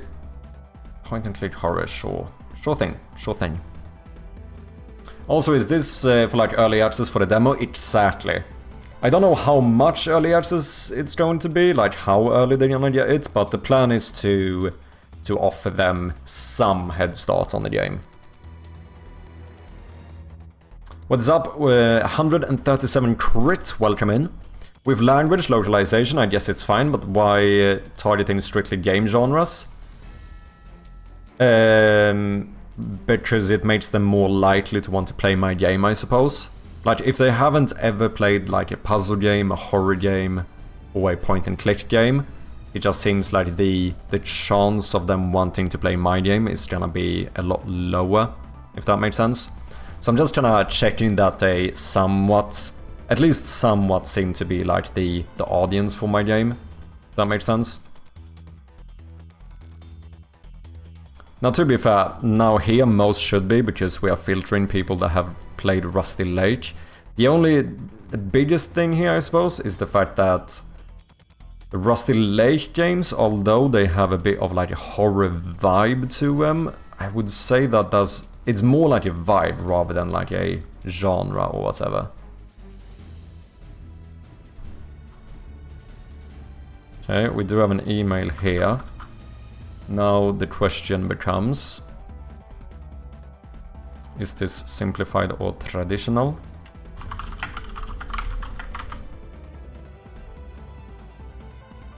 Also traditional. Okay. So, which means we don't have support for that. Next question. Do they sometimes play games in English? Potentially? Is this Clover Pit? Rusty Lake is a horror aesthetic, but a puzzle game. It's also a solid game. Yeah, I've played a couple Rusty Lake games. They've been quite nice, I've enjoyed them. But I do think it's, as you say, it's more like a horror aesthetic. I wouldn't really consider it like a proper horror game. Okay, they do seem to be playing in Chinese, so I'm going to assume that is also gonna be traditional Chinese. I don't know, but I'm gonna assume that's the case. I mean, to be fair, how likely is it that someone who uses traditional Chinese is also able to read simplified Chinese? Depends quite a bit on where the person using traditional Chinese is from. Here's a breakdown. Taiwan, very likely. Around 80 to 90% of people can read simplified Chinese, at least comfortably. Often seen online and in games. Hong Kong, moderately likely, 60 to 80%. The thing is that, do I want to send someone an email kind of with the assumption that they speak that feels a little bit iffy. I don't know if I would like to do that. Now, to be fair, this game could be played in... This could be simplified Chinese, but I wouldn't be able to tell, unfortunately.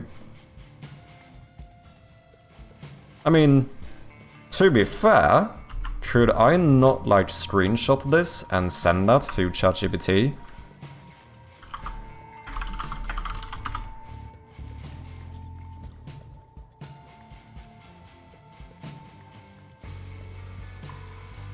Is written in simplified Chinese. So yes, it definitely simplified Chinese. Let me double check that this is not an hallucination as well. No, it's not. That character is indeed used. Then maybe it's fine. Understood, fair point. I will still consider spamming the mails though. It's hit and miss anyways with its kind of cold mailing. Yeah, that is very true. Like, I do imagine that the conversion rate is gonna be shit, no matter what, right? It's just that, like, I do feel like we can probably improve the conversion rate. If they... Wait, did this guy have a email? Yeah, he did.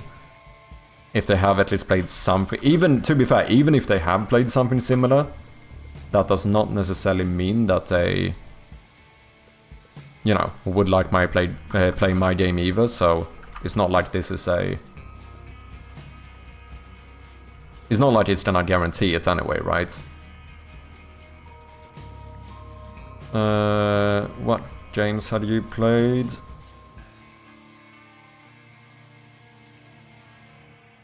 It seems like some variety. And you at least played Rusty Lake, so you have played point-and-click games. Okay. 45 viewers, sure, I'm just gonna bump you up here. Are you a fellow developer as well, Crit?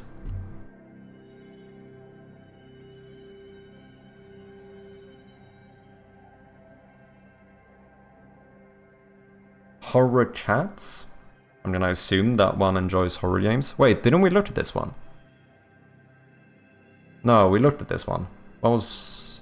I don't think I added you. Oh, did you not have a contact thing? Was that it? Yeah, there was no contact, right.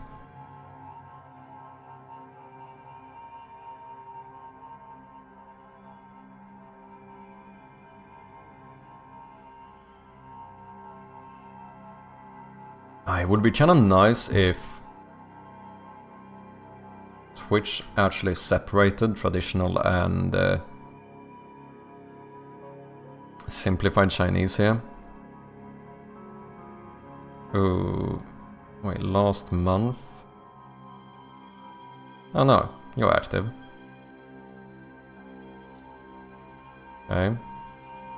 Oh shit. No contact. You do have a YouTube though. That looks like a contact email. I'm going to assume that is the case.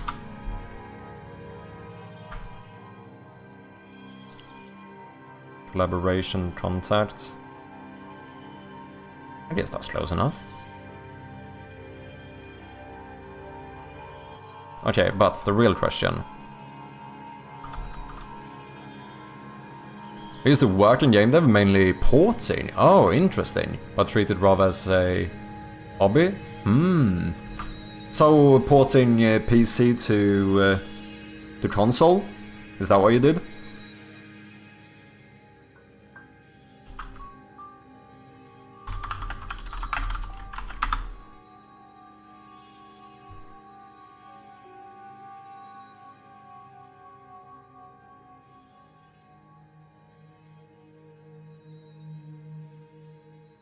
Strongly suggest Taiwanese usage, common among content creators and streamers in Taiwan. Interesting.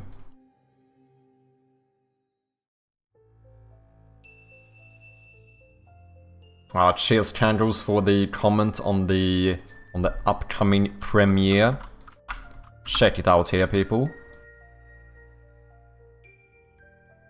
Okay, so that was traditional. So.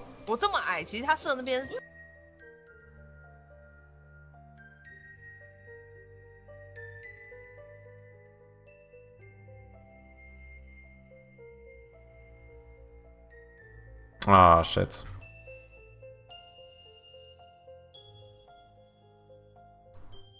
My wife would definitely stream it and provide feedback, but she's not a content creator, she just streams occasionally for fun. Oh. That is me, it is indeed, Jankos. She'll do it regardless once the demo is out though. Yeah, the only issue is, this is actually something I've been struggling a little bit. I don't know exactly how I want to go about it. Because the issue is that if because like I know a lot of streamers, right, that I could reach out to. The only issue is that if it's someone that would potentially play the demo anyway, the main problem with giving them a key to the game is that their review of the game is not going to count. So whether they give me like a, you know, positive review or not, Steam is not going to take that one into consideration if they, you know, if they redeem the game through a press key or so. It basically just, it's gonna show up on Steam, but in regards to the actual like algorithm and whatnot, they're just not gonna take it into account. So it's one of them issues that becomes a little bit iffy, where if someone might play the game anyway, like I could still give them a key for the like early access demo or whatever, but if they would have played it anyway and left a review, that would have been a lot better for the game. So it becomes a little bit of a tricky spot. Like obviously I would love to give access to the game to like every gaming streamer I know, like why not? Otherwise, but yeah, the issue is that if they leave a review, it just doesn't count, and as a lot of you might know, reviews are really important on Steam. So it's a little bit tricky. Great, thank you very much for the follow, man. Appreciate ya. Yeah, targeted primarily Nintendo Switch, but worked on some original content too. Nice, man. How long? When did you start? Out of curiosity, I'm just bombarding you with questions here. Yeah, that makes sense. Best to funnel those plays through the main demo page. Yeah, I think like long term, that just is better.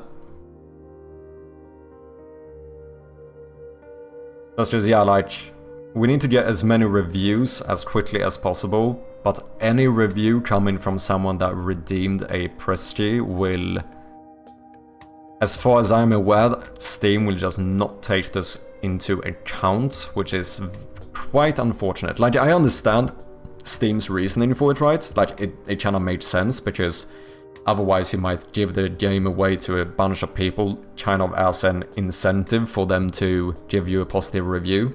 And obviously this is a way of, like, combating that, right? So, like, I get it, but in this context, for me, it does become a little bit unfortunate, because the end result is not that their reviews don't count, right? The end result is that I become hesitant to give them a key, which is a little bit unfortunate. So yeah, we'll see. I'm still not entirely decided, but I know CodeRad did it that way.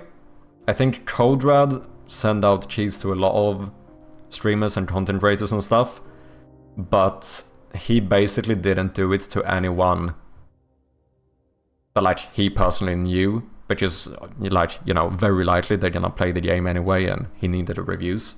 Which I think that is a fair way of going about it, but yeah, it's a little bit tricky. Okay, what am I looking at? What's the average viewers? That's this one. Okay.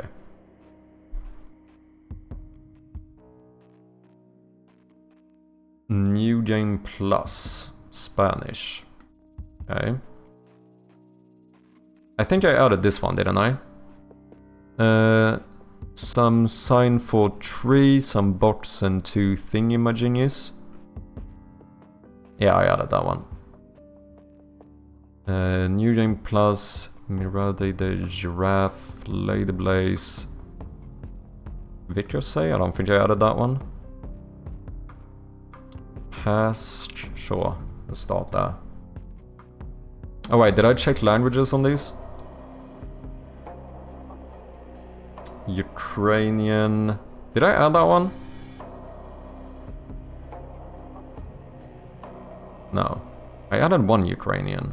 I'm almost certain. Oh wait, I can just check here, can I? Language English, Russian. I added a Russian too. Shit. It's not the same one. English, Ukrainian, Spanish. Fine. Okay, let's start with this one. Let's see, obviously you have played Rusty Lake, because otherwise I would not have found you here. So I know at the very least you play point-and-click games. Looks like a bit of a variety. Singularity.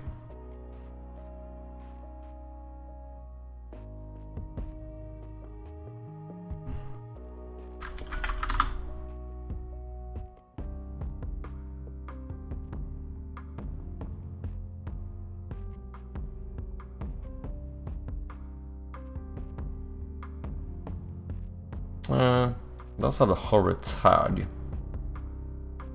Okay. Let's just call this close enough, no matter what. How do I go back to summary? Okay. Oh, was this the Spanish one?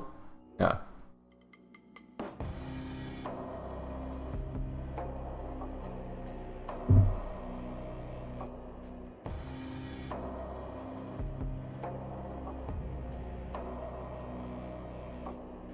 Do have a YouTube.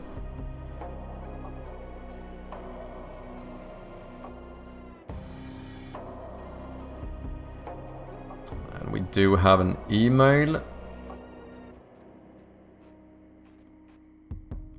Sure. Welcome back, Jin. How you doing? I've heard the Nintendo App Store is a great market for budget-friendly indie games. Also, you have a limited number of keys, no? Best to get them to people that wouldn't otherwise hear about your game. Yeah, that is a good point as well. To be fair, it's fairly simple to request more keys, but still. I have 100 keys for the demo at the moment.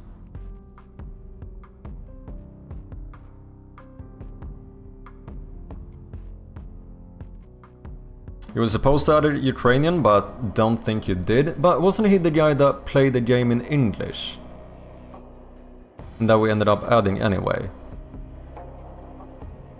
Yo, yeah, no, that was the Greek guy. Yeah, no, it was the Greek guy who played the game in English. Yeah, it was this guy, never mind, I'm mixing it up. Yeah, I think the Ukrainian one didn't... Oh, did I not have contact information? There was some reason, I think.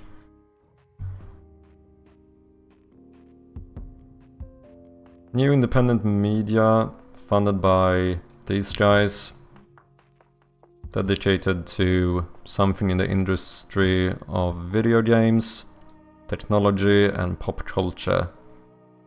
Streams on Sundays. Analyzing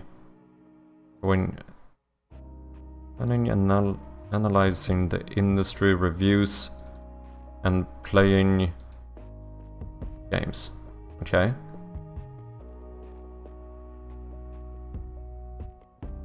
Oh, Condemned! That was the first horror game I ever completed. So they do play horror games. Some variety, and they must have played Rusty Lake, otherwise I wouldn't have found them, so let's do it. If I can get this email here. Is that part of the bike? I mean, I see a little bit of the wheel, so I guess. Is that a crosswalk? Technically, I think there is a crosswalk over there. Thank you.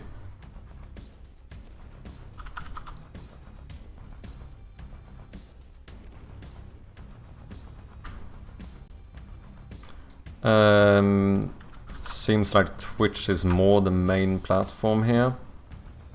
You say some variety, some horror. They must have played point and click. That is definite silver tier. The name was New Game Plus. Fucking GG getting that username. Good on ya. I think we already looked through these, didn't we?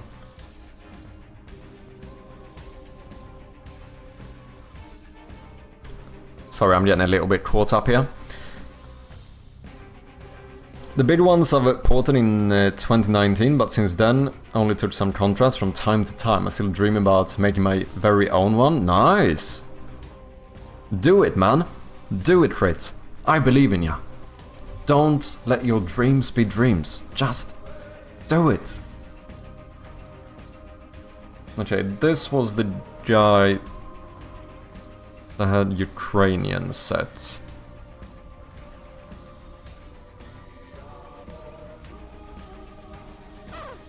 I don't see a contact. Victor say you play in English. Played Delta Rune recently, as well as some Repo. I guess that would be considered horror. Untitled Goose Game. Games and demos. They have played demos. Wait, fucking hell. Wait, what? 570 followers. Averaging 17 viewers. That sounds pretty fucking good. Each viewer is 65. Do you have another platform? That sounds pretty impressive, to be honest.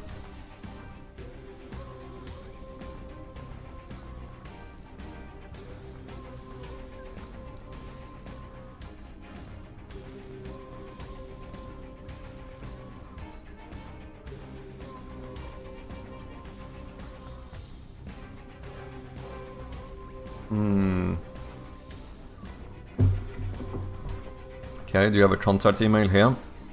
Shite.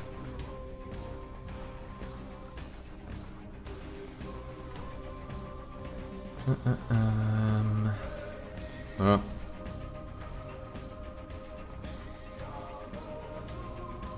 I really like the blue shield, it's looking pretty good in, if I may say so myself. Just need to do it meme animated like this one. Oh, emote. We need to do an emote animated like this one. Wait, what? The shield? You want the shield animated? Is that what you're saying? Or am I misunderstanding? Lady Blaze, Russian. Played Rusty Lake in August. Recently played some retro games. Okay. Russian we do have support for. Do we have a contact? Hippo Link boosted, no idea what that is. A lot of platforms I'm not aware of here.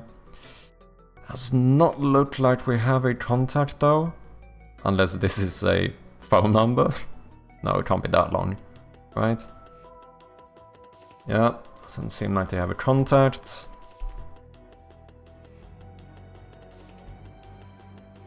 Well, this one is live at the very moment. You do have a contact email, okay. Obviously you played Rusty Lake, otherwise we wouldn't be here. Blueprints, Potion Craft I think is another point and I think that would be considered point and click as far as I'm aware.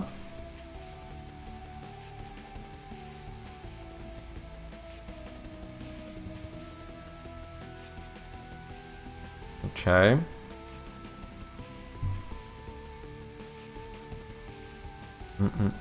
James, what have you played? Shall a buff? Oh, just do it meme? Oh, yeah, we should do that. Would be fairly simple. I think I still have some emote slots left as well. You know, we could probably do that fairly easily.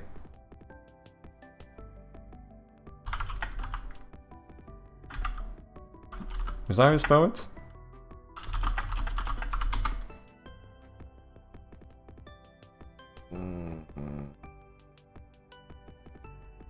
No transparent ones. Transparent one would be... Ooh, what's this? Are you animated? No?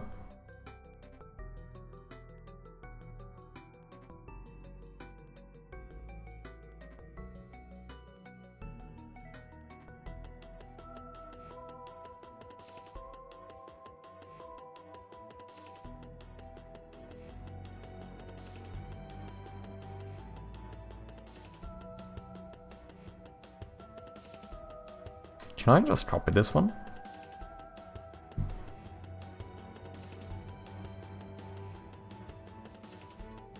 I don't fucking know. How big was this one? 225. Okay.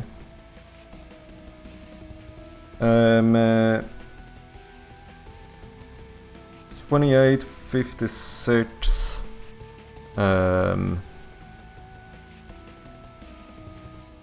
212. Right? Yeah. Can I paste this? Okay.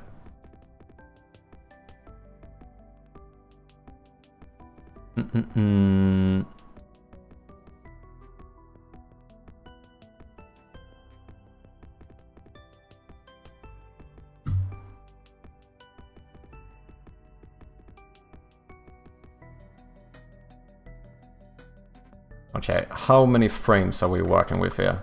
How long is this? 45. Maybe just do those two? Yeah. Boom, boom. And then say like, fuck it to all the other ones. Yeah, yeah, okay.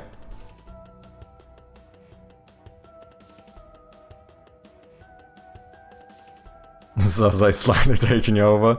Did you min-max through the demo right after Next Fest? No. If anything, I don't know if it might even be bad doing the demo right after the Next Fest. However, we are in the Horror Fest, so the main purpose of releasing the demo right now is for the Horror Fest at the end of October.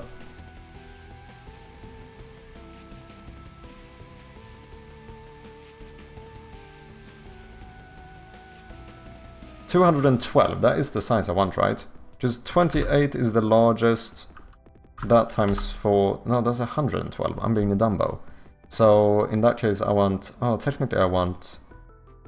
I want it to scale perfectly to 24.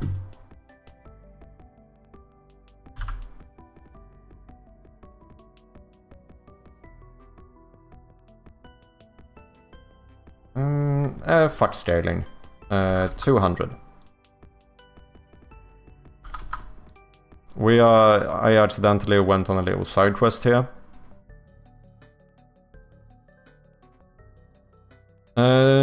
Maybe I should even cut off the legs, to be honest. How close can we go here? With 150?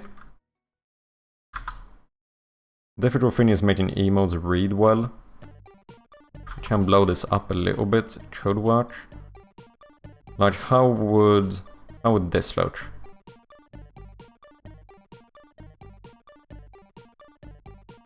I feel like that's fine, right?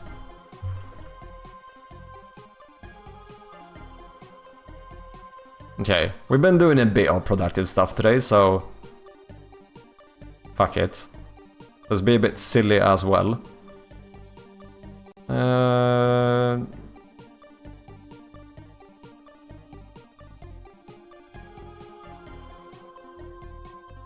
I could use the same one. Nah, fuck it. Let's use this one. This is gonna be way too large. So, can we scale this? Canvas size, we're gonna do like... fucking 100 maybe? Lock ratio, please. Thank you. That is so horrible. Let's see if that fits. That is... Why is this like... What happened here? Excuse me?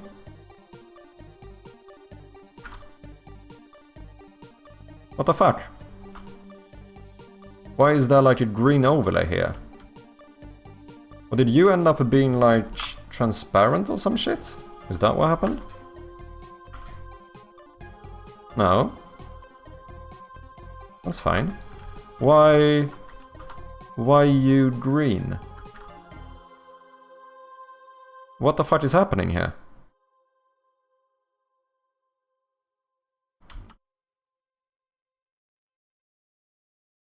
Convert to layer, does that fix it?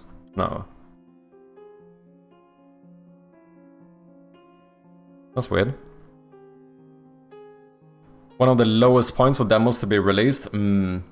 I think for the Horror Fest it might be... Like, the hope is that it might get some traction through the Horror Fest, basically. But we'll see. Too late to change it now, eh? Have you had a look at all the horror games in the Next Fest yet? I haven't. Have you, Jotson? Welcome in, man.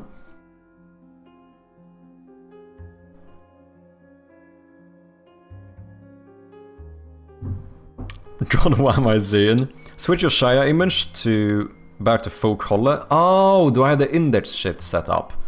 Is that... Yeah. Okay, thank you, man.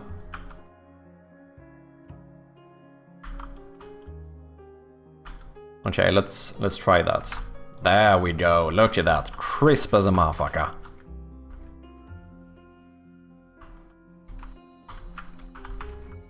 What the fuck? Why is my...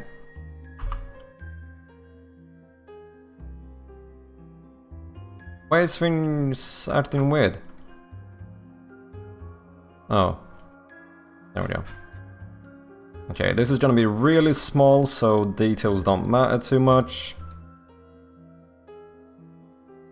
No. Cut that part off. Maybe I just need one of these, to be honest.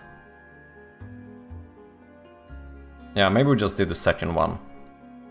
When he starts with the arms even higher. And we start there or something.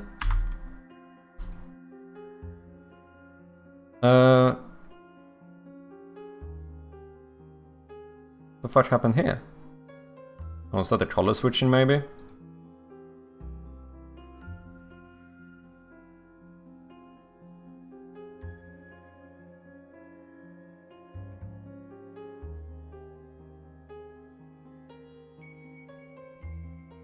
What the fuck am I doing?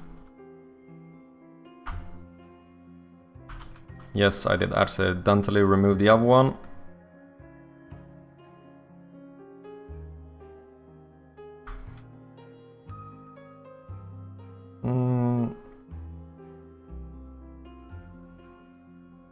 Let's do a slightly oversized head.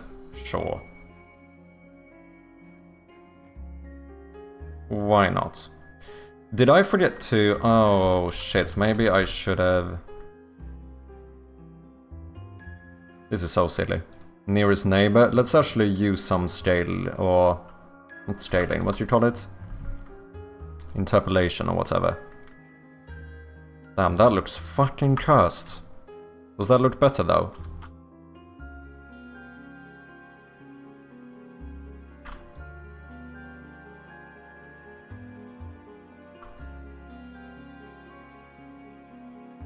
No, it still looks kinda shit.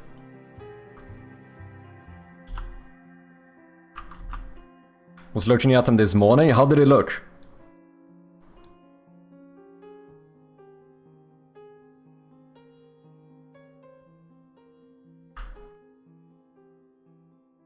Were there a lot of them? Okay, wait, let's copy this one. I'm gonna paste you here just in case I mess this up somehow.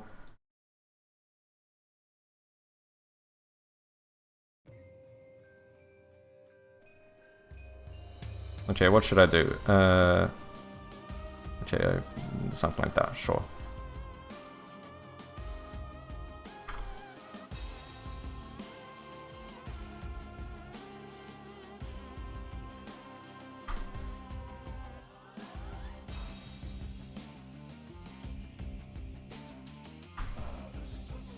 What have you made me do, Jin? Sorry guys, I think we have some ads incoming. Appreciate your patience.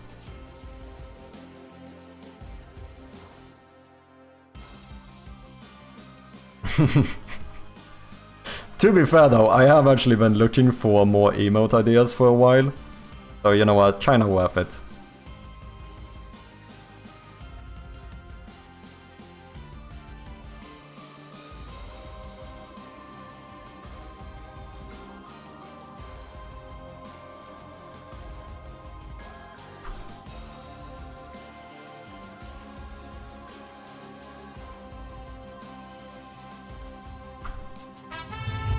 Hey Jin with the 100 bits as well. Thank you, man. I will not apologize, Mad Crispy Mad Pixels, courtesy of Kankles. Fair enough, fair enough.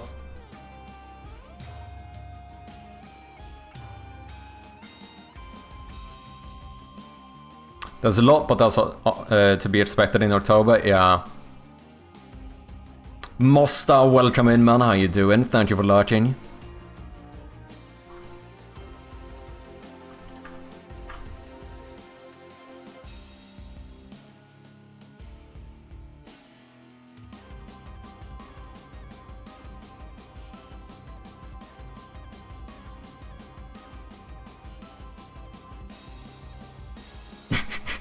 So fucking stupid.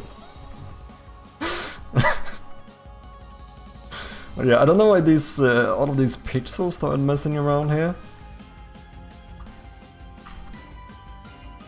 Can we just like not have these?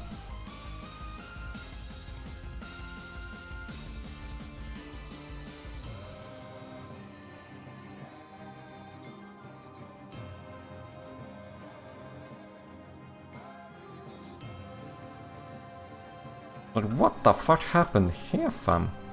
I'm just gonna do that, and we're all gonna pretend like you never saw that. Are these missing pixels? Yeah, I think they are. I mean, in that case, I guess it's kinda fine.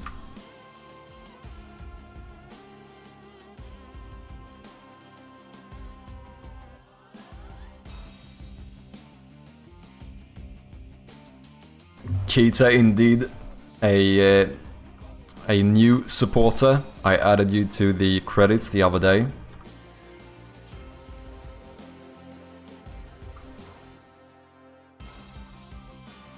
Oh, that looks like it should be a part of him. No one's gonna know. No one's gonna know. Hey, Chirpy, focus. How? What the fuck do you mean? I'm mad focused. Does this not look like focus to you? I mean, maybe I'm focused on the wrong things, but like I would definitely argue that I'm focused. I'm not even gonna ask what we're doing. We are doing important things. It's not like we have a demo coming up in like a week or so.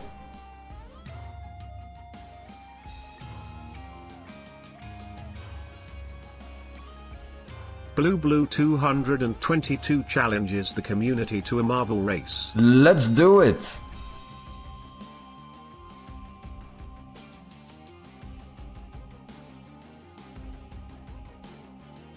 Okay. Let's boot up a quick marble race. Ladies and gentlemen, it is time. Blue, do you have a preferred map?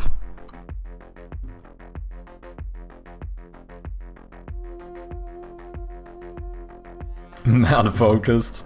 This is a good use of time. Exactly, that's what I'm saying. That's what I'm saying. And Jotson would know, because he also has a demo coming up. For anyone who doesn't know, Jotson is yet another developer on twitch.tv. Go and check him out if you haven't. This is what peak gamedev looks like. Absolute specimen. Exactly. That's what I'm saying, man. You know what, sometimes you gotta be a little bit silly as well. It can't all be too serious. Right? Do you have a preferred map, Blue, or do you want me to pick one?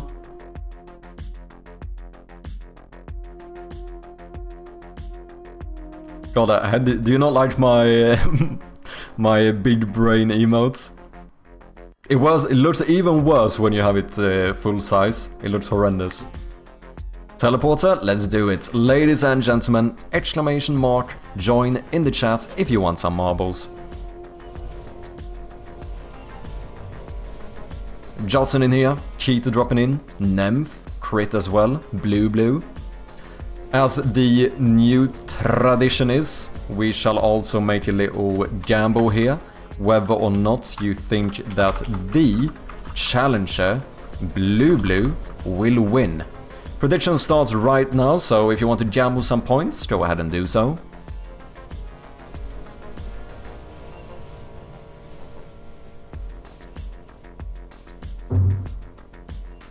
Mainly interested in the gamble, but okay, fair enough.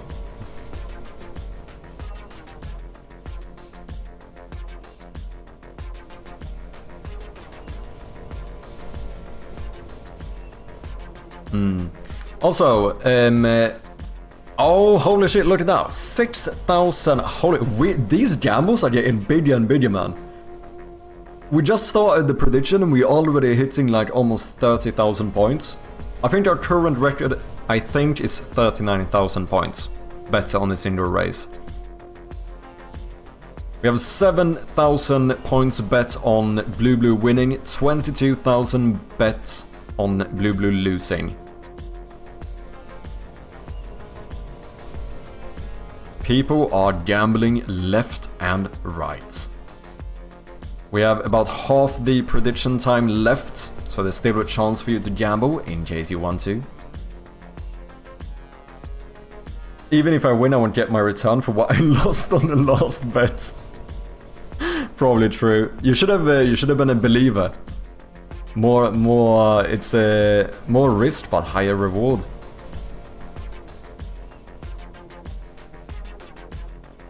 Blue betting against himself. Fair enough. I'm going all in, damn. Of course you will. Gambling is a solid investment. Don't gamble, kids, unless it's fake internet money. Or unless you're really good at it, I suppose. Like, if you're really good at gambling, it's kind of okay to do it, but otherwise you probably shouldn't. Okay, I think the prediction ended. I don't know what we ended at. We have 25... Oh, what the actual fuck? Nope. We had 47,000 points on the non-believer side from a total of 6 voters. Whereas we had almost 10,000 points on the believer side from 3 total voters. That is a new record, ladies and gentlemen. Almost... What are we sitting at? 56,000 points total.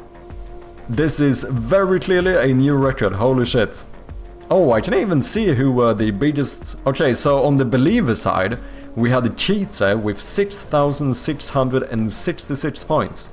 On the non-believer side, we have Tatobad with 25,000. Those are the big ballers here. Ladies and gentlemen, it's time to start. If anyone else wants to join, you have about 10 seconds to do so. Just type !join to enter the race. Here we go.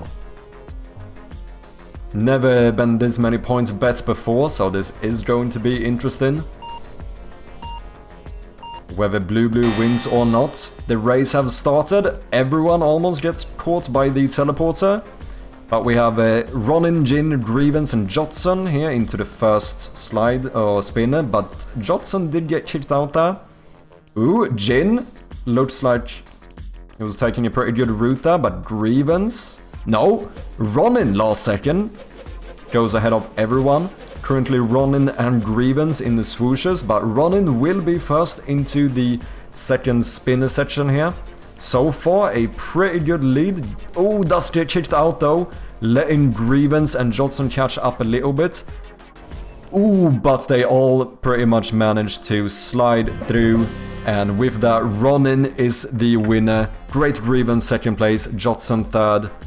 It looks like another Grievance fourth, Nymph, Jin, and 7th place for the challenger Blue. Cheetah 8. Cheetah just lost a lot of his channel points here. Crit number 10. Cankles got... Oh, straddles a little bit here in the teleporter, not gonna lie. Does get caught again, but manages to slide through. And with that, every marble has entered the goal. Holy shit. Why so few marbles? We can do more next time. I set it to 1 by default, 2 for subscribers. We can up it. Lost some points, but happy to be on the podium. My marble is always the slowest. I'm the bloody winner, ladies and gentlemen. You are indeed. Which means that the challenger, Blue did not win. So the 10,000 points from the believers will be split amongst the non-believers. With that, we are going to complete the prediction and get back to work. This is work. I don't care what you say, this is important work. Just have to clean this up a little bit, because I don't know what the fuck happened. Okay, one last frame to clean up. Question is though, should we go scope creep here? And remove the background? I think I managed to find a transparent one for the dancing emotes, I'm fairly sure.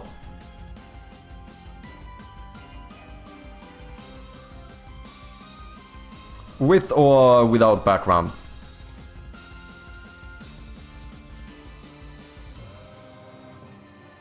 It's a little bit more work, but we don't have to worry about the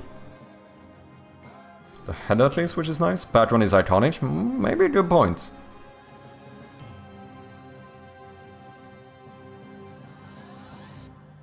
Let's see how it looks as an emote. Okay.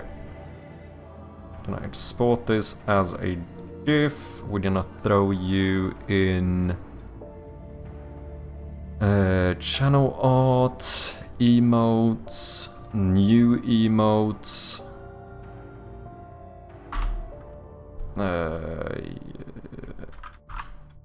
Yes. Gonna rename you something like, what was the size I did? Shit. No, I think it should be fine. What should this one be called? Magi Do It?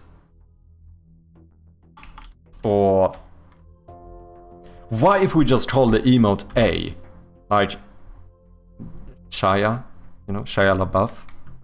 Mad Shia, but with like the C instead, but it kinda still sounds a little bit like Shia LaBeouf.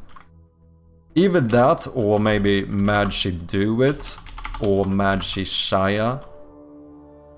LaBeouf is too difficult to spell, so we're not gonna do that. I can't change it to Mad Shia with the S, unfortunately. As an affiliate, Twitch picks the prefix for me, so I think by default they just pick the 6 first letters. Unless someone else has it, then you get a number as well. So it has to be Magi as the prefix.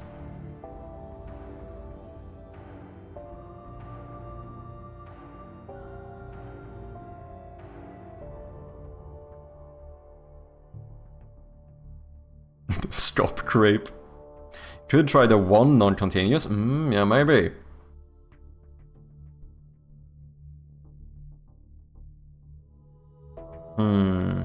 Magi Shia. Sure. Animation loop, yes. Animated emote. We want to add content, channel art, emotes, new emotes, Shia. We are indeed going to auto resize it. This is gonna look fucking fantastic. Upload. Emote successfully uploaded. It is possible that you're gonna have to refresh to be able to see it. Does this work? Yeah, look at that. That is fucking beautiful, eh? Like I said, if you don't see it, you might have to refresh the page, but it is functional. You know what? That is actually a pretty good emote. You know what? This was worth it. This was worth the little detour. Oh, that is so funny. It works surprisingly well. It actually does. Okay, we have almost filled up all the slots. I have one more animated emote slot. GG, guys.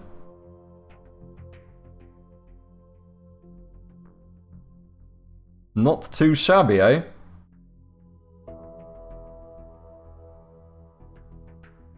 Holy shit, look at how we're doing with the chirpy bathwater. I almost had 1,000 bottles. But yeah, we definitely are on a order queue bottleneck at the moment. They are getting faster though, but 3,000 point or 3,600 coins to get faster orders.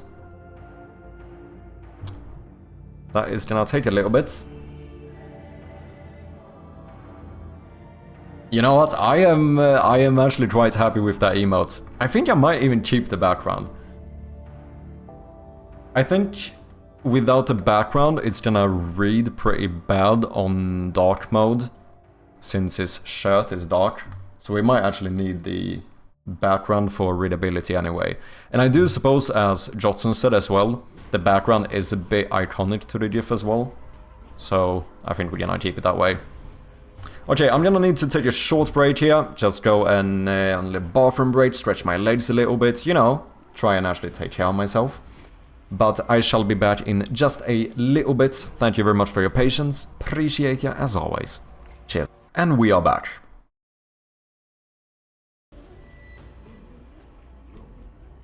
Okay. What are we doing? Should we see if we can add a few more maybe? I did realize something else earlier today that I think... something I haven't added to the game yet, which I think could be pretty neat. Because I've been talking a bit about the outside areas, like the front garden or whatever you want to call it. Some of those scenes are a little bit too empty. It feels like we need something else in there. And I did figure out something today. I don't have a mailbox. We could certainly put a mailbox outside. Maybe even have that be some little puzzle or something. I think that could work. And then we do a fucking Easter egg to Jotson's game. The mail room. Genius.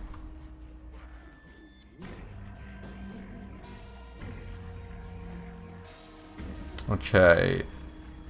Miriday. Sure.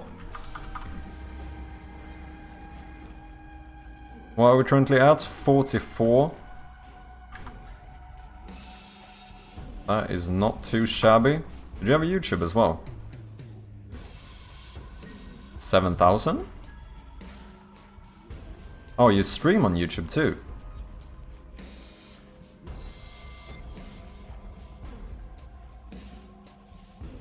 Yeah. Subathon.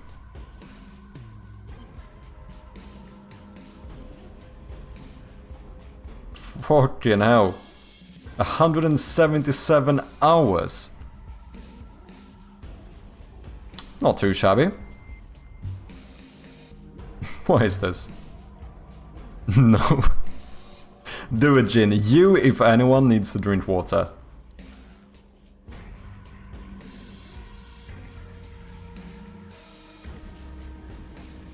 Can't just sit there and dehydrate yourself. Get some water. Just do it. Okay, 24 average viewers. Another 7 on YouTube.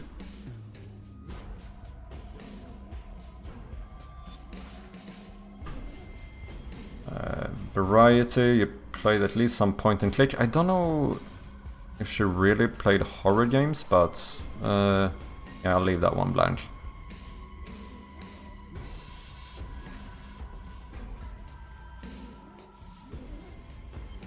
I do in the form of coffee. Also lots of water, don't worry, I definitely don't want kidney stones, yeah. Okay, who did we do? We looked at through those. What are we at now? Average view is 17. Still quite good. 3 English ones here. Russian we do have support for.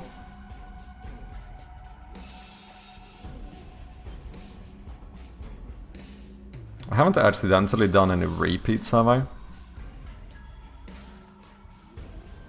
No, I don't think so.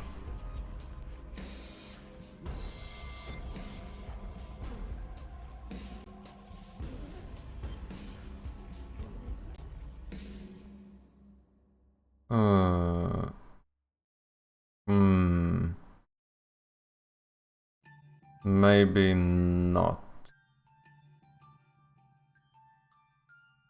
6 streams in the last 90 days.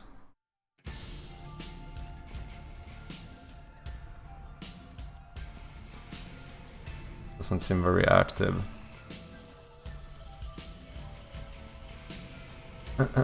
40 streams, 15 average. What are we playing? Some Phasmophobia, that is horror. I think that is Subnautica, which you could consider horror as well. We also have No I'm Not Human or whatever it's called. Okay. That's looking pretty good. Was this the Russian one? It was.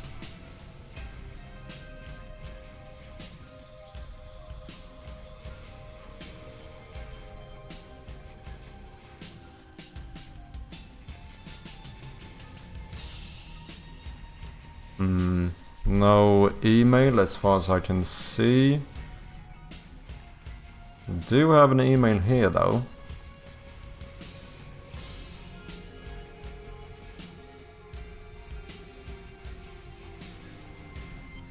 Sure.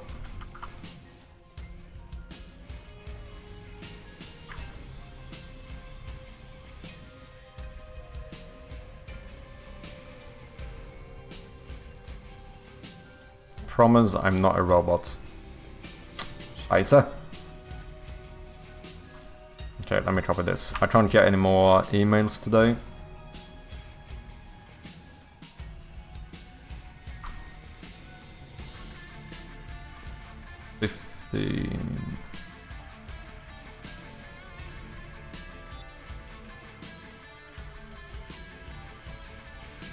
Okay, what was it at? 46. Can we get it to... Maybe get it to 50 today at least? 11... 29 streams. Last stream was October 6th.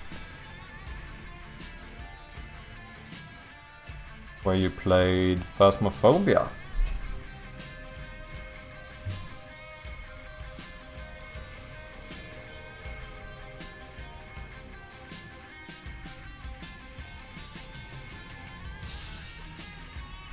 No contacts though.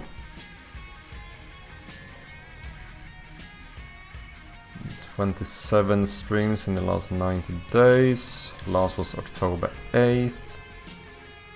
Yeah. Oh, another one that does a lot of co-working. Did play Rusty Lake somewhat recently.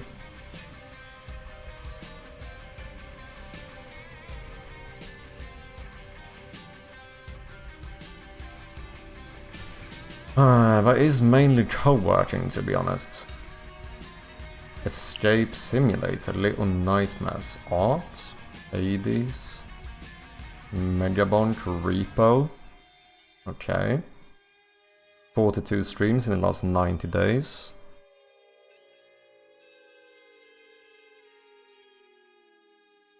Wishlist? Error. Are you making a game?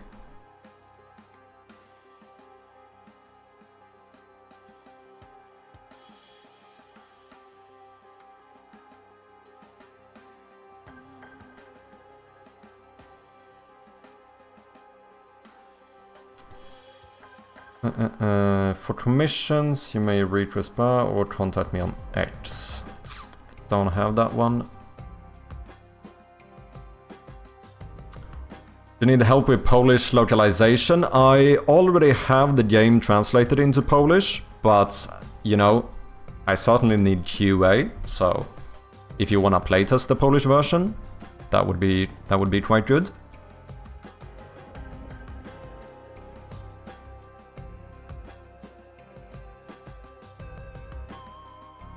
Study pause. Did I look at it? Oh yeah, that was the co-working one, right? Okay, should we try a different game? Five Nights at Freddy's, maybe? It's not too similar to my game, but fuck it.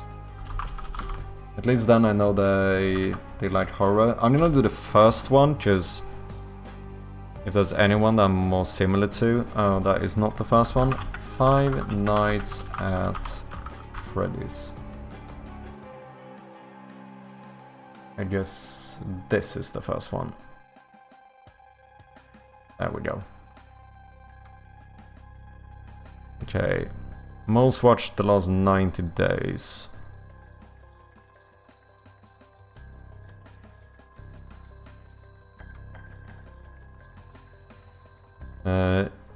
French we do have localization for. Oh, Czech we do have localization for Czech as well. A lot of French people here. 48 streams, a lot of just chatting, but we got some little nightmares. Unpunished, looks like it should be a horror game. Looks like a fair bit of horror games here. Oh, it's live right now. Was this... yeah, this was the French one. Business only, we do have a link. Helmart. Is this like a horror simulator thing? And a mailroom-esque.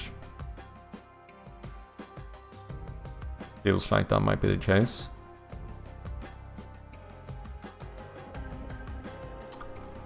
Sure. Okay. What have you been playing recently? Okay, horror games and variety is what I would call that.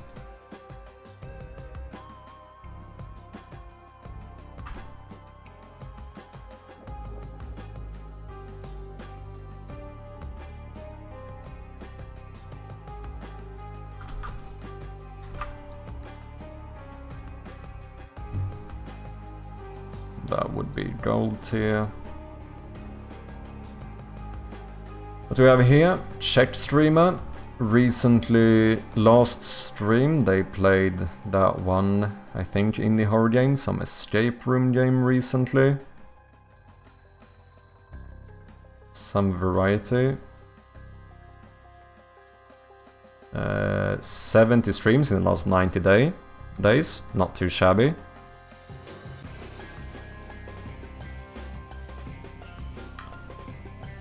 Chorze szpatnie na czesku.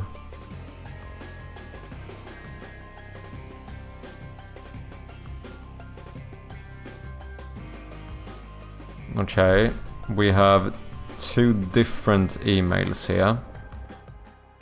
I don't think we have spec here to translate for me, so let's see which one we were supposed to use. Email for collaboration.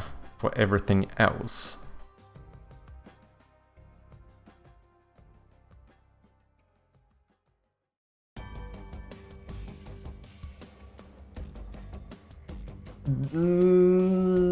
Can we define collaboration?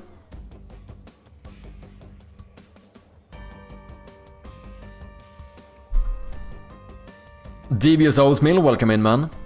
Did you check the Don't Escape series? There's also a recent point click called Deep Sleep Labyrinth of the Forsaken. John Wolf is also a good channel. I think I have John Wolf on the list. Don't we? Yeah, John Wolf.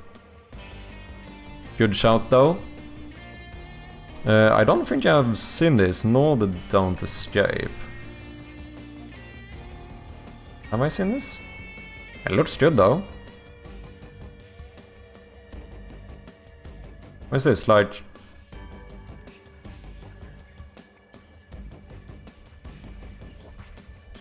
Asymmetric page slots? Is it actual page slots?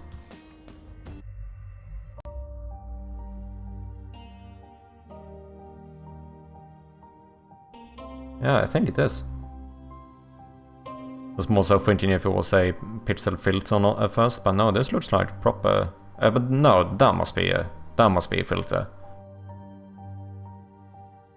And rotate it that smoothly. Yeah, these scenes must be filtered. But this looks like actual pixel arts.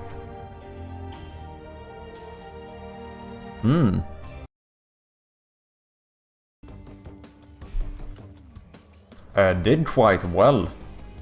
When did this release? August 2025. 350 reviews, very positive. Estimated net revenue of $105,000. Maybe around 35,000 wishlists, estimate. Oh, 1950. How long is this game?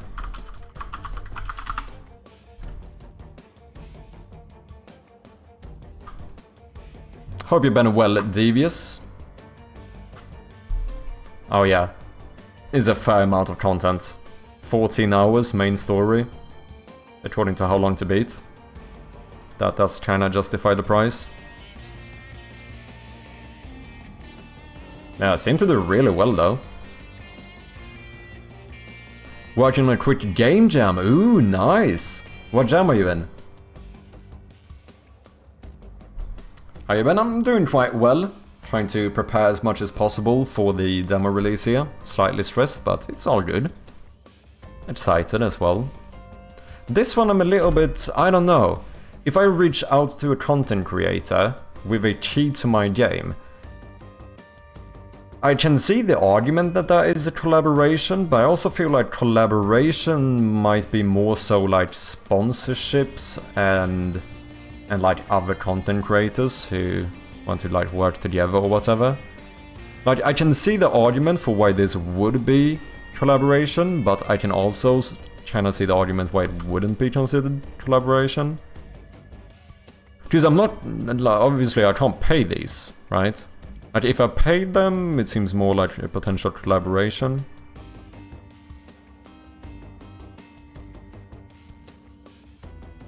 Is this the one? No, this one is over. Hosted by gamedev TV.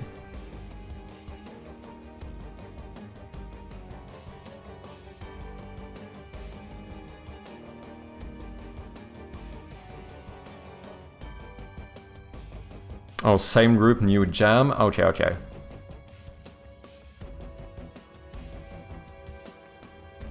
Wait, what was this one called? Gamedev TV. Just out of curiosity. Oh, a Halloween jam?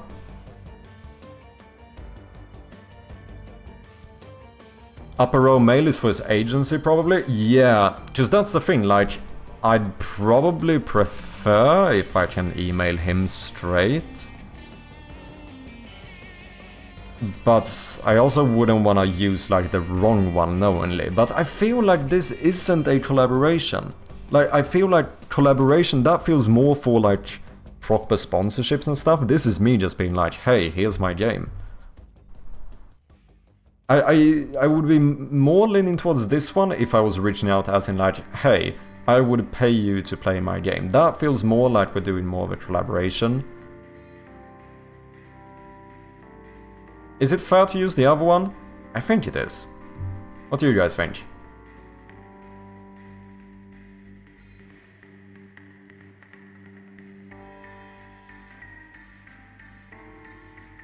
Yeah, collaboration implies you're going to be working with them. Yeah, that's what I feel as well, right? So, which wouldn't really be the case here.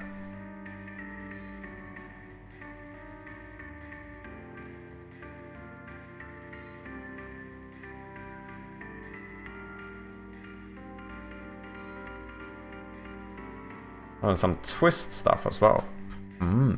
Great, big jam too. Best of luck, Devious. I feel like we could use the other one.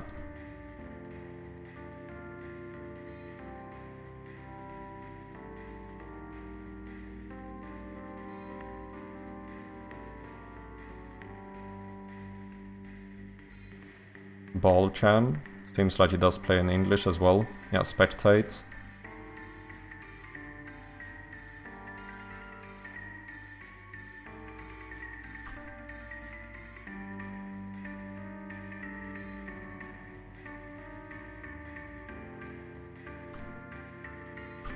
Oh. Do we have a YouTube as well?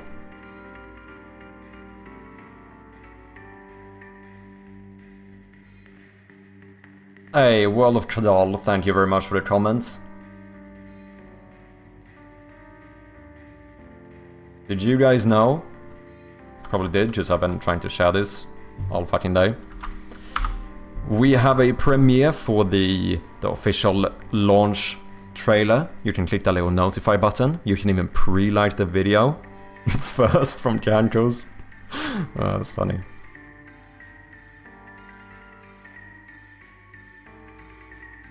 Okay, what's your main platform? I'm gonna... It feels like it's Twitch. What did I say? What have you been playing? I can't see here. Oh, yeah, there was some variety and some horror. And I mean, I find you... Oh, through Five Nights at Freddy's. That technically is a point-and-click game. But also not really a conventional one. And by technicality, I might skip the point-and-click tag for him.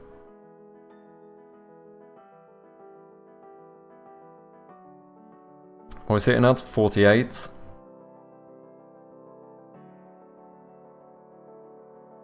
I think you have too sensitive conscience.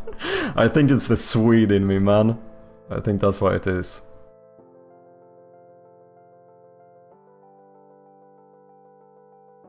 You know, you have to fucking... You have to behave.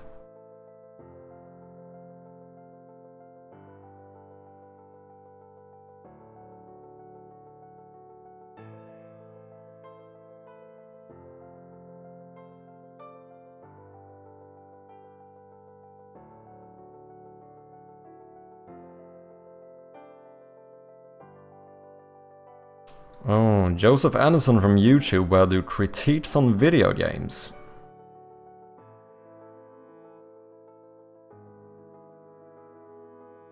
I also stream here, usually games that chat decides for me.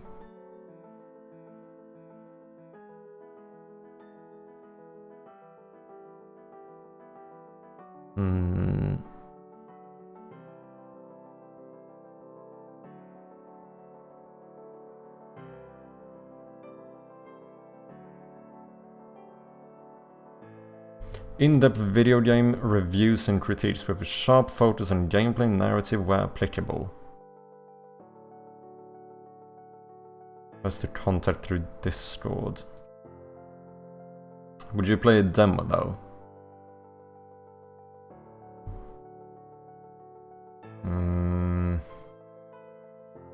I don't know.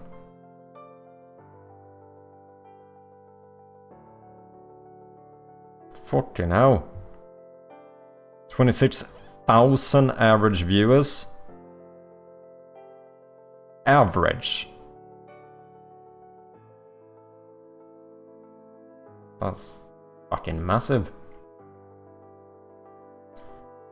I still feel though, I feel like I want more smaller ones. Once again, I feel like, I mean, it's starting to look a little bit better, but I feel like it's worth reaching out to more like medium-sized content creators.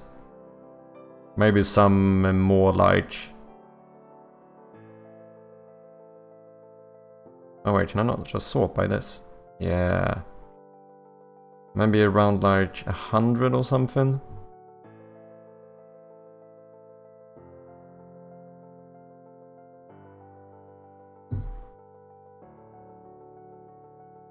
But if everyone else with the same language uses that, maybe it's a go-to word in. I would totally brute force it, probably write some custom scraper for it. Probably spent way too much time on it. Yeah, I do think there definitely are ways like I do assume that like the big publishers that do this kind of stuff, they probably don't look too much manually in this manner. Do you know what I mean?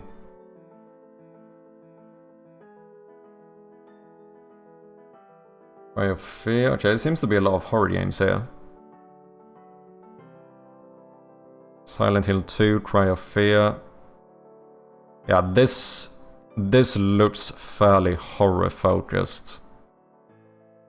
Try to stream daily. Fucking what the fuck? Yeah, you do. 106 streams in the last 90 days. Good on ya, man. Fucking grinding. That's a bit unfortunate. Woofy.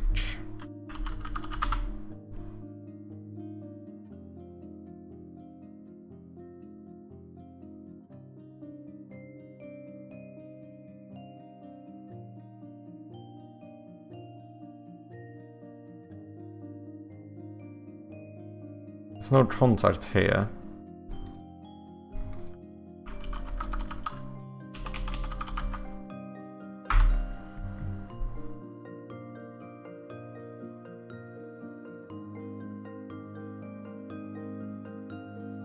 Twitch Woofik, yeah. Okay, that's like a VOD channel. No contact though. No contact. He does have Blue Sky.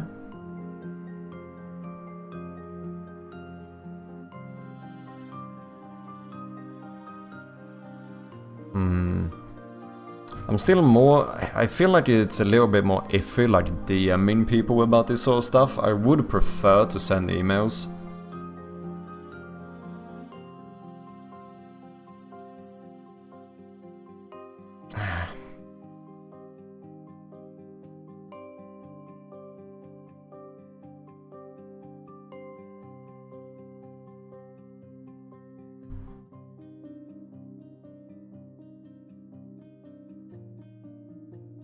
A lot of just chatting in Fortnite.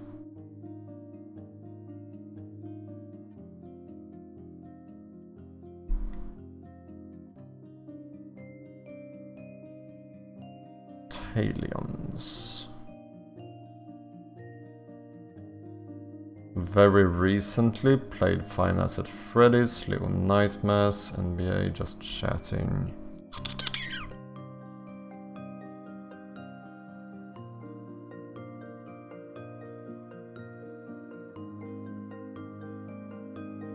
Clover Pit, Five Nights at Freddy's. Five Nights at Freddy's. Megabonk.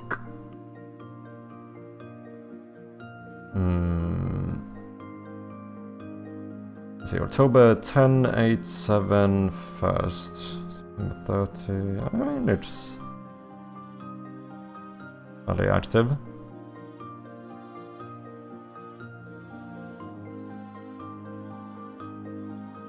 I should be working on my game as well, but I've been procrastinating today.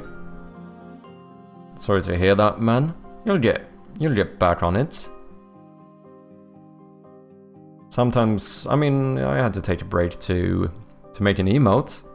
Sometimes, you know, you just have to do it. Didn't seem like we had a contact there.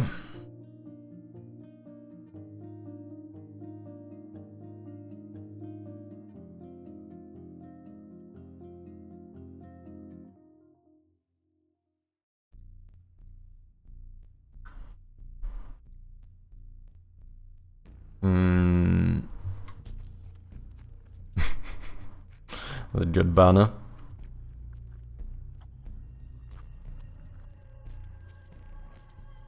Who's this? Black Ops. This guy did play Mortuary Assistant.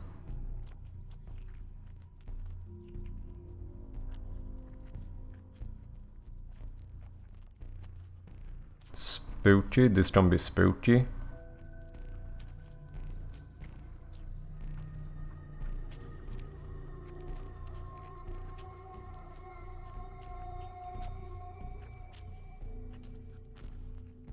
No contact.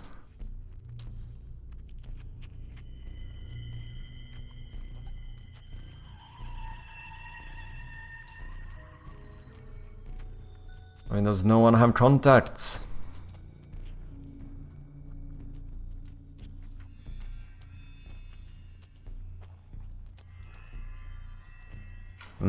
That is a bit annoying. You know when you click on the next page, but it doesn't scroll up for you? You know what I mean? Oh wait, I should just... Oh, can I just make this show more at once? What was that? 50?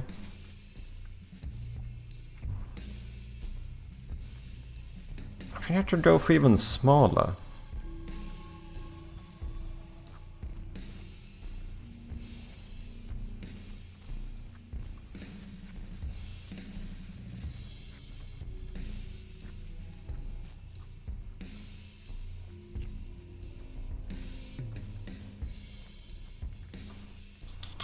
A lot of just chatting. Marbles on stream. They did play No I'm Not Human, but most of this is just chatting, to be honest. Oh, okay. Okay. What do we have here? Final Fantasy Freddy's, Final Fantasy Freddy's, Little Nightmares, Resident Evil, Inside, Amnesia, a lot of horror. Okay. 83 streams in the last 90 days. Fucking hell, people are grinding, man.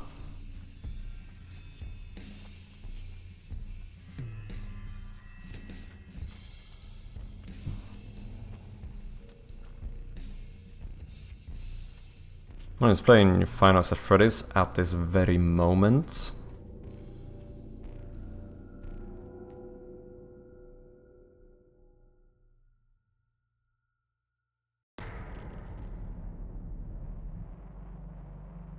No contact though.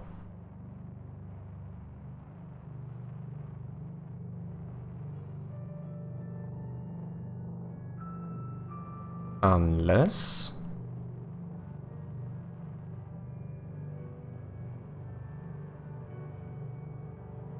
nope.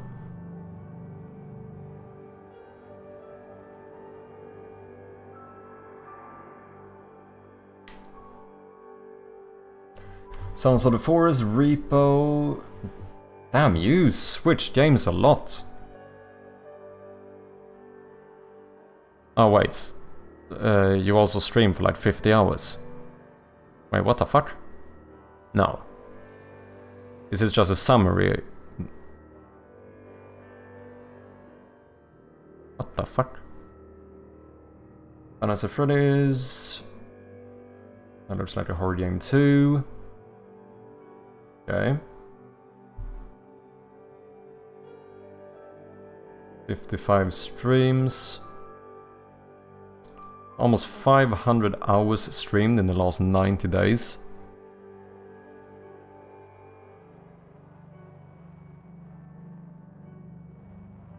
English. Okay, okay.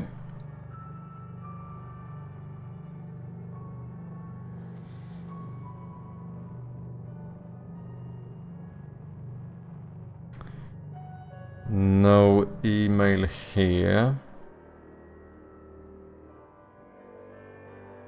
Okay, we're open. We have to act cool. Ah, fuck off. Do you have a email?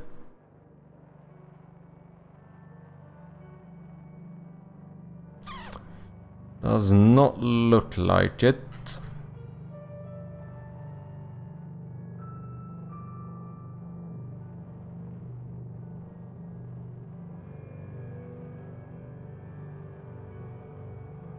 Fine, that's a Freddy's. Yeah, looks like... Also a lot of just chatting though. Seems to be mainly just chatting stream. Actually the case for a lot of these. Feel like it's probably better to have more games focused streams, I'm going to imagine.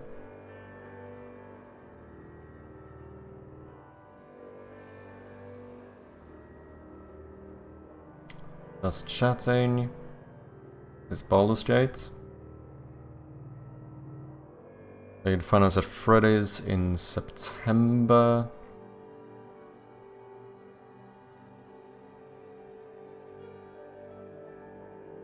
A lot of football.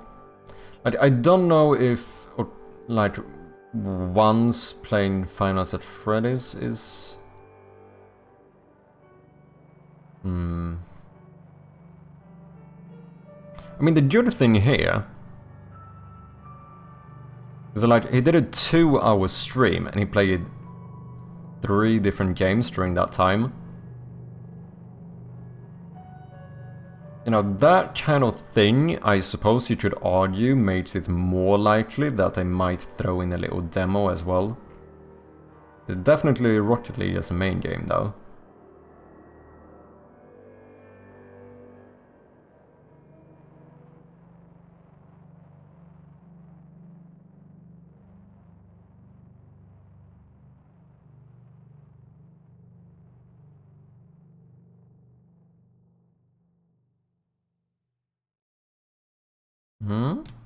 Let's post some horror game stuff here. Oh wait, I can't do this, can I? Oh. Sure thing.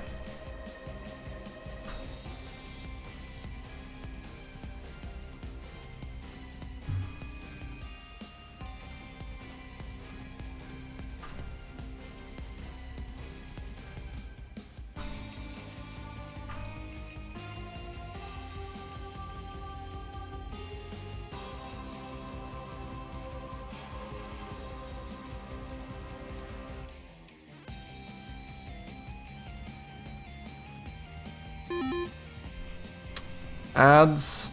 Nah. We're gonna snooze them ads. Was it not 49? Okay. We get one more. Maybe we can find someone organically on Twitch.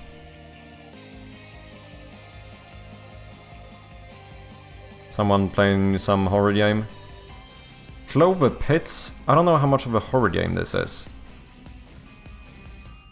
I think it has like a horror theme, but I'm not sure if it's a horror game. Phasmophobia is a horror game, but it's also quite different to mine, and I feel like a lot of the focus on this game is like the co-op aspect of it. What do we have here? Oh shit, Elias is playing this.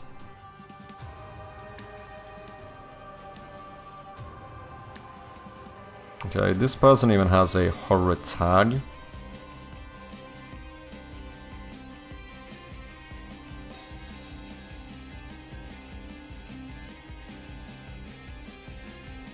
For October, some games I'm thinking of playing: Evil Within, Tormented Souls, bum bum bum, short horror games, and who knows what else.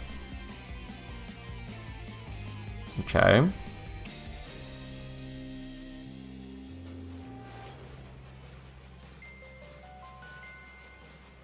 Favorite games.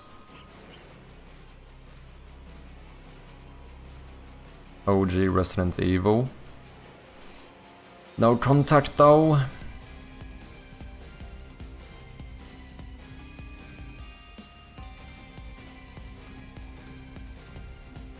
Hollowbrook Apartments. Oh, Screech is playing that. Did we add him? No, he didn't have any contacts.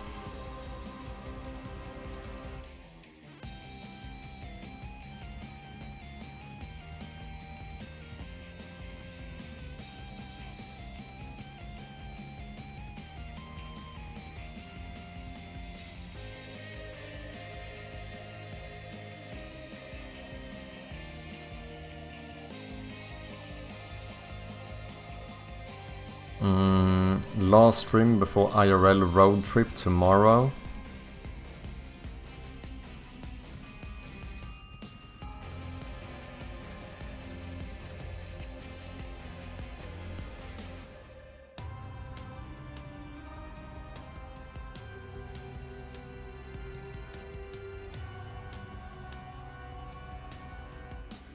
Looks like a... no, you know what? I was gonna say most of these looked like it might be horror games, but I think it's just his style of thumbnails. This is peak. This might be Reaper though. I think this is Reaper, right?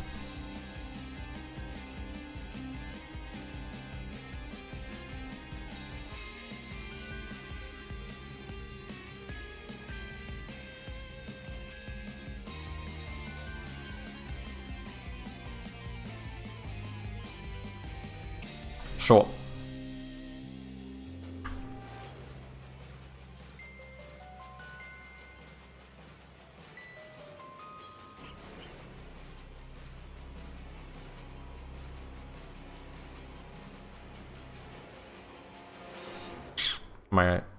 Can I get more emails again?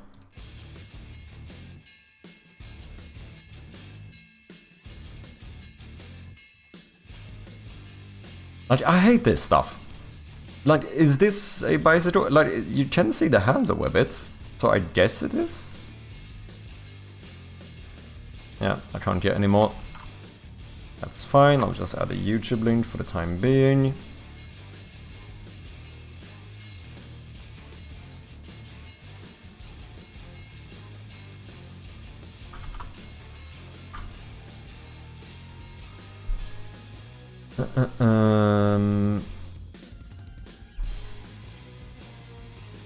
Bruce Trooper.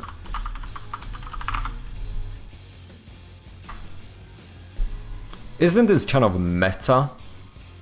Like the fact that I'm streaming on Twitch, trying to find content creators on Twitch.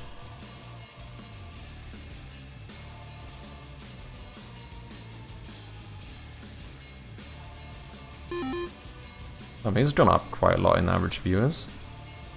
I guess I'll put Silver on you. I'm gonna snooze this ad as well.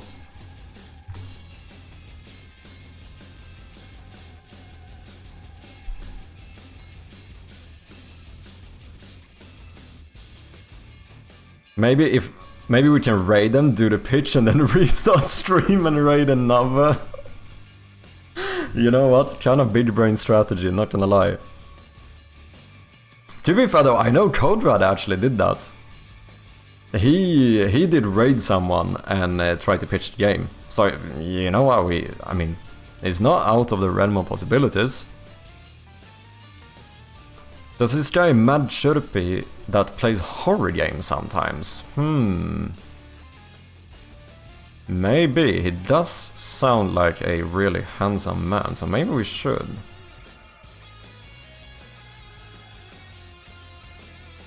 I wonder though, for something like that, still, would it be maybe good to find someone playing an even more similar game? Because this is the issue with my game. Like, although it is a horror game, which is a pretty popular genre, and it's like a puzzle game, which is fairly popular, it is also a point-and-click game, which is a little bit more niche. Like, I feel like point-and-click has more of a chance to maybe, you know, rid you of some potential players.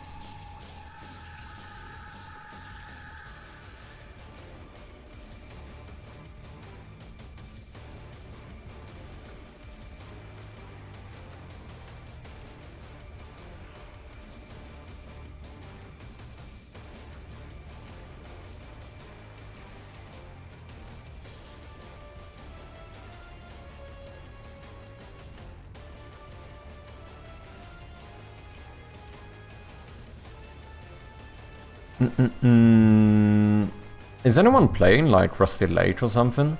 You know what I should do? I should fucking follow those categories to see when someone is playing.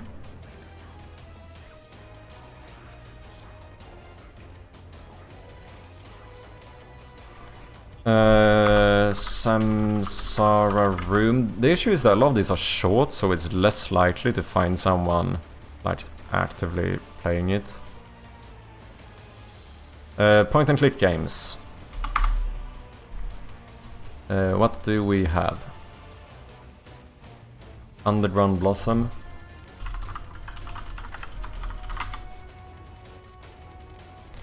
Nope.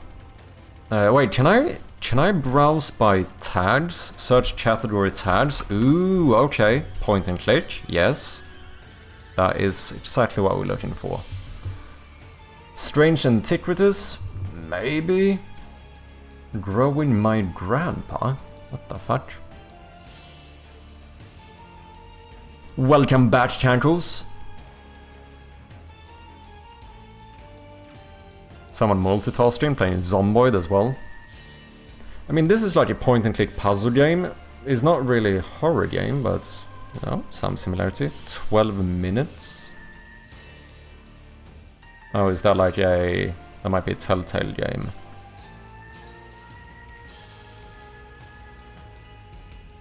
Creepy Adventure. This looks like a fairly conventional horror game. Or a point-and-click game. which I think could be good. Harvester.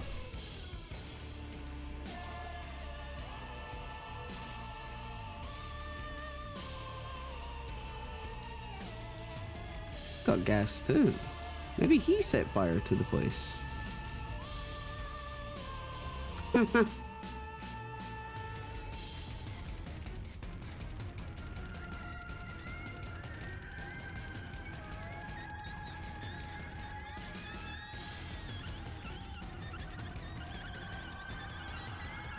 Maybe.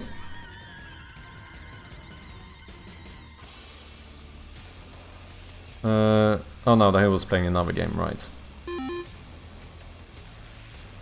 Potentially, potentially. If nothing else, he does actually have an email. I'm still surprised at the amount of people that don't have contact emails. But to be fair, I probably can't say that, because I don't know how long I streamed without having a contact email. Probably most of my like streaming career, or whatever you want to call it. Now Quero Sad is a Portuguese guy. Girl. No. Yes. Jogando? No, it's a Brazilian. Followers only chat? I'm not a big fan of followers only chats. It's a good way of getting rid of like bots and stuff, but it's also a kind of good way of getting rid of new people. Like sometimes people want to hang out a bit before they follow, do you know what I mean? So guys, we do have some ads coming up, I couldn't skip this one. Maybe people that play Blueprints could be a target too? Maybe. There's quite a lot of differences to a game like Blueprints though, because that feels a lot like... I mean, it is a puzzle game, to be fair. I don't know, I've seen very little. I actually do want to try Blueprints at some point. I've seen very little from it. Would you say that Blueprints has like a...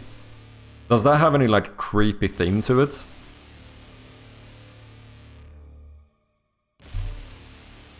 Kamastan, how you doing, man? I see follower only similarly. It's hard to get to know a new streamer if I can't chat with them before I follow. Yeah, because it kind of becomes the thing where now it feels like you have to make more of an investment before you can get to know them, right? I feel like that's the case. I think having your chat as follower only is... Personally, I think that's a mistake. Unless, like, temporarily. I mean, I have put follower only mode on, but that's been like we got spam botted at one point. I got like 30 messages in like a second from like bots spamming that my game looked like trash. That was a very fun time. Like at that point I put on follower only mode, right? But that's like a temporary thing. Whereas like I would never like keep follower only mode like on a permanent basis or whatever. Not creepy, but quite mysterious. Okay. I haven't actually played it, doesn't seem to be creepy. It has some similarity with solving puzzles in rooms and such, yeah. No, you could definitely argue that it's fairly... It's like puzzle and room focused, which definitely is a similarity. I assume... Yeah, I think that's the case. Ad should be over, welcome back guys. Do you guys know, does Blueprints have... I think it does, right? It has puzzles that span multiple rooms. Is that the case? I think that's the case, right? Like, it's not like a puzzle per room kind of thing.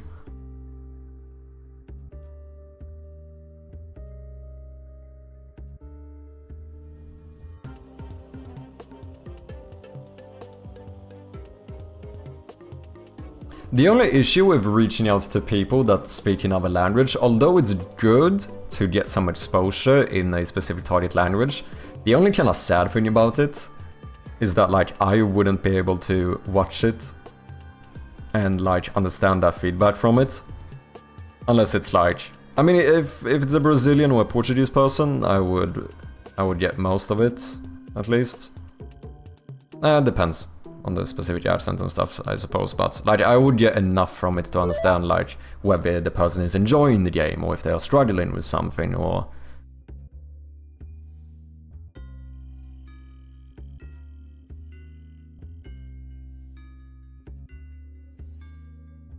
Yeah, I think so. Something like get one item in a room and use it in another. Yeah, that's what I meant.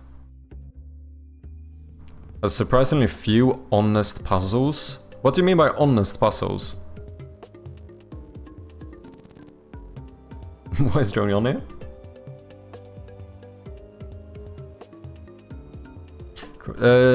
Out of curiosity, has this guy played more point-and-click games?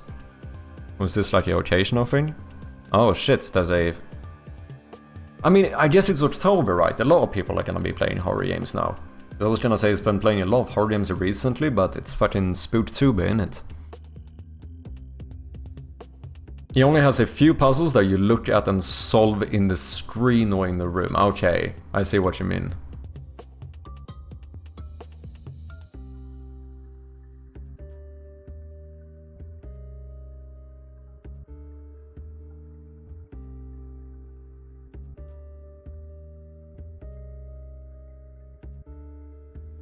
You know, it's only when I start, like, randomly browsing Twitch that I realize how actually massive VTubing has become.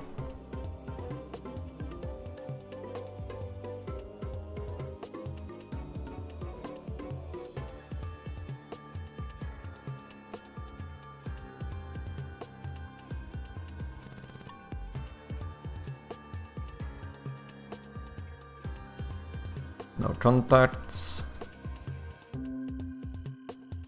Was there someone else playing this game as well?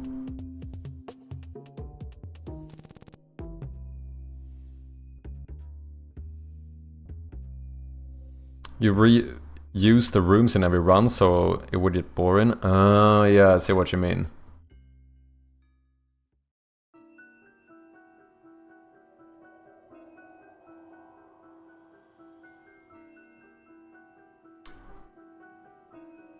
Get famous. Gonna get a picture on a milk carton. She's disappeared. That's all we know. Yeah. Well, I heard that Karen was How the wee girl from so the... I went over to Miss Fitzgerald. I mean, voice acting and everything. VTubing is perfect for people with weak facial hair. No, don't say that. You don't need facial hair to stream. You don't even need hair to stream. Look at Amisis, he's doing great. Sorry, Amisis. It kinda just happened. Don't clip that. Don't clip that. Oh, funny. Where did that come from? It just fucking happened. I don't know. Sorry, man. It was an accident. I promise. It was a pure accident.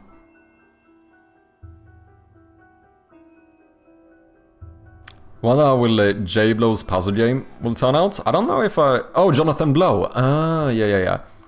Is he working on a new puzzle game?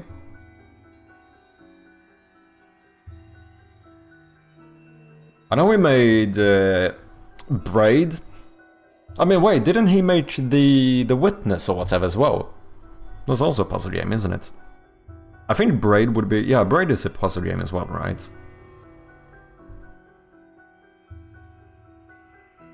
I don't know what his current project is. From the top of my head, at least. Okay, Freddy, should we do the Cold Rad thing? You just keep doing... And just raid this guy? See if I can fucking pitch my game. Within is such a nice one. I haven't tried it, but I would definitely be open to playing it. To be fair though, I have kinda spoiled one of the major things from it. Fuck it, let's do it. I need to get out of here anyway, and we did hit the 50 content creator mark, so I know this was a little bit of an unusual stream, but as always, I appreciate you guys hanging out still. You know, this is part of content, or sorry, part of game development as well. It might not be the most common part, but it is related. I feel like we've gotten quite a bit more in here though. Like I said, I currently have 100 keys. So, you know, we're halfway to that. Also the Looker, which makes fun at the Witness. Oh, really? Thank you for the stream, Chappy. Thank you for hanging out, Whitechapel. I appreciate ya. Yet another game developer on Twitch. If you haven't, go and check him out. Yeah, I even have a puzzle as an avatar on Twitch. Jablo is his handle on Twitch. He made some. Oh shit, is he streaming?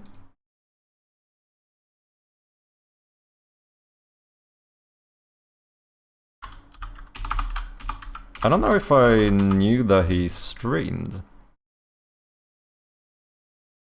Oh yeah, fucking recently as well.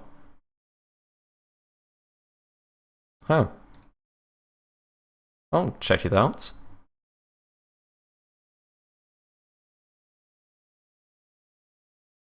It's a part of gamedev all devs don't like marketing. Yeah, exactly. Is she gonna follow me? Bye bye. Bye.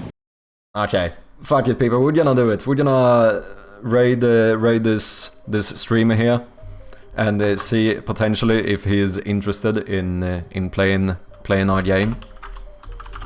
I don't know how the fuck this is gonna go. I think I'm far too Swedish for this. I am way out of my fucking comfort zone right now, but we're gonna see if it works or not. Codra did it, so why can't I do it? And I found out recently Proto was made. Have a good rest. Thank you very much for hanging out, Nymph, Keita, Camostern, Whitechapel, Ronin, Crit Devious. Thank you all so much for hanging out. Cankles. I truly do appreciate all of you. Also, a shout out to Jin for the bits, as well as Jin and Strom with the resubs. Very much appreciated. Join us on this raid though. Let's be well behaved, make a good impression, and see if we can potentially recruit a little content creator here. Throw that chirpy raid in the chat. I will be back on Wednesday as per usual, so until then, I hope all of you have a great one. And yeah, last but not least, join the Discord if you haven't. If you wanna join the community over there, make sure to do so. But yeah, I'll see you guys on Wednesday again. Throw that chirpy raid in the chat. You know, we get our represent here, make a good impression. And yeah, I'll catch you next time. Thanks for hanging out, guys. Cheers.